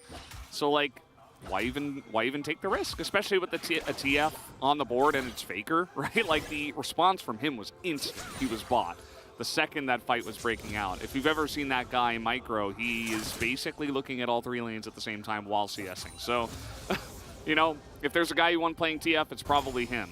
Yeah. And yeah, it's been a very nice start here for T1. The Lucian Nami has been totally just made irrelevant so far. And as we've talked about a lot, especially in our first series, nice trade here for Ruler. Keria going to eat a ton of damage. Here comes Skarner. And Guma does have Flash and Gale Force already. As now the teleport is coming in and the paranoia is enough to get this down. And Ruler's just going to be sniped from so far away. As Guma just going to collect easily another kill. And this time it's on to Ruler, so this time he can't stay and try to shore up farm and try to continue to get experience. This time he is just out of the lane. And the power of Lulu Nocturne on display here as he instantly gets wild growth after ulting the backline. A massive turn. And T1 can always trade up in terms of members being in a skirmish because they have these 2 ultimates. We talked about how it might not be that powerful this stage of the game to use those ultimates because of all the counterplays, but when Genji start the play first, then you get to respond with this, and your defensive follow-up ultimates here are so powerful. As Ruler goes for this trade, Peanut's down here, and it looks like, okay, we could probably make this work. Gale Force. Gale Force, and also, like, he was so far away, he had so much space to dodge the tidal wave. Cleanse gets used here from Ruler, but it's Infernum on that Moonlight. It's Peanut that's too close to Ruler that actually makes the AoE hit Ruler to make sure that the kill actually happens. Just kind of unfortunate, but yeah, it just felt very forced. You know, the Skarner so far has gotten zero value. And this is so different from what we've seen Peanut do to other teams where he picks up the Poppy, gank spot all the time. Obviously, that's on blue side more often than not. But so far, he's just had no effectiveness in this game. He did get this Rift Herald, as you did mention. Yeah. But everybody is here from T1, and even a teleport is going to be used. They might actually be able to stop this charge. Oh, man, this is just insane. Yeah, they just stop it. Now, it does, of course, require that teleport you mentioned from Zeus. So it's not a free stop of the Rift Herald. It does come at the cost of some tempo, as we're going to have the lane swaps come through here to the mid lane temporarily. Chovy goes bottom side. Lehen's going to back here. Oh, man, even gets denied by the Calibrum. The lead that T1 has right now is 3,000 at 13 minutes. I have a bad feeling about Genji's averages after this series for round 2. But look, the early game here for Genji is not going to be strong, obviously, when the lane is played out this well from Guma in Keria in the early parts. Obviously, early game Gwen into the Akali, amazing. And Faker gets away with that free Destiny Gate bottom while Chovy is back. Yeah. And it's just those tiny things alone that lead to such a massive lead here for T1. But it's an Aphelios into Illusion. He's already got a Gale Force. Use the Gale Force to survive. That's how much of a lead he had. As Peanut will be seen by this ward. Zeus totally fine. Doesn't have flash, so he has made trips up to the top side multiple times, but Zeus has just played it out perfectly both times. Not going to put himself into danger. Is up. He has gotten his back in and his teleport back in the lane. Does have his item before Doran does. And yeah, I think, you know, you said it with the Skarner, but also with the Nocturne. Both of these junglers, they want to farm to level 6. So what happens is they do not have a part in the bottom lane. We've seen so many games that are like 3v3, 4v4, 5v5 in the bottom lane. But this game was all 2v2. And then the Aphelios Lulu was able to take a 2v2 victory this hard.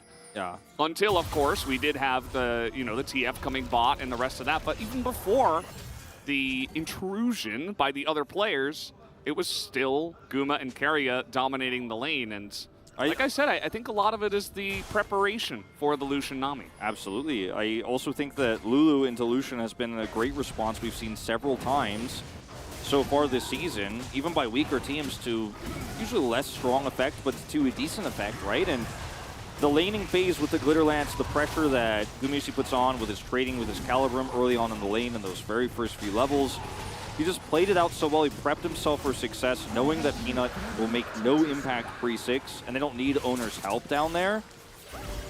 And unfortunately, Skarner hasn't been able to do anything, as here comes a dive. This is 5v1. Everybody from T1 is top. Every single player. And now, Faker's just going to TP bot to make sure they don't lose too much, but they will also get the first turret blood in the top lane. And this is with the second Rift Herald. So they're going to push in more. Chovy has to TP to the top side. He can't even get value in the opposite lane, as the Gwen Needles will be stolen here, and the charge will come in, but it's still another win for T1. Let's not forget, Genji's Rift Herald was denied by T1. So even though it was a Herald for a Herald, in terms of picked up Heralds here, and the second one went to T1, so no plates, Genji ended up trading way down on the exchange. Not only that, but Twisted Fate was allowed to actually push mid as well for free during all of this, because he was able to teleport to catch the wave and grab extra value. So being ahead on the play here for T1 macro-wise means Chovy has to respond, expend his teleport, and then we'll get nothing out of it, in fact, and won't be able to defend the charge, won't be able to defend the turret. As T1 just have such a good read on this new dive meta. Like we saw it earlier this week, 5-man bottom side, right? And now we're seeing T1 kind of do it on both sides. Yeah, we saw it yesterday. And like, T1's now doing it on bottom, they're doing it on top. They have Twisted Fate, they can return to lane very quickly. And this is the team that has built their entire legacy this year on smart cross-map plays and good macro. You give them an edge like this, and they're going to take more. This Hex Tech Soul, Genji have a 2 Drake lead. That's the one thing that's in their corner right now. Yeah. I am simultaneously flabbergasted, but also not surprised in the slightest that this is happening. I'm like, yeah, I mean, of course. It's almost like T1 were, I don't want to say purposefully inting, because they definitely were not, but it's almost like they were trying to hide everything until the Genji match. And then they're like, okay, now we're going to pull out all the cards. TF Nocturne's coming out. We've got an answer for Lucian Nami. We don't need to show this against KT, DRX, Dom1, anyone else. We'll just wait for Gen G. And here it is. Well, it's like, it just makes so much sense as Faker's going to ghost for this gold card. Guma and Carry are coming down. We got Owner in as well. As you can see, a ton of damage goes down on a Faker, though. Incredible trade back. I think he was not expecting that amount of damage. Still has the stopwatch. Yeah, and could have used it, but did not expect to die. Chovy is pushing top here, so, you know, unfortunately this turret is not very low or anything like that, so it's not going to be a cross-map turret that he'll pick up here, but he will crash this wave in to deny some CS. From the side of T1. It's a trade back, so failed dive, arguably, here, in terms of what it means overall. But the tempo lead that it still helps T1 facilitate is very nice here. Chovy will get the entire turret. T1 are not interested in splitting up and doing traditional laning this game.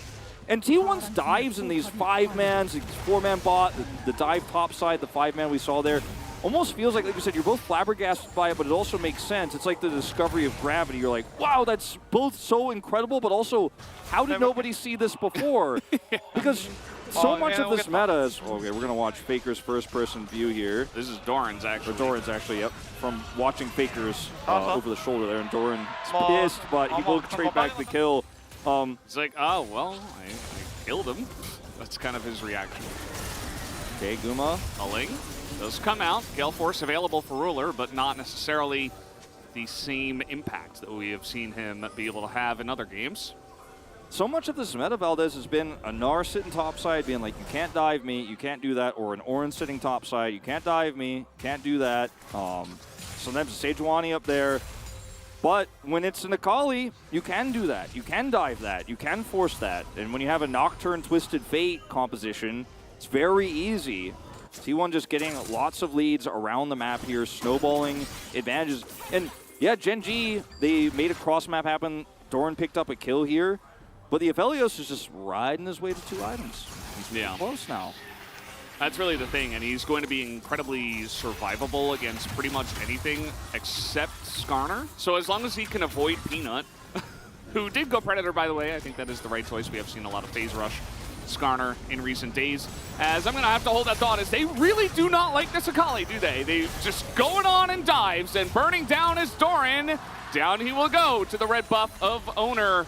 And the red smite, no doubt, as that is enough. And that is right before the Hextech Drake for this Hextech Soul that is on this map. Guma didn't have to ult. He's got control of this choke point here. This could be a disastrous fight for Gen G if they try to force it. Jovi's trying to go 1v1 here. Needles going both ways, but guess who's got the better Needles? It's not Silas in this case, but Peanut is coming on in, chilling spot onto Zeus, turns around, and it looks like T1 are just going to leave him to die. They should be able to sack him for the Drake, and objective successful here for T1. Deny soul point. Obviously would have liked to win out better on that trade and or have your Gwen survive. But you still end up walking away with the Drake. Gen G pick up a little bit of gold in their pockets here. But Gen G will need to do more than defensive trading or kills in a side lane to win this game. They will have to at some point win a 5v5 fight. And everything we talked about with the Twisted Fate versus the Lucian with the Nocturne dive capabilities will come true here when we get later on into this game. Like, it's already been very successful at diving the backline, but how can Lucian ever be able to trade or actually set up for neutral objectives when it's a 5v5 scenario when you could do this, when you could be this deep, this far into the backline? As Doran burns down right before the objective. Yeah, not even red buff, just the smite. Yep.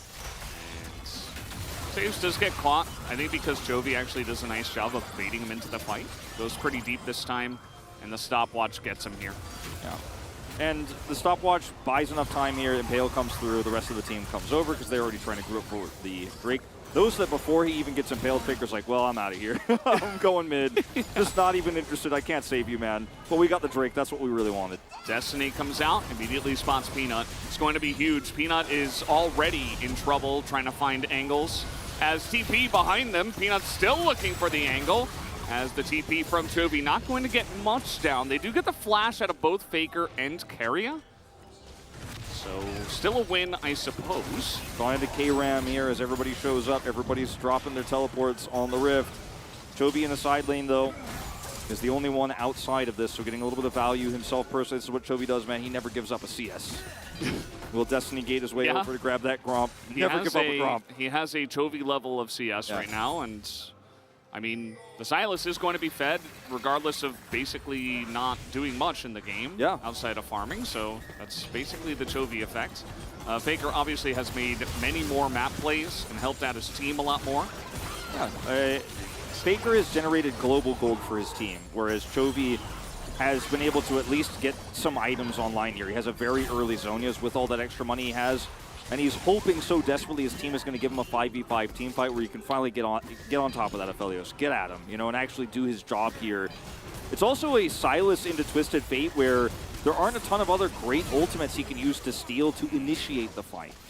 As we watch this exchange one more time. That's what we missed, actually. I think we missed that.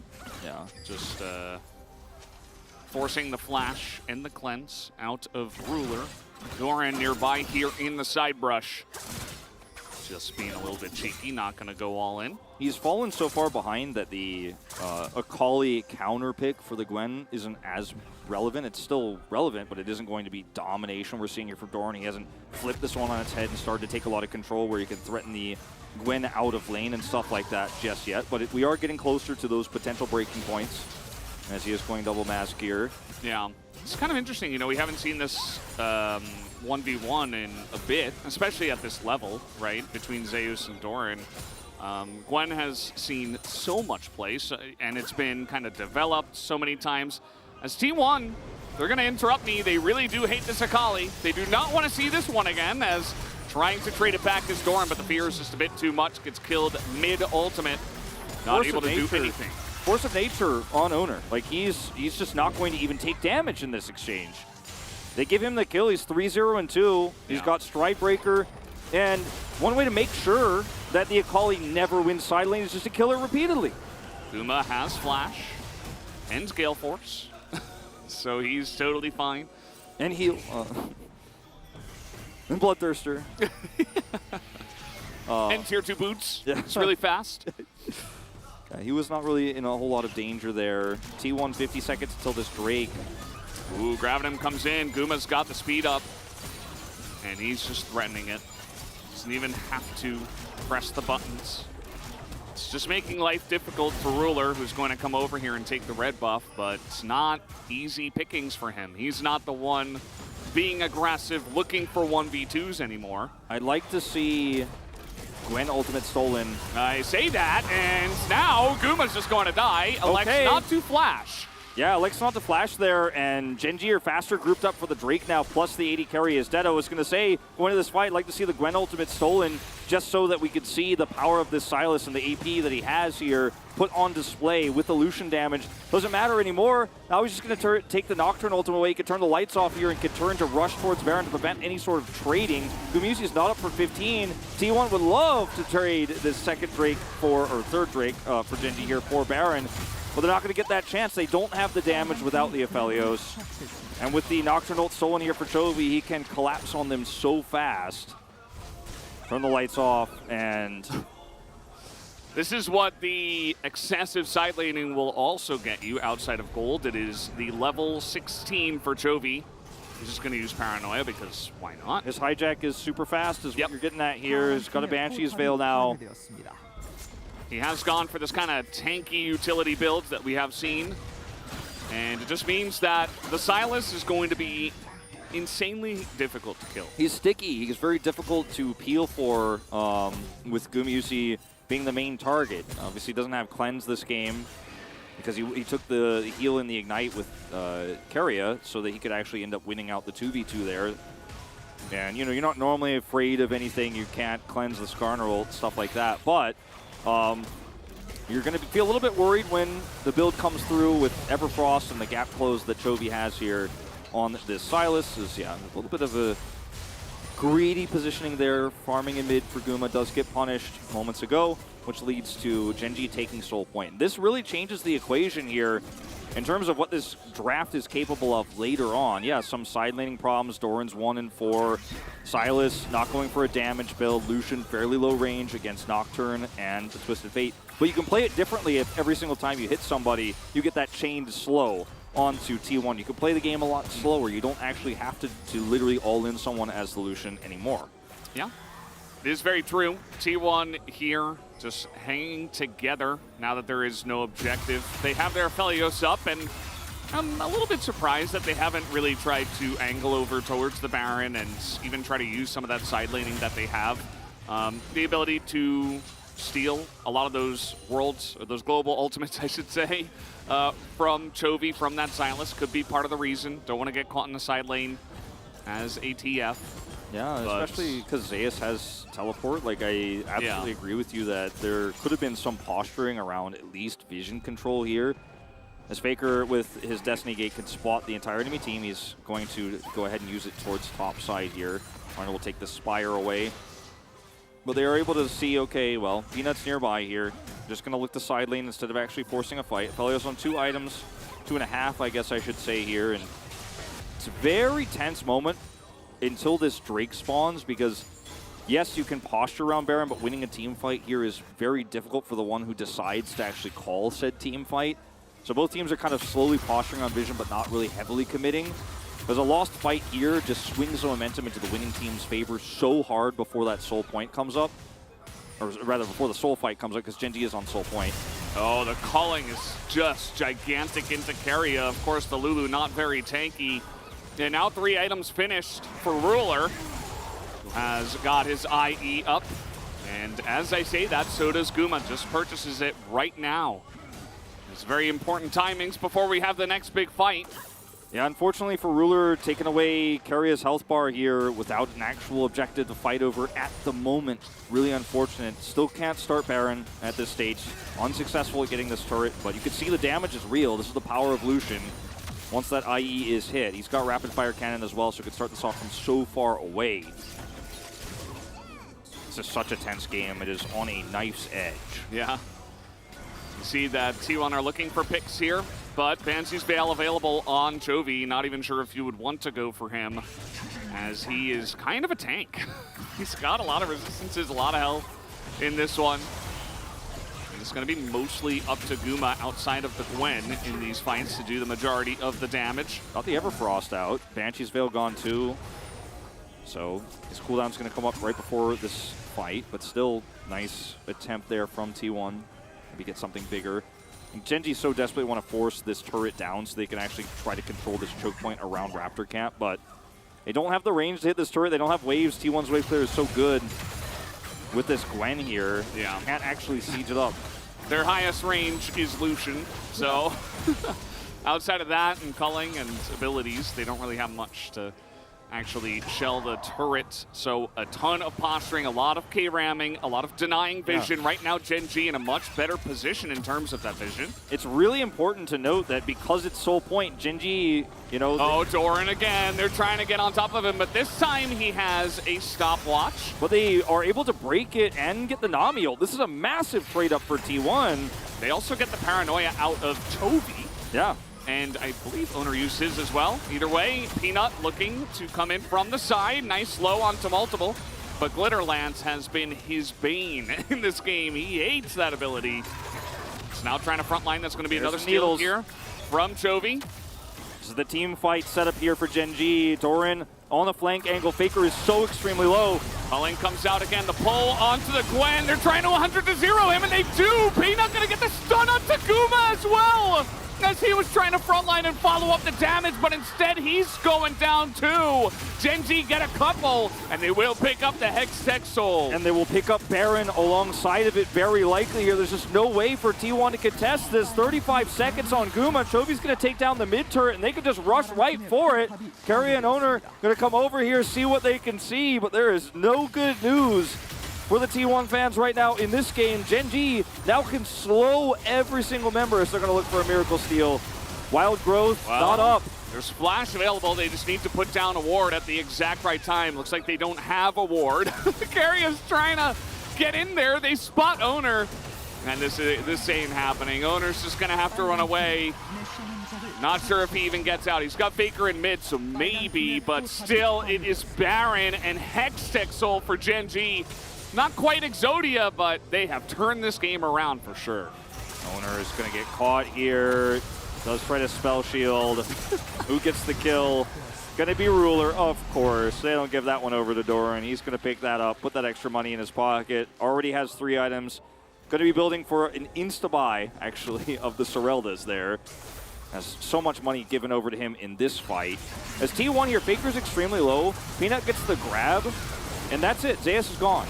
So much of your damage and your longevity in this fight is in the Gwen actually hitting her Qs and her needlework in a line on the members of Gen G that have to run at you. But when she's just immediately removed, it doesn't matter. Calls out Gwen. Pulling Gwen, and they just turn on her. She's CC chained together, and then he just calls Aphelios. And he's like, we're going to eat, we're going to get to eat. He literally says eat in Korean, but we're going to take Drake right after this. And he just walks away before they even kill him, because he knows, like, take Drake, go Baron. And now, like I said, it's not quite Exodia, but you do have insane amounts of pushing power. They don't really have Siege without this, these amount of buffs.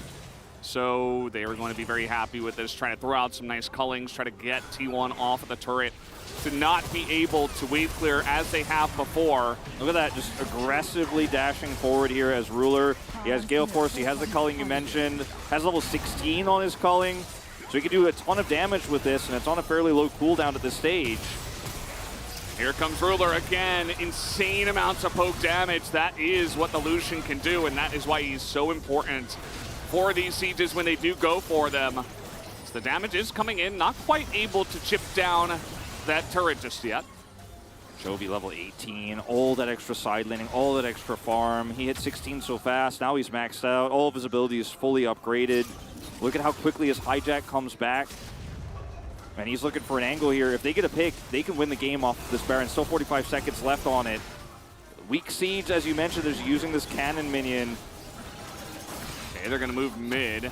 And yeah, now that they don't have the Lucian abilities, it's kind of like, well, we either bully our way in or not, as that is going to be the paranoia available, as in goes everybody, the Akali and the Sylas, try to make their way. And that is what they had to do just to get the turret. Yeah, they couldn't get the inhibitor either. Bottom inhibitor turret still stands here, and T1, very successful defense here of the Baron, but they have really good wave clear. They have a Gwen, and she could just delete mini waves, as you can see here. And champions. Yeah, and champions. Almost happened there, just randomly. Well, when you're going that deep as Gen G, there's a pretty good chance she's looking for a few snips, and yeah, would love a death cap on top of that build. That would really make her have disgusting damage. I think, well, he's not building it right now, but eventually that might come through as the Void Staff for now still going to be very effective. Oh no. Uh-oh. Zeus caught again. I don't think there's much that Keria can do. Just delay the inevitable. As no escape for Zeus. He doesn't have any defensive summoners, and he's just a bit too far down the lane. It's a lot like what happened in the bottom river.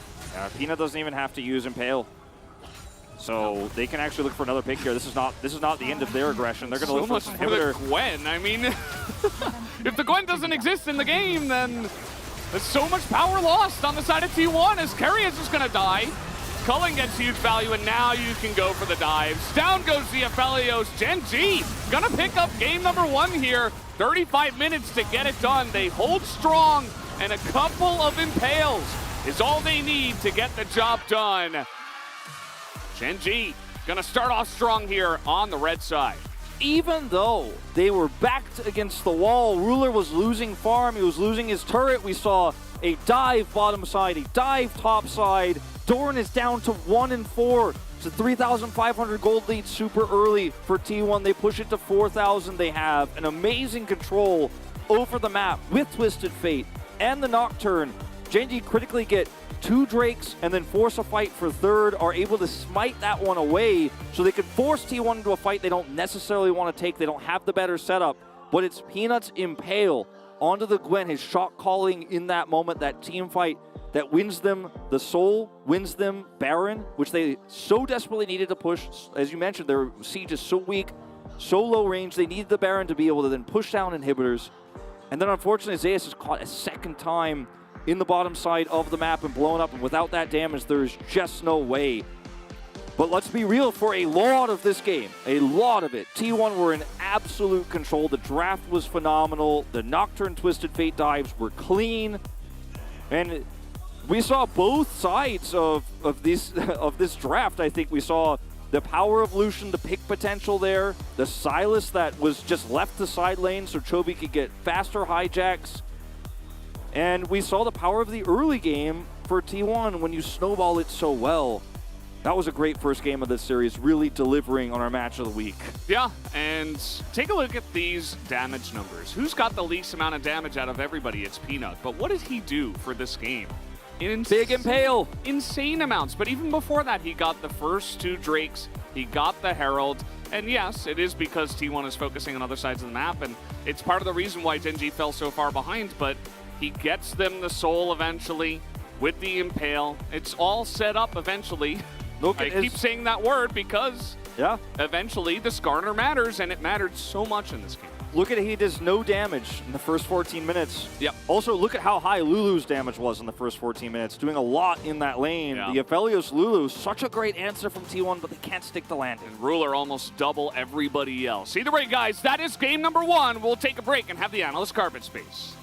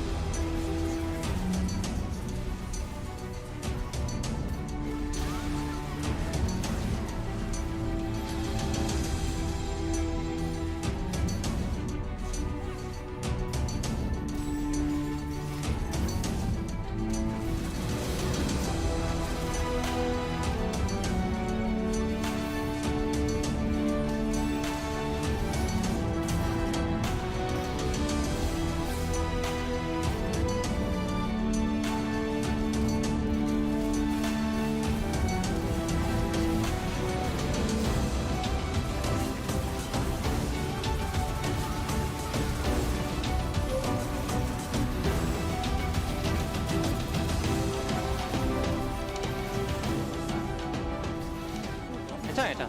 이번에 내가 붕 쓰면서 빼면 어차피 잡잖아. 공 한번 써보자. 내가 고연파 한번 빼줄게. 이번에 붕 쓸게. 고연파 빠졌고. 나 아래 타고 더. 블루 잡았어. 나이스. 앞에. 잡았어. 나이스. 타워 깨자. 타워. 나이스.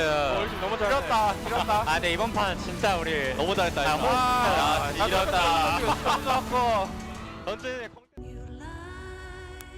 I think, Genji has been more consistent, but T1 plays the level of their opponents. They prepare really well, and I think it is going to be a very close series. It's very difficult to predict. Yeah. And, I want to lean towards T1, actually, in this series because they won last time. Even in the same circumstance, we're like, oh, Genji looks a little bit more consistent, but I'm like, context I don't know. hasn't changed. Yeah, the context doesn't change, and, T1 often has Genji's number in these really important series, as we've seen over the years.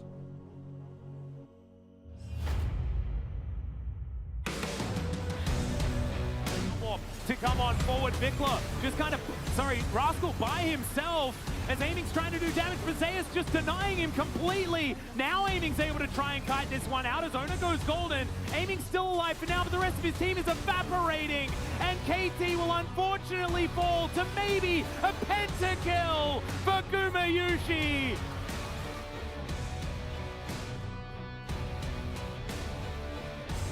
And I can feel that giant wallet full of cash just bonking him on the head right now as Peanut's gonna flash in. Very nice Q going to land. As down will go the Victor. Dove will be next. Ruler with the double kill.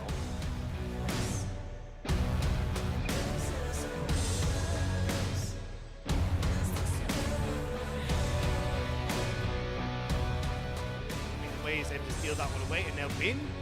Here we go. They're going to go for the full engage here. The kind of barrage comes down. They do get the orange out of them though.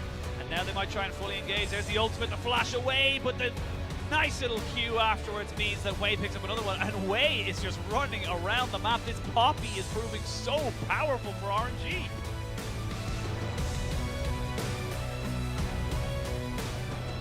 Armor penetration can help. Oh, he's caught out though, and he's get out of there immediately. A nice little pickup there, but it's the CC that comes through from Mole. They're focusing on this fight, but JDG have now turned it back around. The Fate's call to 3 members. 369 in some trouble, but now IG moving forward. They couldn't get the damage. On still has so much health, still has so much damage. The resets coming through from Kanavi though, and the reset city has been arrived to by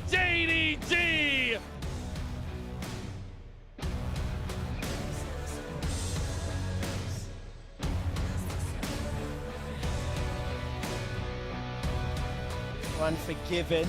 Kaiser's up in that middle lane. Unforgiven is about to get knocked up. He does indeed. Moonlight Vigil comes forward, and there's the flash. Unforgiven turning so much damage. He gets the kill at 500 gold. LeBron will close it out in the 2v1 and getting hit by everything. He finds the kill. Just 2 plates so far. Razork wants to keep the fight going. Carzzy still standing strong. Upset off to the side. Rana, Tad. Reset for Razork.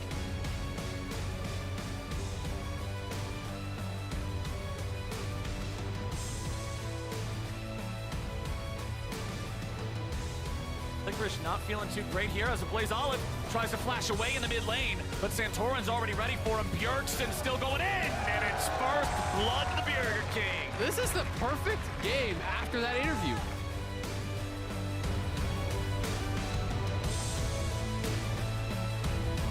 $900 is the number. Phoenix Smite auto, that's really well timed by a Blabber. Knew the numbers, that was going to be enough. Biofrost slowed up, and here comes the Turbo Cat tank, a shuffle backwards. Oh, the shockwave was beautifully timed. Jensen makes the kill happen.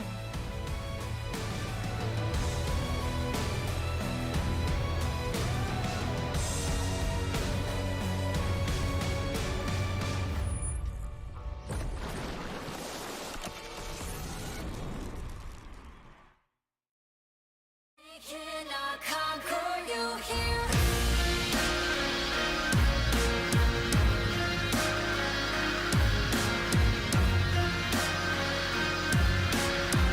They cannot conquer you here.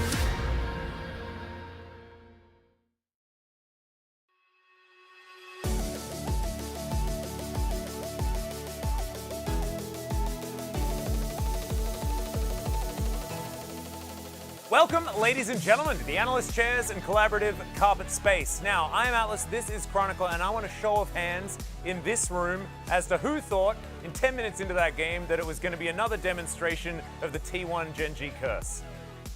Yep, there we are. We definitely were feeling that one. The draft looked fantastic for both teams in a weird way. But I loved the T1 Nocturne TF especially. Really want to highlight what T1 did here, because I think that there were some issues that they ran into that very specifically counters this type of drafts. But I want to highlight that they go for the Gwen first pick, which is kind of unexpected. Picks like Gnar just make it completely through this draft, get ignored. And they know that Doran is going to cancel because Doran has an incredible win rate on the Akali, and it is one of the few picks that still works into Gwen, just very high execution based. So they then are able to pick up both Lulu, TF, and Nocturne, which means that Doran is never going to be able to play the game. And then in addition to that, Gumayushi and Keria very clearly very comfortable in this Phileas Lulu, a lane with considerable early game power. And then if you add to that the global pressure and the fact that due to T1's comp, a possible 1-3-1 win condition for Gen G becomes way harder, because in isolation, both Sylas and Akali win their 1v1s, but because you're playing into TF Nocturne, it becomes so much harder to actually get that done. So overall, I think that the plan from Gen G, or from T1 rather here, was amazing, but they lost 2 early Drakes, even with how much they pressured the bot lane. And that, as we get into the replays, is going to be one of the big reasons why Gen G was able to come back in this. And also probably the only reason they were able to come back in this, which is the crazy part, right? Because T1 did manage to get their gigantic leads. They did manage to make all of that early game happen, but when one trip happened, those 2 Drakes acted as such an amazing buffer for Gen G. Let's get into the first highlight that we have here, though, which demonstrates T1's perfect execution of this early game. Because Ruler has been one of the best parts of Gen G, and shutting him down is a great way to make sure that this team has a limited influence. We also wanted to add some of the picks of Doran, but we have so much to talk about that we didn't really get the opportunity to. But I was loving the attention that was paid here towards the bot side of the map, getting Gumayushi ahead in an Aphelios matchup that, in theory, on paper, we've seen the Aphelios outskill many a time, then gets a 20% crit here to make sure that he's also killed. That's fun and interactive for everyone involved. And those early kills set up T1 for an amazing early to mid game where they catch Doran like 4 times. They can get all the turrets that they want, but again, they lose 2 Drakes and then a third one a little bit later, and that leads us to the soul fight. Yeah, and this is where all of the conversations about what a team fight is going to look like into Ascana if you are this largely finesse 1-3-1 based TF Nocturne composition. Because Faker's already low here, Ruler has impeccable positioning, and a lot of the gold that was found from T1 is not invested in any anti-Skarner tech. And with the health bars already low, here you see the one weakness that is available for the T1 comp, which is actual 5v5ing with no front line, no hard engage really, because you're mostly working with a lot of damage but not a lot of CC.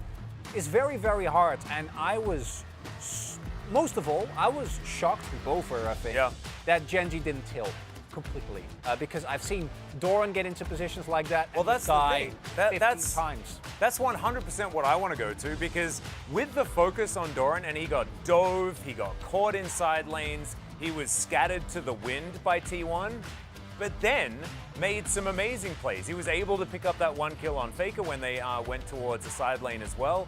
That worked out extraordinarily well, but let's have a look at what Ruler was able to do this game. As he did pick up the first strike, but he didn't use it for the reasons that I personally was expecting. Yeah, and I really want to highlight that first strike. This is something that you might have missed when it was initially coming out as a rune. It was also picked very often on champions like Talon, and the reason is that outside of just the gold, we see it often in like poke lanes. Talia loves picking up. Yeah, things like this. Exactly. For champions that outrange, you lose a lot of laning power by not going for PTA, and we saw that actually the early laning phase, not just with all the attention, but just in the 2v2, really struggled as a result of the loss of that rune. But look at the amount of gold and also the front-loaded damage that Lucian does with Nami, with Galeforce, with the culling. With Ruler, with the fact that he's Ruler when he's playing with Lucian. Ruler, yeah. It was really, really cool. I thought it was a great adaptation, and it really helped, I think, also steal the minds of Gen G. And it was just an incredible first game. Like, I loved watching it. It was so tense. We could hear the screams of all the fans. Yeah, Lowpark is not only, like, every single seat in the stadium is full, but also this lobby is entirely full. I couldn't hear any of the English broadcast, which is actually pumped into this section of outside of Lowpark. Like, because there were so many screaming fans. It is super awesome. I actually feel like I'm in a stadium experiencing the game when we're not even inside the actual stadium experiencing the game. It is extraordinary here. It's crazy. In addition to some of the great parts for T1, we also saw some struggles with positioning. Guma gets caught out a couple of crucial times. As Enod with a Predator and a Chem Tank and a Nami on his back really made him run. It makes it very hard to be a carry in the later stages of the game if there is a Skarner there that is extraordinarily fast. Let's get into our player of the game, though, and give it over to Ruler. Extraordinarily well-deserved. He moves up to 900 points alongside another 280 carries here in the LCK, Aiming and Prince. It really is an 80 carry meta, and Ruler, I think, is the best one we have. Ruler is the Lucian that every aspiring Lucian wants to be right now. Every time you see a Lucian make it through draft and the team's like, I don't know if we can pick him up. You know, Docdom looks at this after the last couple of games that they played, unfortunately, Deft earlier today as well, and he's like, if only. Because Ruler is just playing like a monster right now. And I think the last time I heard, like, I've heard someone talk about Lucian with that much reverence is like 2013 Name. He never lived up to that, unfortunately. However, Ruler definitely is. I love this split vote. I love the fact that Skarner picks up a couple of them as well, because honestly, he won them the game. He pulled in a Gwen who didn't buy a QSS, and after that, T1 literally had no options because they opted into team fights because they kind of had to. The game ran away from them. The Akali votes. That's a tilt-proof vote. That's a tilt-proof vote. Yeah, that is 100% a tilt-proof. But do you know what I'm hoping we are proof of? I hope we're 2-0 proof. That's what I want. We need 3 games. That was a terrible, terrible segue. But hopefully the gentlemen on the desk are not going to struggle with any segues like I have been. So take it away, boys. Thank you, guys. That was wonderful. Yes, hoping also that we are 2-0 proof, and we have been many times in the past in this matchup. So hoping that we do get into a potential third game in this one. T1 will select blue side to the surprise of nobody. And let's see how the draft does change maybe we're going to see that Lucian get banned away. Yeah, a win on red side here for Genji does kind of erase the T1 Game 3 blue buff that we were talking about leading into the series, and all 10 players are actually grinning ear to ear. It seems like here on stage. Everybody's having a great time. Everybody's having a great night. Like Atlas mentioned, we have more than a full house because we have a large group of people who couldn't get tickets but still want to experience the game with a community of fans outside. And by outside, I mean like literally in a giant lobby, if you've never been to Lowell Park, where we have TV set up and there's a cafe and stuff. Yes. But, man, that game really delivered on all levels, and I think Ruler has by far and above been the best AD carry in the LCK, even though he's tied in POG points with, Aiming and Prince. He's up there. But his performances on Lucian in particular have just been so standout. And I think the draft here for Game 2 will have to change. And the other unfortunate thing for T1 is I think, like you mentioned, they kept this style hidden. They had a specific plan. It failed, and now you can't feel comfortable using it twice. In fact, Genji can now adapt. So it gets even tougher here. And it's starting off with a different ban right from the get-go. We might see Poppy fall through bans because look at Owner. He's like, Skarner ban. He didn't want to do it, but he had to do it. Oh, man, I really got to ban this champion. Are you serious? And I wonder if Genji will still ban his Lee Sin. Yeah, they will. Yeah. And it's been unfortunate because he's been such a high-profile player this season on the Lee Sin, but teams just don't let him play it anymore, and so we don't get to actually see it, which, if you're a T1 fan, you want to see them win, but you also want to see the really amazing mechanical outplays. I think Zeri is the big question mark here. Will once again be the Yuumi ban, and it looks like it will probably likely fall through the draft once again because of it. Are you brave enough to play it into Lucian Nami? No, they're just going to play it themselves. They say this is one way to get an extra ban. So what do they lose here? No first pick Gwen. No first pick Gwen. If Elios is banned, say the Lulu come through instantly and Poppy. So this is Peanut getting his best champion this season. Yeah. And they want to play around defensive bottom 2v2. Poppy can obviously make a lot of impact in the early game. Question is, what is the Lulu going to be paired with? Because we were talking about the Lulu Kog'Maw a lot last series and even in between the games, as yes, Trundle will be the required jungle here for Owner if they're going to be really trying to 3v3 this bottom.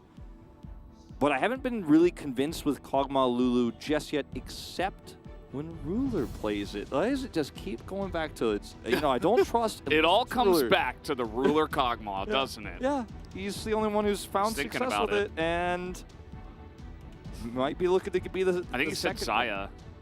Hope not. Oh, he said Zeri!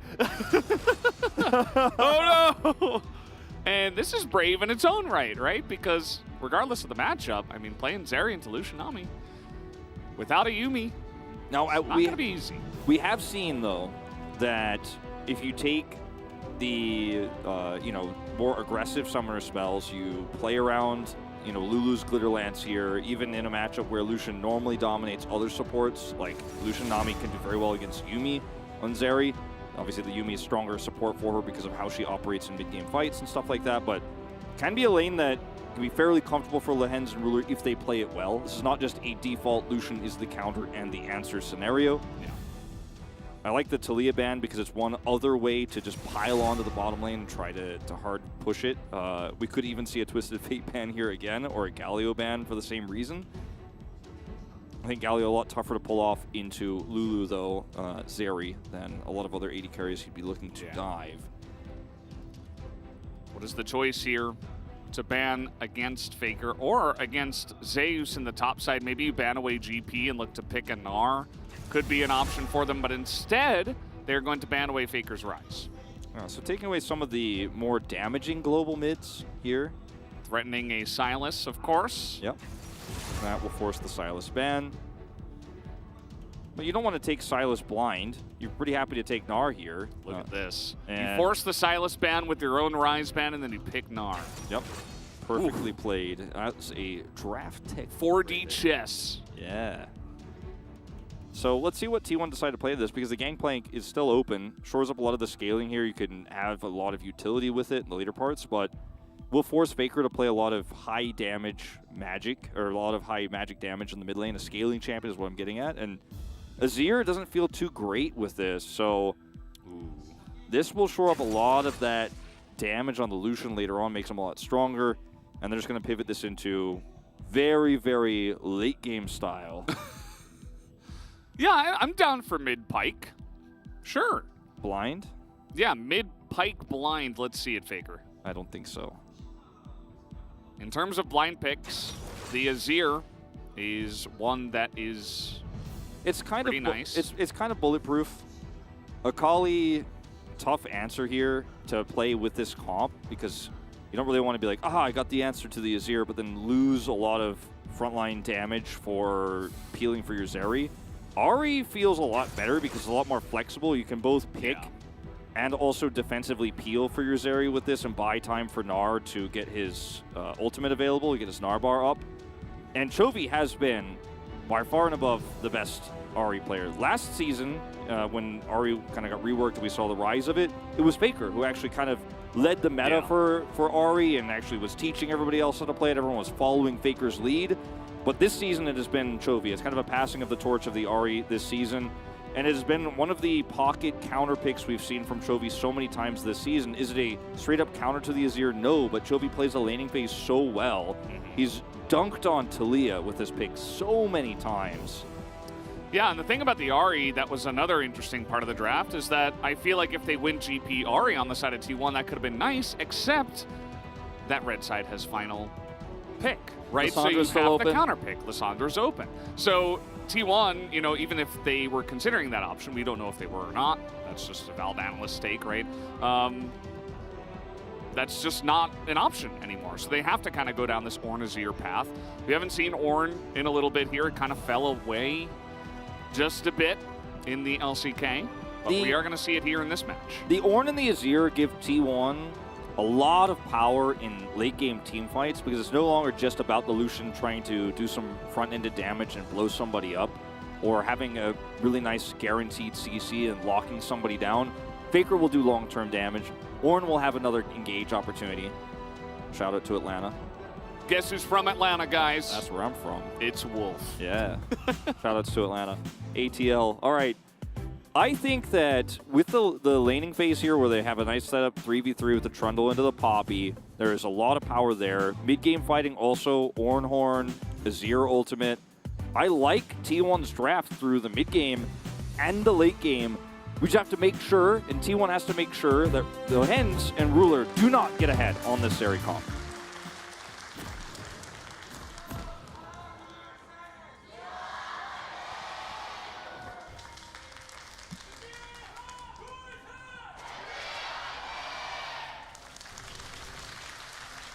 And here we go.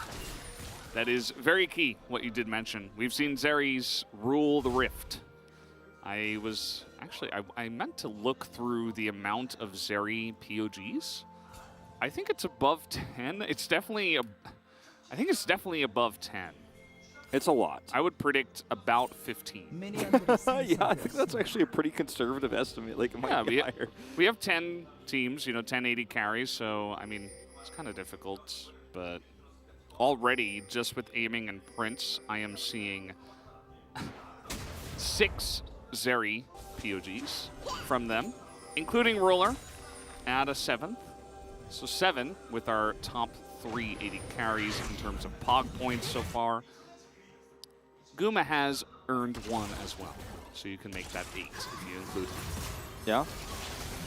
No invade here for Genji on red side to stop the Trundle's pathing bottom and mess with his ability to clear and then come down and make an impact. He's coming down at level 2, however... Man.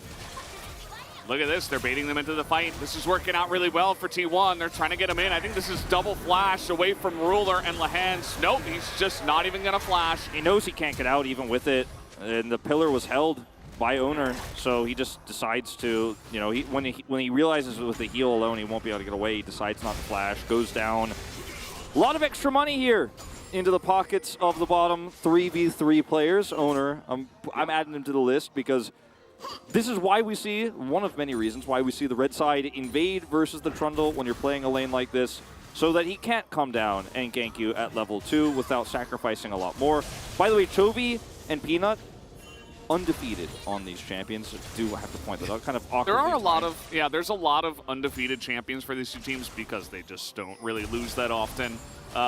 We did also see undefeated for Guma and Keria, 2-0. They don't play the Lucian Nami as much as Ruin Lehens, but when we have seen it, they have gotten wins on these two picks. Okay, Peanut's going over. Will he flash? He does. Absolutely.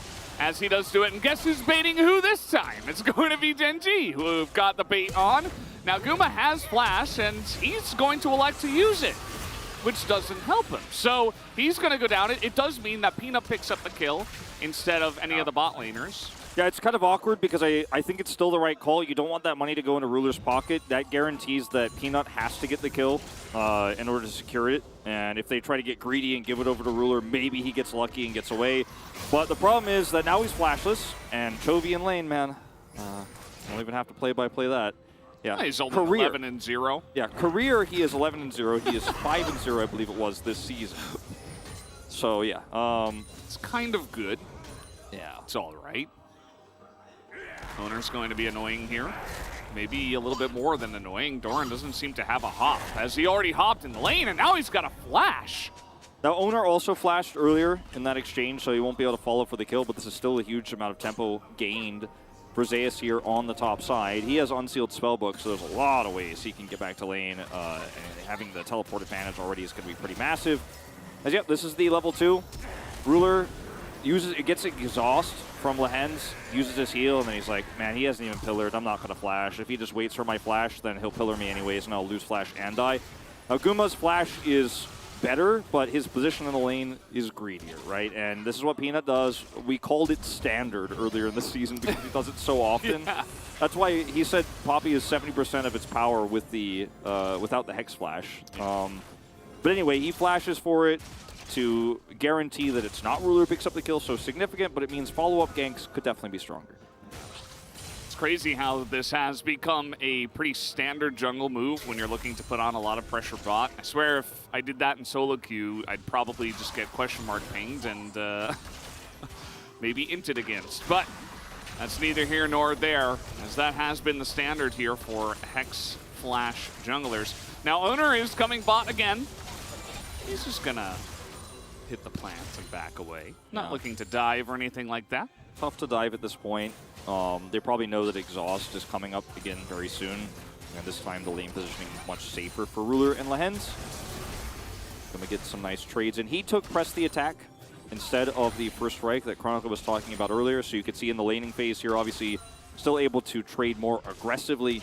And it's Zeri and not Aphelios. So very different matchup. So there's a little bit more power down here for Guma and Keria. Yeah, absolutely. There is one player who did take first strike, that is Faker. Yes, he did. Nice dodge on the Aqua Prison. That was really clean from Lehens, but guess who's bot again?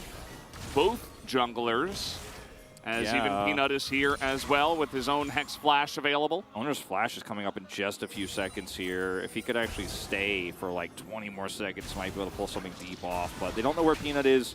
They think better of it. And he backs away as Flash is coming back up. Peanut sees him here. Or actually, not 100% sure if he did, but either way, is going to now hover around the bottom side here, and we'll see this ward and clear it up.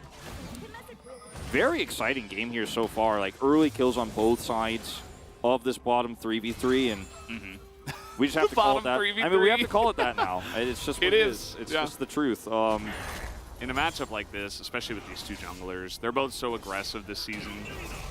For me, what I'm most excited about now, outside of this 3v3, you know, the bottom side has really calmed down here, is how this fight on Rift Herald goes for Genji. Because T1 have Emperor's Divide, they have Subjugate, or they will likely have Subjugate for this. Owner's a little bit farther behind than Peanut, only level 4 at the moment, just hits 5 on that Scuttle.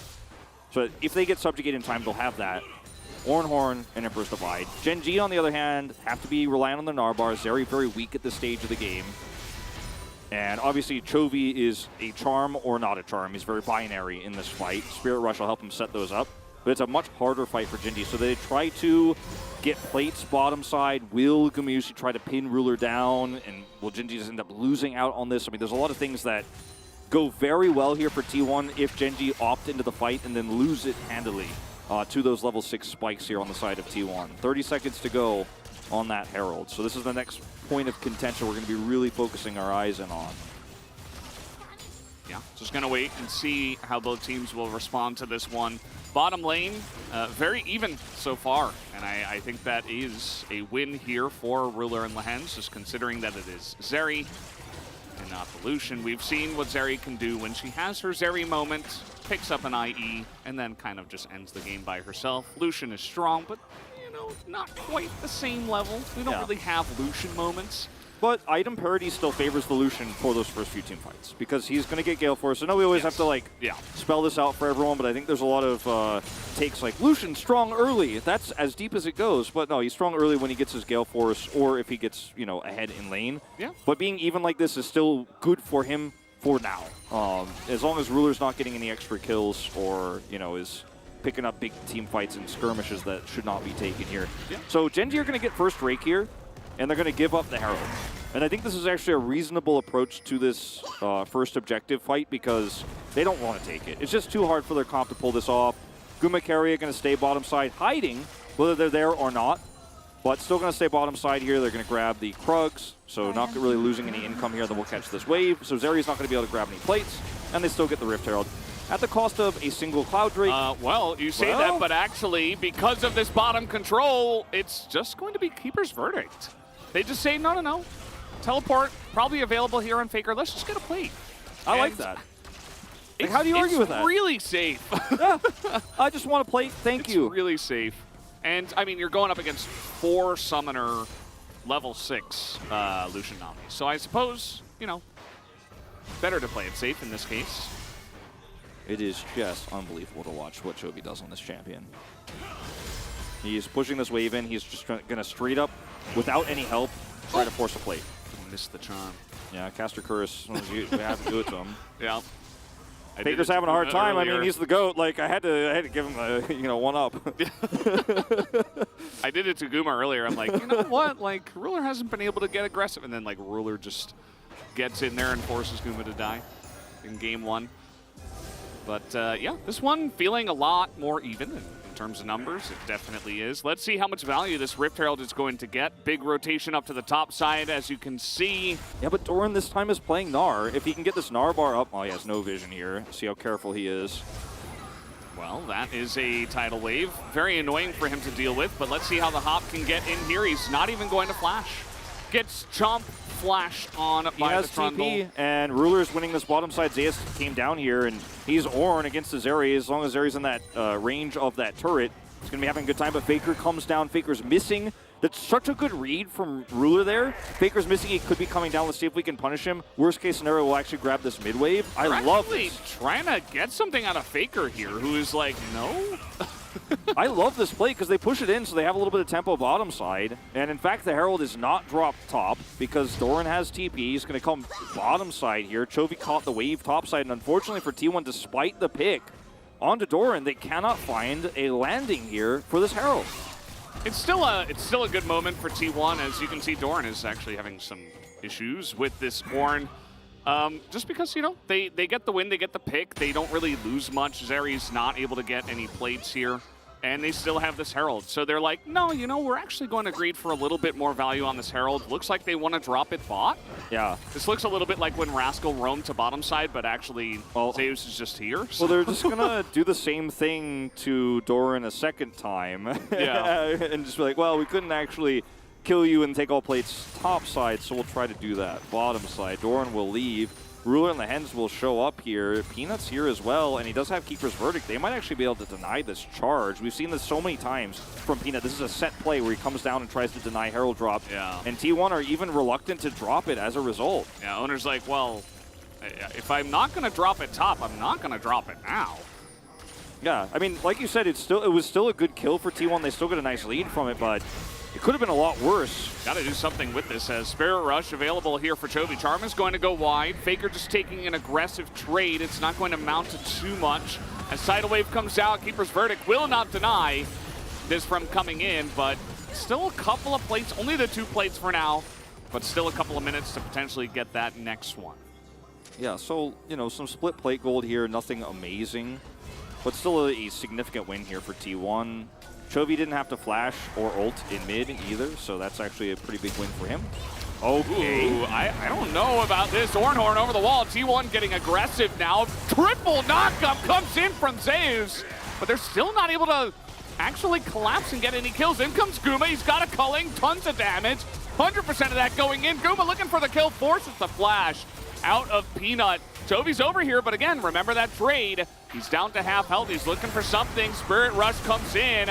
As the knockup actually doesn't get too much done, and Chovy is able to come in and pick up a kill. I cannot believe that actually happened. I cannot believe that actually happened. He pulls it off. Doran's up here alone. He's going to get this push through.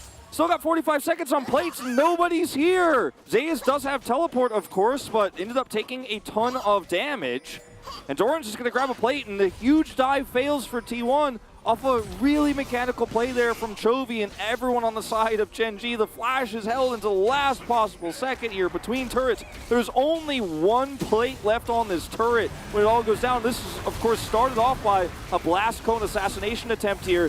Zeri wants to hit the ult in this choke point and pop off. Could have been a Zeri moment, but has to get wild growth early. Gumusi chases forward here, has a Gale Force in the culling. Peanut tanks it, flashes last possible second. Ruler barely survives, gets the slow. That buys a lot of time here for Chovy to come down. And they see him. Yeah, Faker's also coming over, but this turret is still up.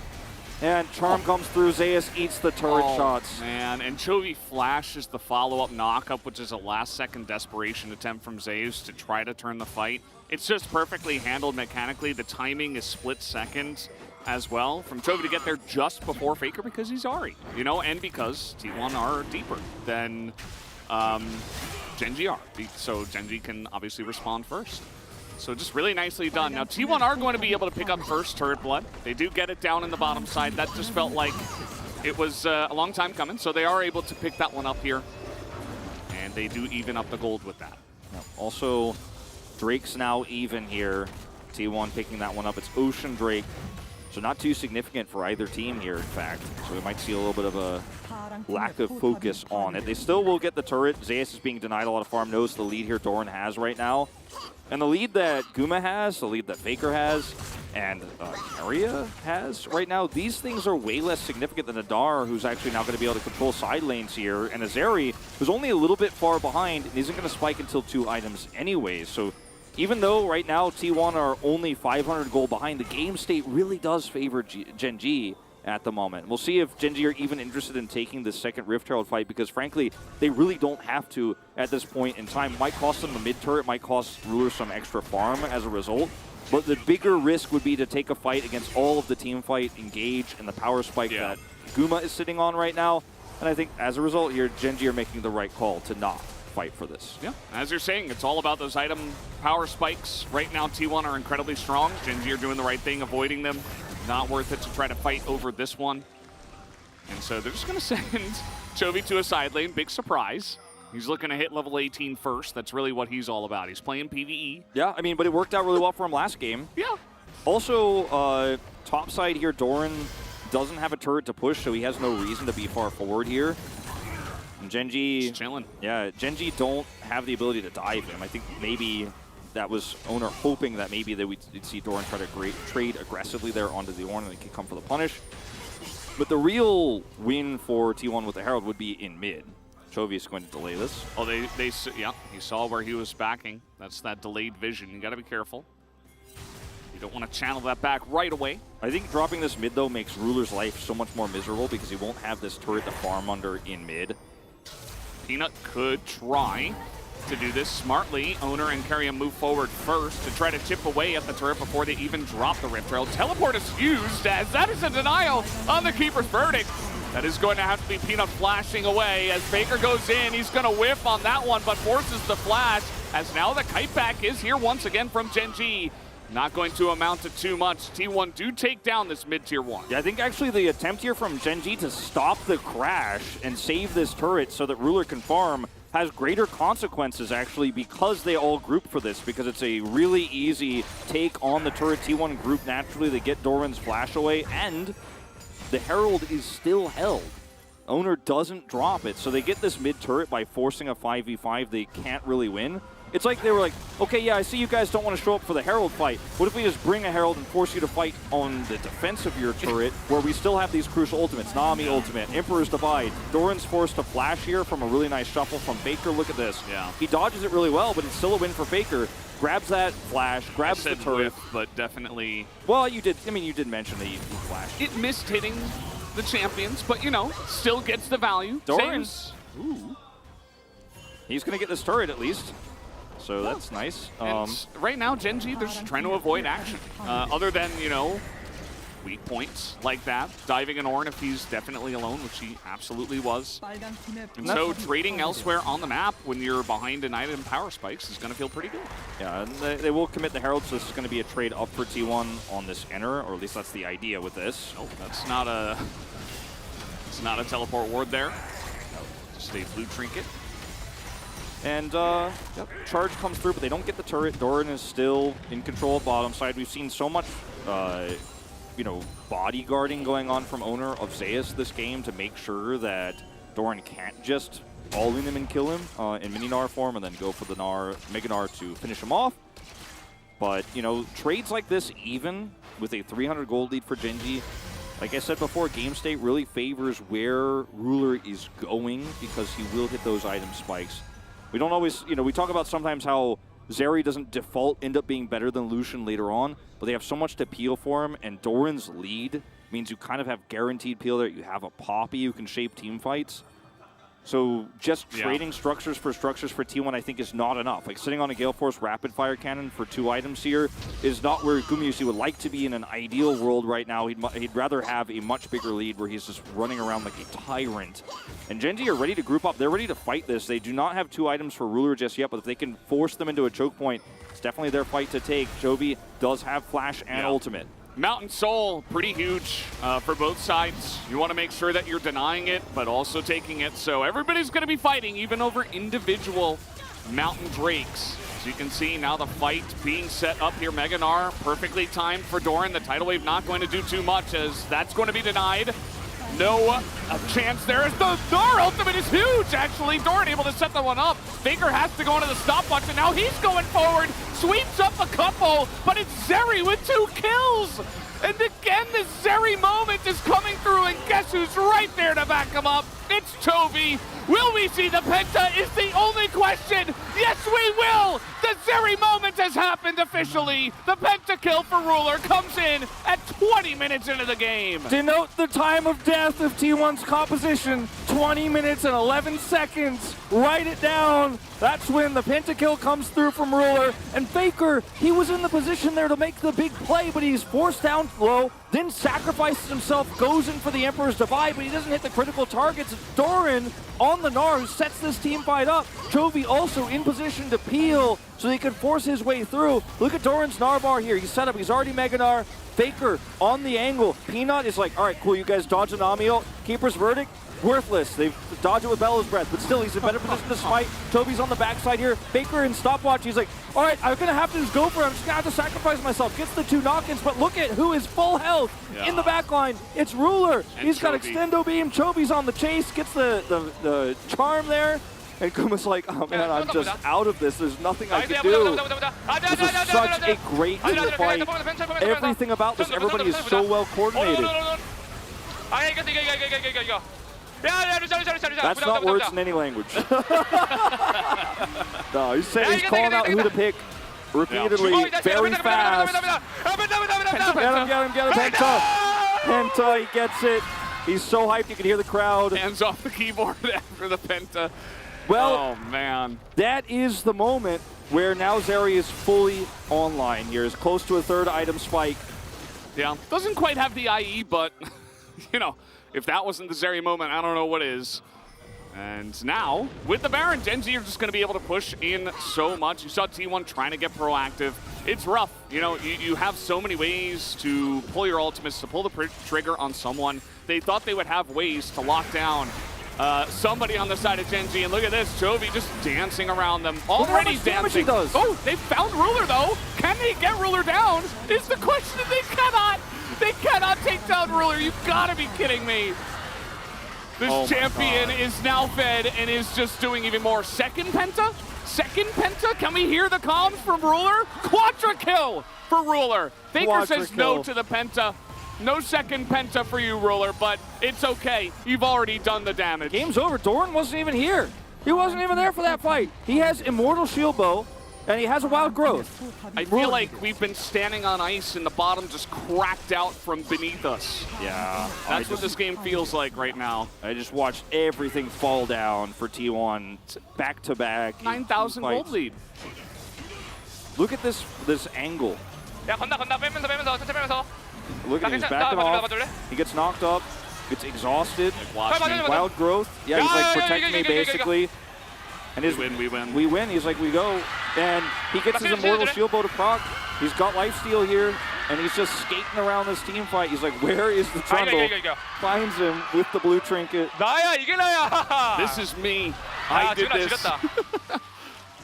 This is what I am capable of. And yeah, we did not have the question before the series, but once again, like we said you had to prove it against T1, and so far, he has been able to do it. Now, everybody is going to this brush. I think Doran has seen a lot of people. He is just waiting for them. He's like, yeah, I dare you to fight me. As this is going to be yet another Genji Stomparoonie in this team fight. Down go a couple. 10 kills for the Zeri, who has IE, who has a stopwatch. You said it, Wolf, this game is over. Game 1 was close, Game 2 was not. Yeah, I mean, look at the money that Keria invests into the ward item as well this game. And this is going to be totally irrelevant. It doesn't even matter. 10 kills on this Zeri. And Genji's trying to get that average at 25 minutes. Gold up again here, nearly at 10,000, 12,000 actually this time around. Chovy flashing forward, almost looking like he's playing with his food at this point. There's only 2 ranged minions, but that might be all they need. Doran in the Mega Gnar. They pillar Ruler like he cares. He's just gonna move forward and take down more kills. There's another. He's got his ultimate working, and you can see that Faker not even able to get on top of this Zeri. Ruler is going forward. I don't know about this one. Didn't necessarily have to go this far forward, but he's got the Wild Growth. Are they gonna kill them? They finally do, as Pito will take down the Nexus. They kill the Zeri, but it is way too little, too late. 2-0 for Genji tonight. 2-0, and game number 2 was so dominant. So dominant. And Ruler, both games, just says, this is my Summoner's Rift. Game number 1, he's set up by his team so incredibly well. Peanut has a fantastic impale, but he never loses his cool. He never, even when behind, stumbles a single time. And Genji always looking for the win conditions. Game 2, it was a lot of technicalities around Doran getting ahead. Great side laning, vision control, and some good skirmishes. But it all comes tumbling down when he ends up picking up a pentakill. That's the Zeri moment at 20 minutes. Ruler says, nuh-uh, not today. And none of us believed. We all voted for T1. I think we began to believe in suspicions and curses more than the absolute tear that Genji has been on. I tell you what, anyone... Here we go. Here we go. Here we go. It's time. Get your phones out. Let's get this dance show on the road.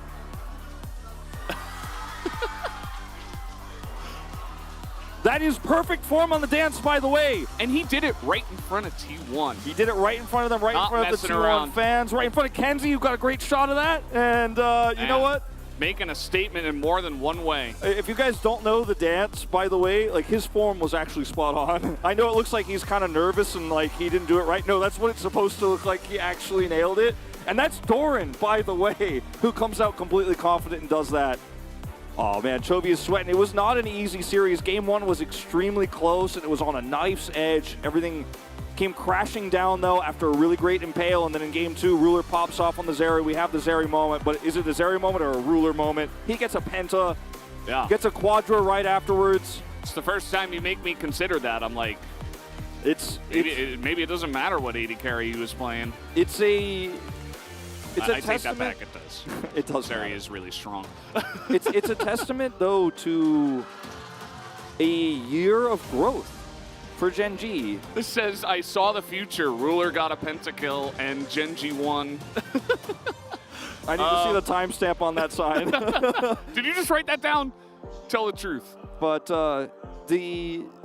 this is a year of Gen G with this super team together. And in the first week of spring, we were all like, man, this is all the best parts of so many of the rosters who get all the resources. All of these players are the #1 gold, on their team, basically, except Lehens, of course. But Doran on KT, right? Chovy on Hanolife Esports, Ruler on Gen G on the previous roster.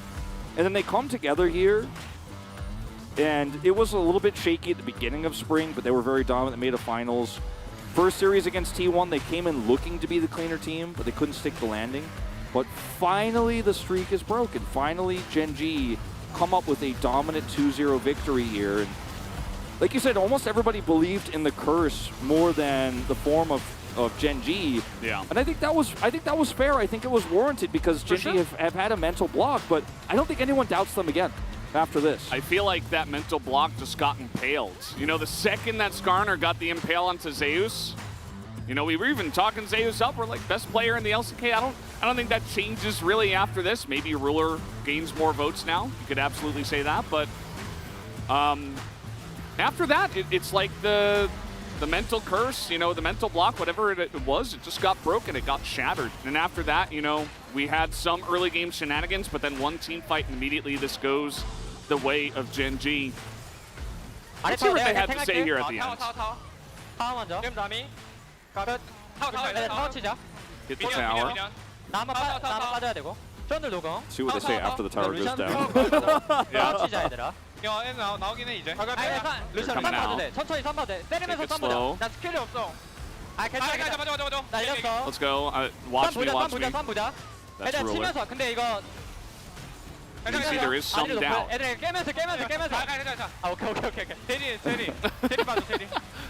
Peanut's like, make sure you guys are hitting the nexus while we're doing this, by the way.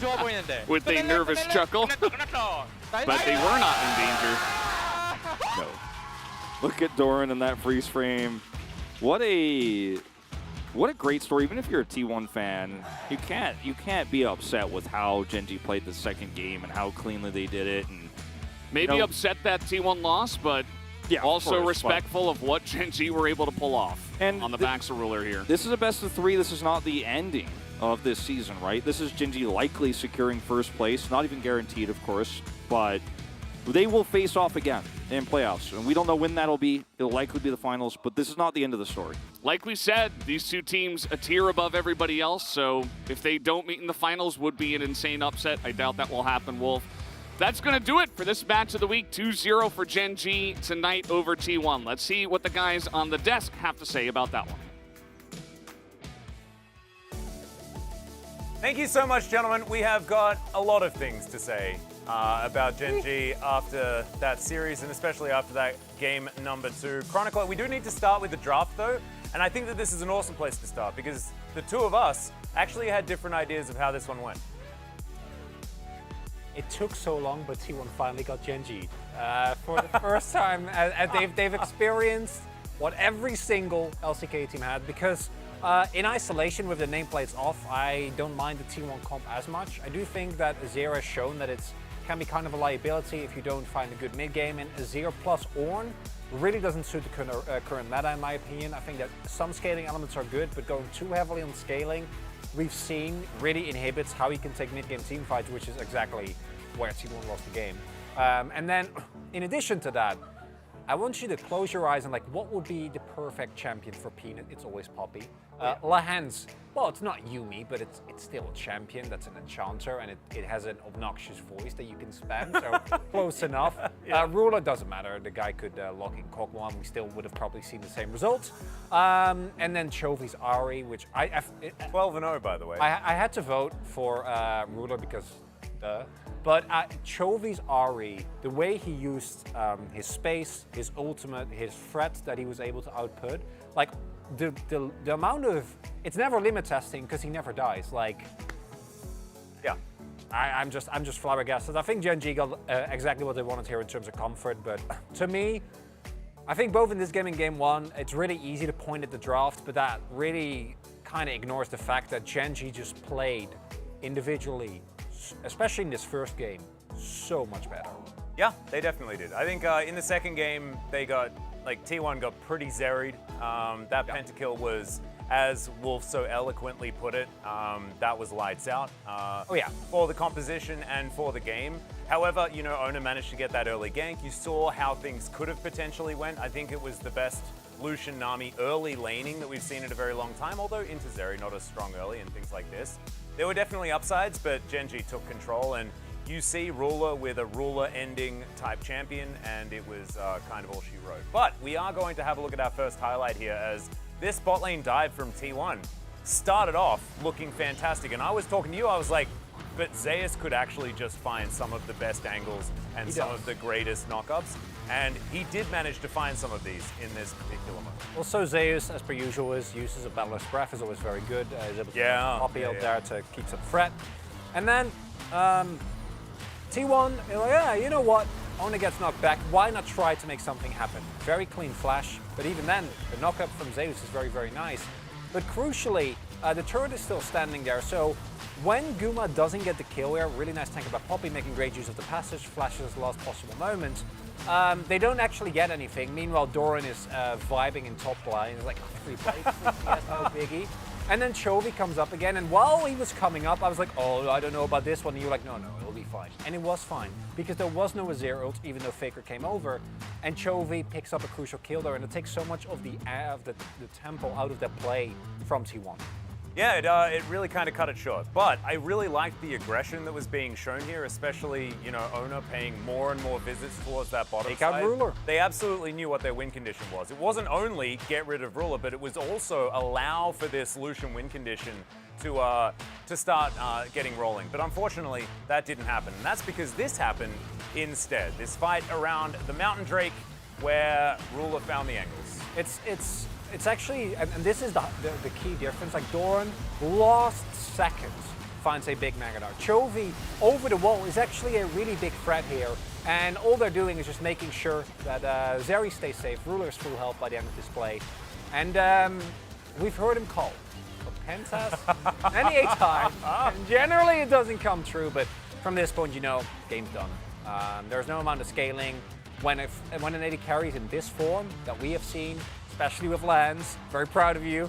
Great Lulu gameplay, which generally has not been done. Yeah, well, it's time to give Ruler his second POG of the series, ladies and gentlemen. I don't think that there's any doubt. After, of course, actually first, let's celebrate. Let's celebrate. Let's throw out the quadra-kill and have a look at it first before we give Ruler his POG. Because this was the quadra-kill that really sealed the deal. Game was already over, Atlas. We didn't need to show this, but we choose to. Yeah. Because it shows why, in general, and we're going to echo this now as teams get better at playing around Zeri without Yuumi. We are not going to let this happen again, everyone. Stop letting this champion get through. Our AD carries are too good. It doesn't matter who plays it. It doesn't matter what the comp is. No, not allowed. Yeah, Ruler is incredibly good. Zeri is extraordinarily strong. We've seen it all day today. But let's get into our POG. Give it over to Ruler here for his second of the day. And he equalizes with Zeus here, I believe, on 1,000 points, right up towards the top of the standings here. And so well deserved. I think that Ruler has had so many years where he has been the best player on Genji. He hasn't had that many years where he's close to the best player in the LCK. And this is looking like one of these. And he has been here for so long. It is a massive testament to the tenacity of this guy to continue to play at this level. And might we remind you, if you might know that Ruler obviously has a world championship, this is a player that has never won the LCK. And if you're a new fan, like, you might not be aware of this because it's mind-boggling. How can a player this good on an org that historically has had so much success never get a domestic title? I mean, it's mostly T1, which is why we all voted for T1. But moments like this make me very excited for playoffs, Atlas, because this throws a spanner in the works. I'm very excited. It does and it doesn't, right? Because yes, Genji are top of the standings. They always were. It's 12 out of 13. The one. Yes, Jonas Strong. Jonas Strong with the, like, I would have been there with him. If I still had a vote, I probably would have given it to Chovy just because of how well he played. But Penta-Quadra. My Croco vote isn't okay, but the trophy vote is. I see how it is. I'm Jonas Strong biased. I'm just Jonas Strong biased. I've got a problem. But ladies and gentlemen, thankfully to save us from this moment, we have Jisun standing alongside and of course Ruler to have a chat about their first time in 8 matches win against T1. Thank you very much, guys. This is Jisun for the Ruler Solo PUG interview translation. Congratulations on a 2-0 victory over T1, and now you are the PUG leader with 1,000 PUG points. You got pentakill today, a quadra kill today. Congratulations. Well, I'm gonna be honest, I was really nervous coming in today's matchup, but my teammates did a fantastic job leading each other, and the teamwork was so on point that we were able to get the win.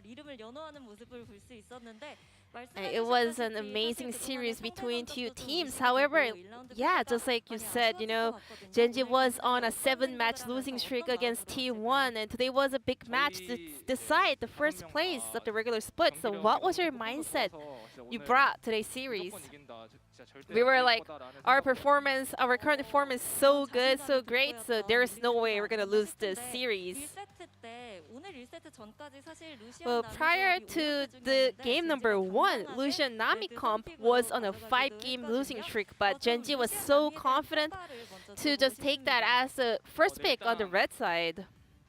I can't really reveal everything, but as long as certain picks are not locked in on the opponent's side, Lucian Nami is still the tier 1 comp.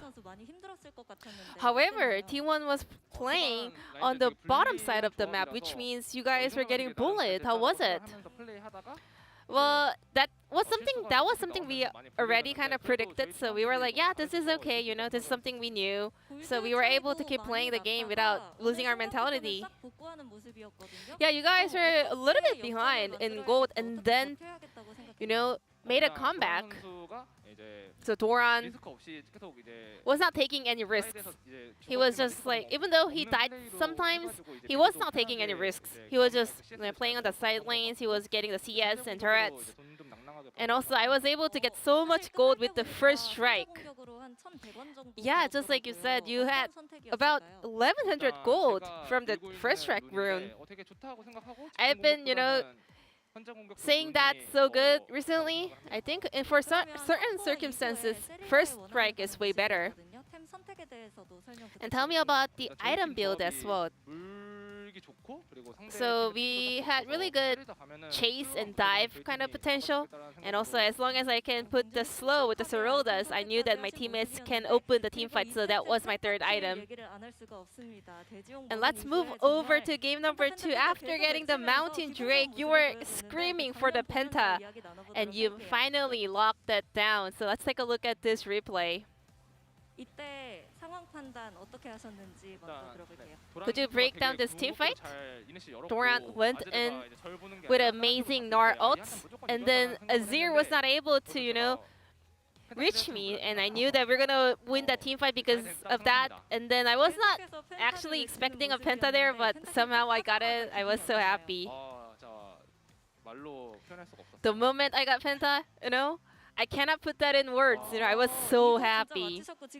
And there's a fan sign saying, Ruler got a Penta. I saw the future Ruler got a Penta and won. Thank you so much for all the cool fan signs. This is another fan sign saying that Zeri got a Penta. Ruler Zeri got Penta. This is gonna be the LCK YouTube thumbnail for sure. I'm okay with it, you know. As long as it's not the mean ones in the past. So it was a fantastic and stylish Ruler and Gen.G victory today. Do you think this is one of your best series in your entire career? I don't really think that it was like that good. My performance was on that level. It was more like my teammates handing it over to me.